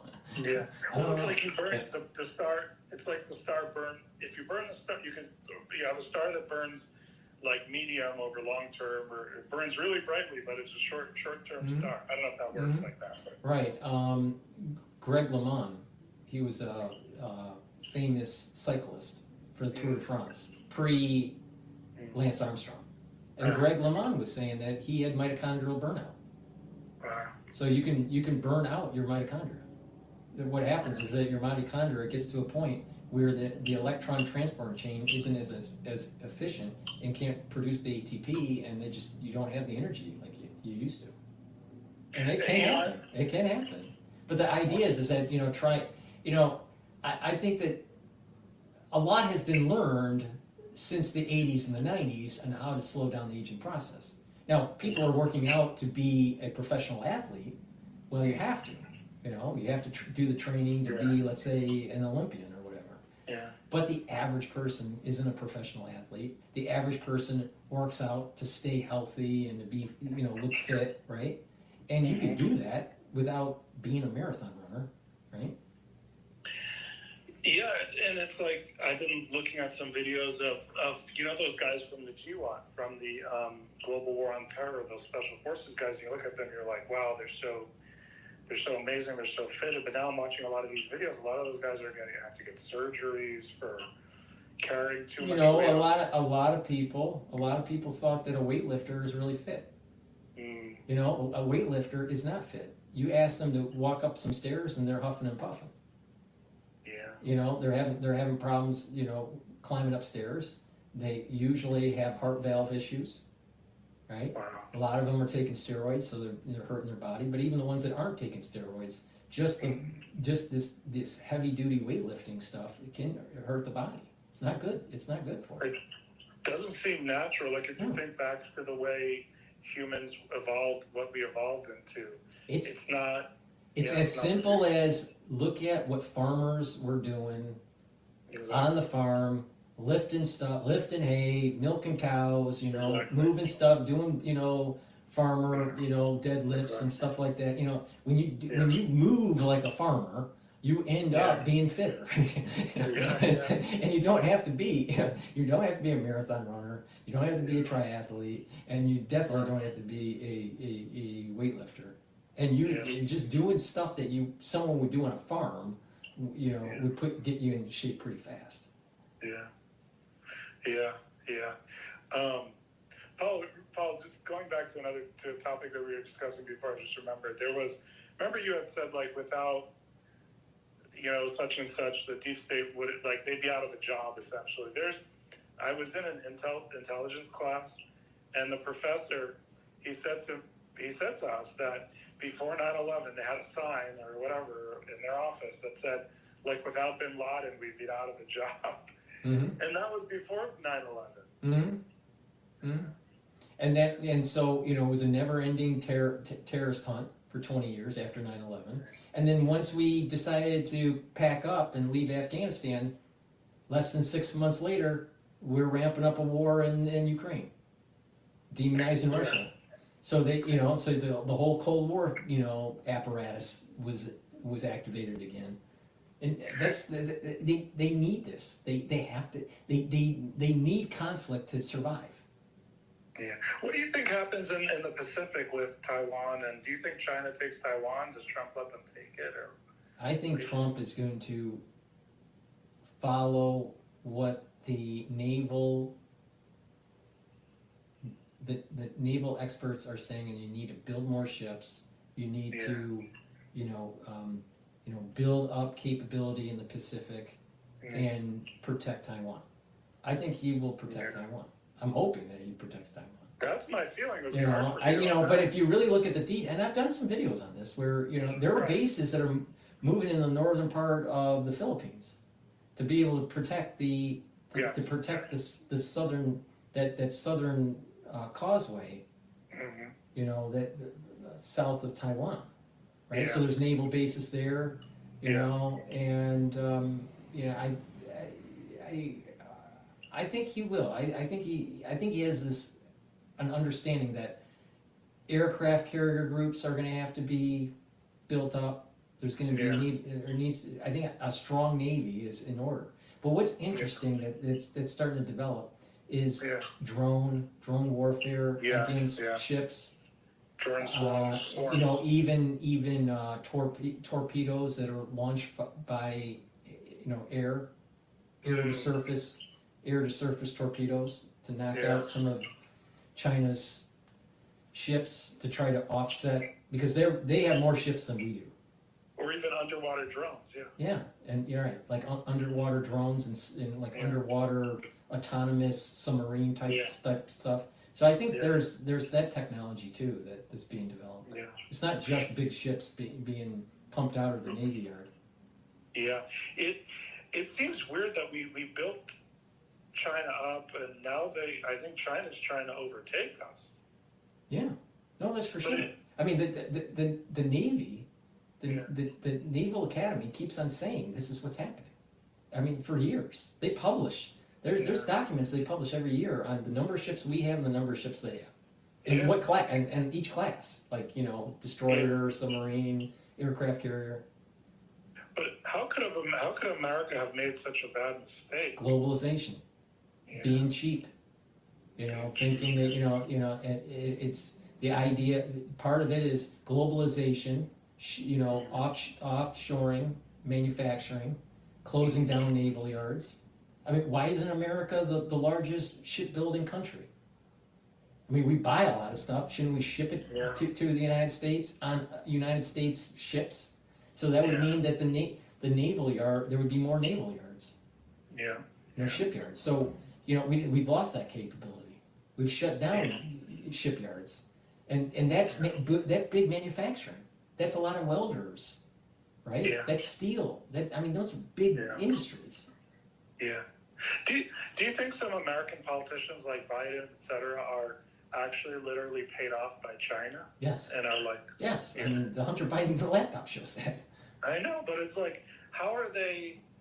but yet they haven't fully subverted America, I guess. Maybe America's just too diffuse and there's too much... I think it's... I don't think it's as simple as, okay, pay a politician $10 million and it's the fall of America. America is too big for 10 million, payout. Yeah. Right? These politicians are definitely on the take, or many of them are on the take. Yeah. I just think it's just a weakening, a slowly weakening of the manufacturing of the United States, and that's going to strengthen China, and with that, people that they align themselves, for that 10% gain or 20% gain in an FDI and a foreign direct investment versus something that's a little bit more at a 5% gain in the United States. So they're looking for a larger appreciation of some sort of investment. But we built up China. Globalization, Walmart built up China for us to go to war over Taiwan. So people that buy cheap goods at Walmart ended up building up the military of China. And shitty goods too. The goods are not even that good. Yeah. And who's complaining the most about Trump's tariff policy? Walmart. For real? Yes. Oh my god. Yes. Oh my god. Yes. Did you see that Chabad Shliach got kidnapped and killed in UAE? No. So there was a Chabad rabbi for the audience who was in UAE. I guess he was the rabbi there, and he got kidnapped. They think by some Iranian, set up some Uzbeks. I don't know if they figured this out, but this was some new stuff I was reading saying some Uzbeks, but they were sent by Iran to go kidnap the guy. They killed him. That's interesting. Mm-hmm. I bring that up to say, I'm just thinking about the different things that are going on in the world and what we'll be facing. And the document that I read, you remember the book that I mentioned about the future terrorist attack, big 9/11 in America, the second on 9/11. Right. That book, the same people that wrote a report on October 7th, the thing that happened in Israel. And they said that Iran was involved. And in other words, I think if that thing is true, then,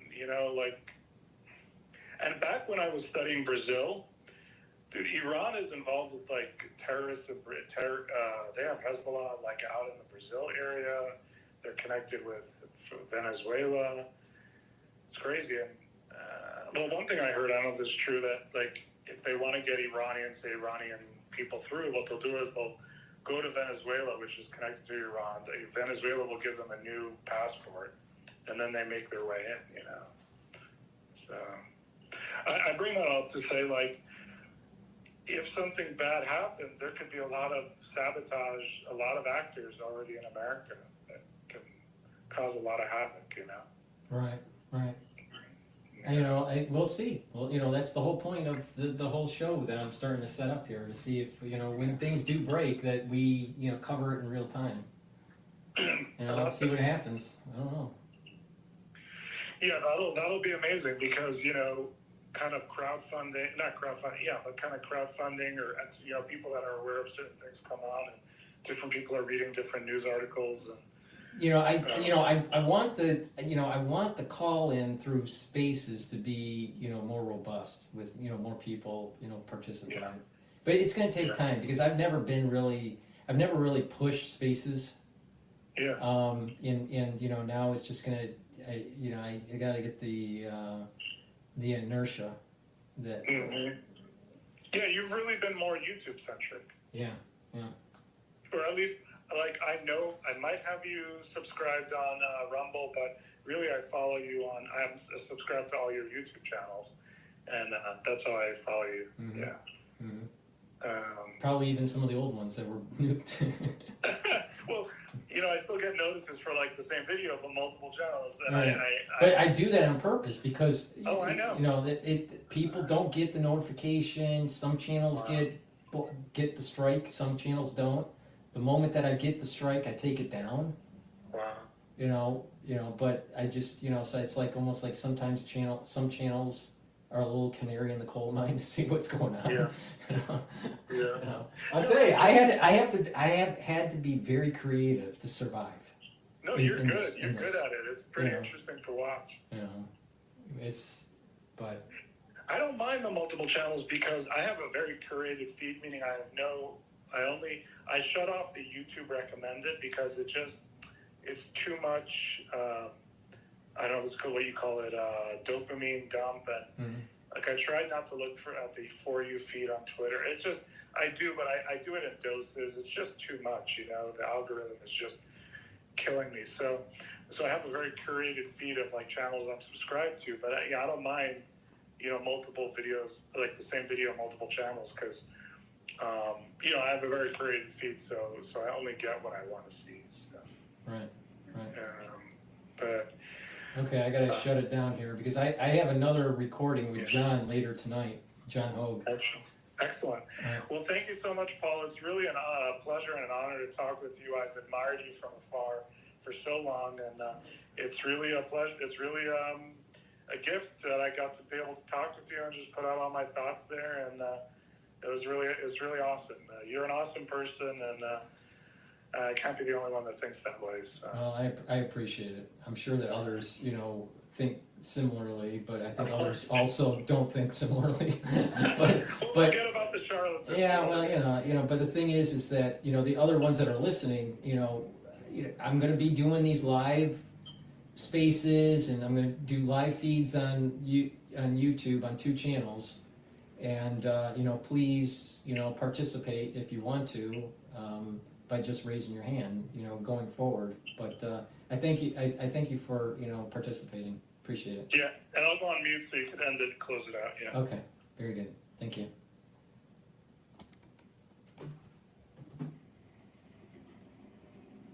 Yeah. So I'm going to be doing a show, hopefully a recording with John tonight, and then post it tomorrow. This thing's been going on for a while. I wasn't able to cover too much of the news, but I think we had a good conversation. And the whole idea is for other people to participate, okay? This is going to be, something where people can participate, all right? It's not just me talking, but other people to be able to participate. I want that to happen in the future as we, do these shows.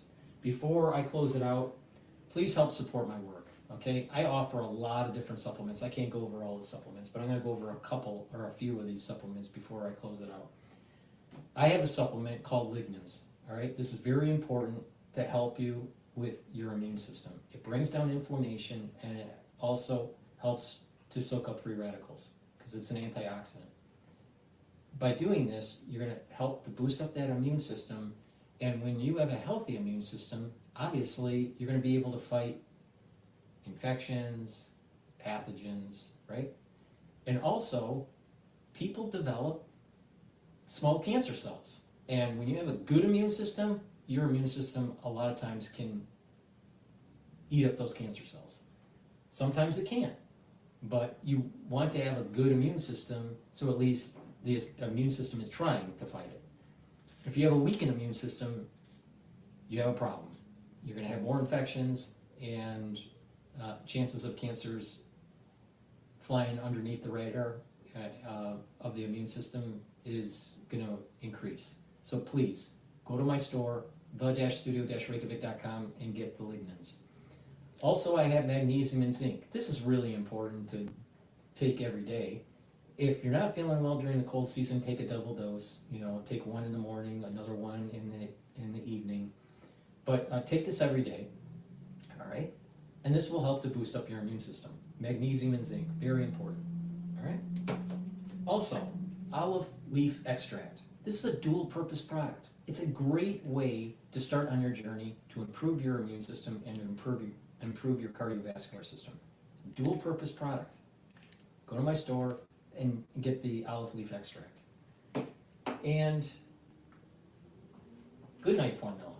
All right, there are a lot of people that can't sleep well because they're stressed. They're worried about work, or they're worried about their kids, or they're worried about, you know, what's going on in the world, how it's affecting them, whatever, right?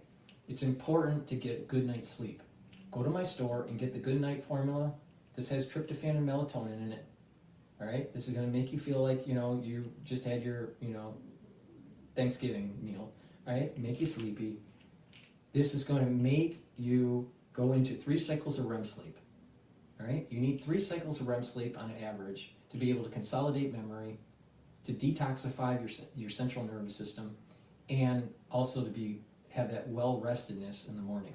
This is important, not just for your central nervous system health, but also, you know what? If you have chronic sleep deprivation, you're increasing the chances of dementia, early onset dementia. You don't want that. When you're well rested regularly, you're slowing down the aging process because you're getting rid of these toxins, right? Your body detoxifies while you're in deep sleep. So please, go to my store and get the Good Night formula. It's a very high quality product. It's a great way to detoxify your body and to consolidate memory. And some of the other products that I have that are important to, you know, to take. I'm not going to talk about all of them, but digestive enzyme complex. All right. When we get older, we can't break down our foods as well. All right. Our pancreas ages. All right. So digestive enzyme complex is enzymes that will help break up carbs, you know, carbohydrates, proteins, and lipids, and reduce the stress on your pancreas. In addition, that will help for you to soak up nutrients so you have energy, right? And also, if you work out, you should be taking digestive enzyme complex to be able to fuel your body with the energy you need for recovery. So if you work out, take the digestive enzyme complex. If you're a little bit older, 45 or more, you should be taking the digestive enzyme complex to reduce the stress on your pancreas. Very important product. And it'll help you with your digestion, right? In addition, this is fibrinolytic, has bromelain in it. That means it helps to break up clots. And also the proteolytic enzymes that are in digestive enzyme complex was important to take during the 2020 crisis. Why? Because they break up glycoproteins. And we know all about proteins and spikes and stuff like that, right? So please go to my store, help support my work, help by sharing the link, subscribing to all the channels. All the links are in the description of this video and all my videos. In addition, please help grow the channel. And you can do that many different ways. Make sure that you subscribe to all my channels, 4 channels on YouTube, Brighteon, Bitchute, and Rumble, but also ask your followers, your social media to follow me, all right? There is an algorithm in YouTube that prevents me from growing my channel. I'm not the only one they're doing this to. So what happens is that I will get new followers, but then every time I post, they will take followers away from the count. And I bleed about anywhere from 5 to 10 followers every maybe 3-4 days. All right? I used to have a much bigger channel. But I've been trying to survive to be able to inform you. Now, please help support my work by getting your followers to follow me, to try to break the algorithm. All right? YouTube is trying to hurt my channel because they are trying to prevent my reach. Makes you wonder why. But I'm not the only one they are doing this to. But I have important things to say, and if you listen and you follow some of my advice, it can actually get you to go onto a healthy path. So please help support my channels by subscribing and asking your followers in social media to follow me too, and share the links. Thank you for listening.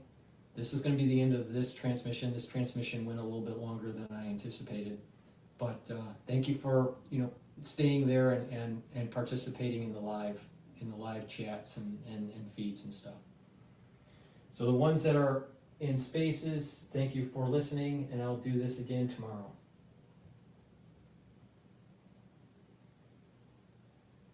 Okay, and I gotta shut down these different systems here, so hold on. This gets complicated when you do these multiple streams.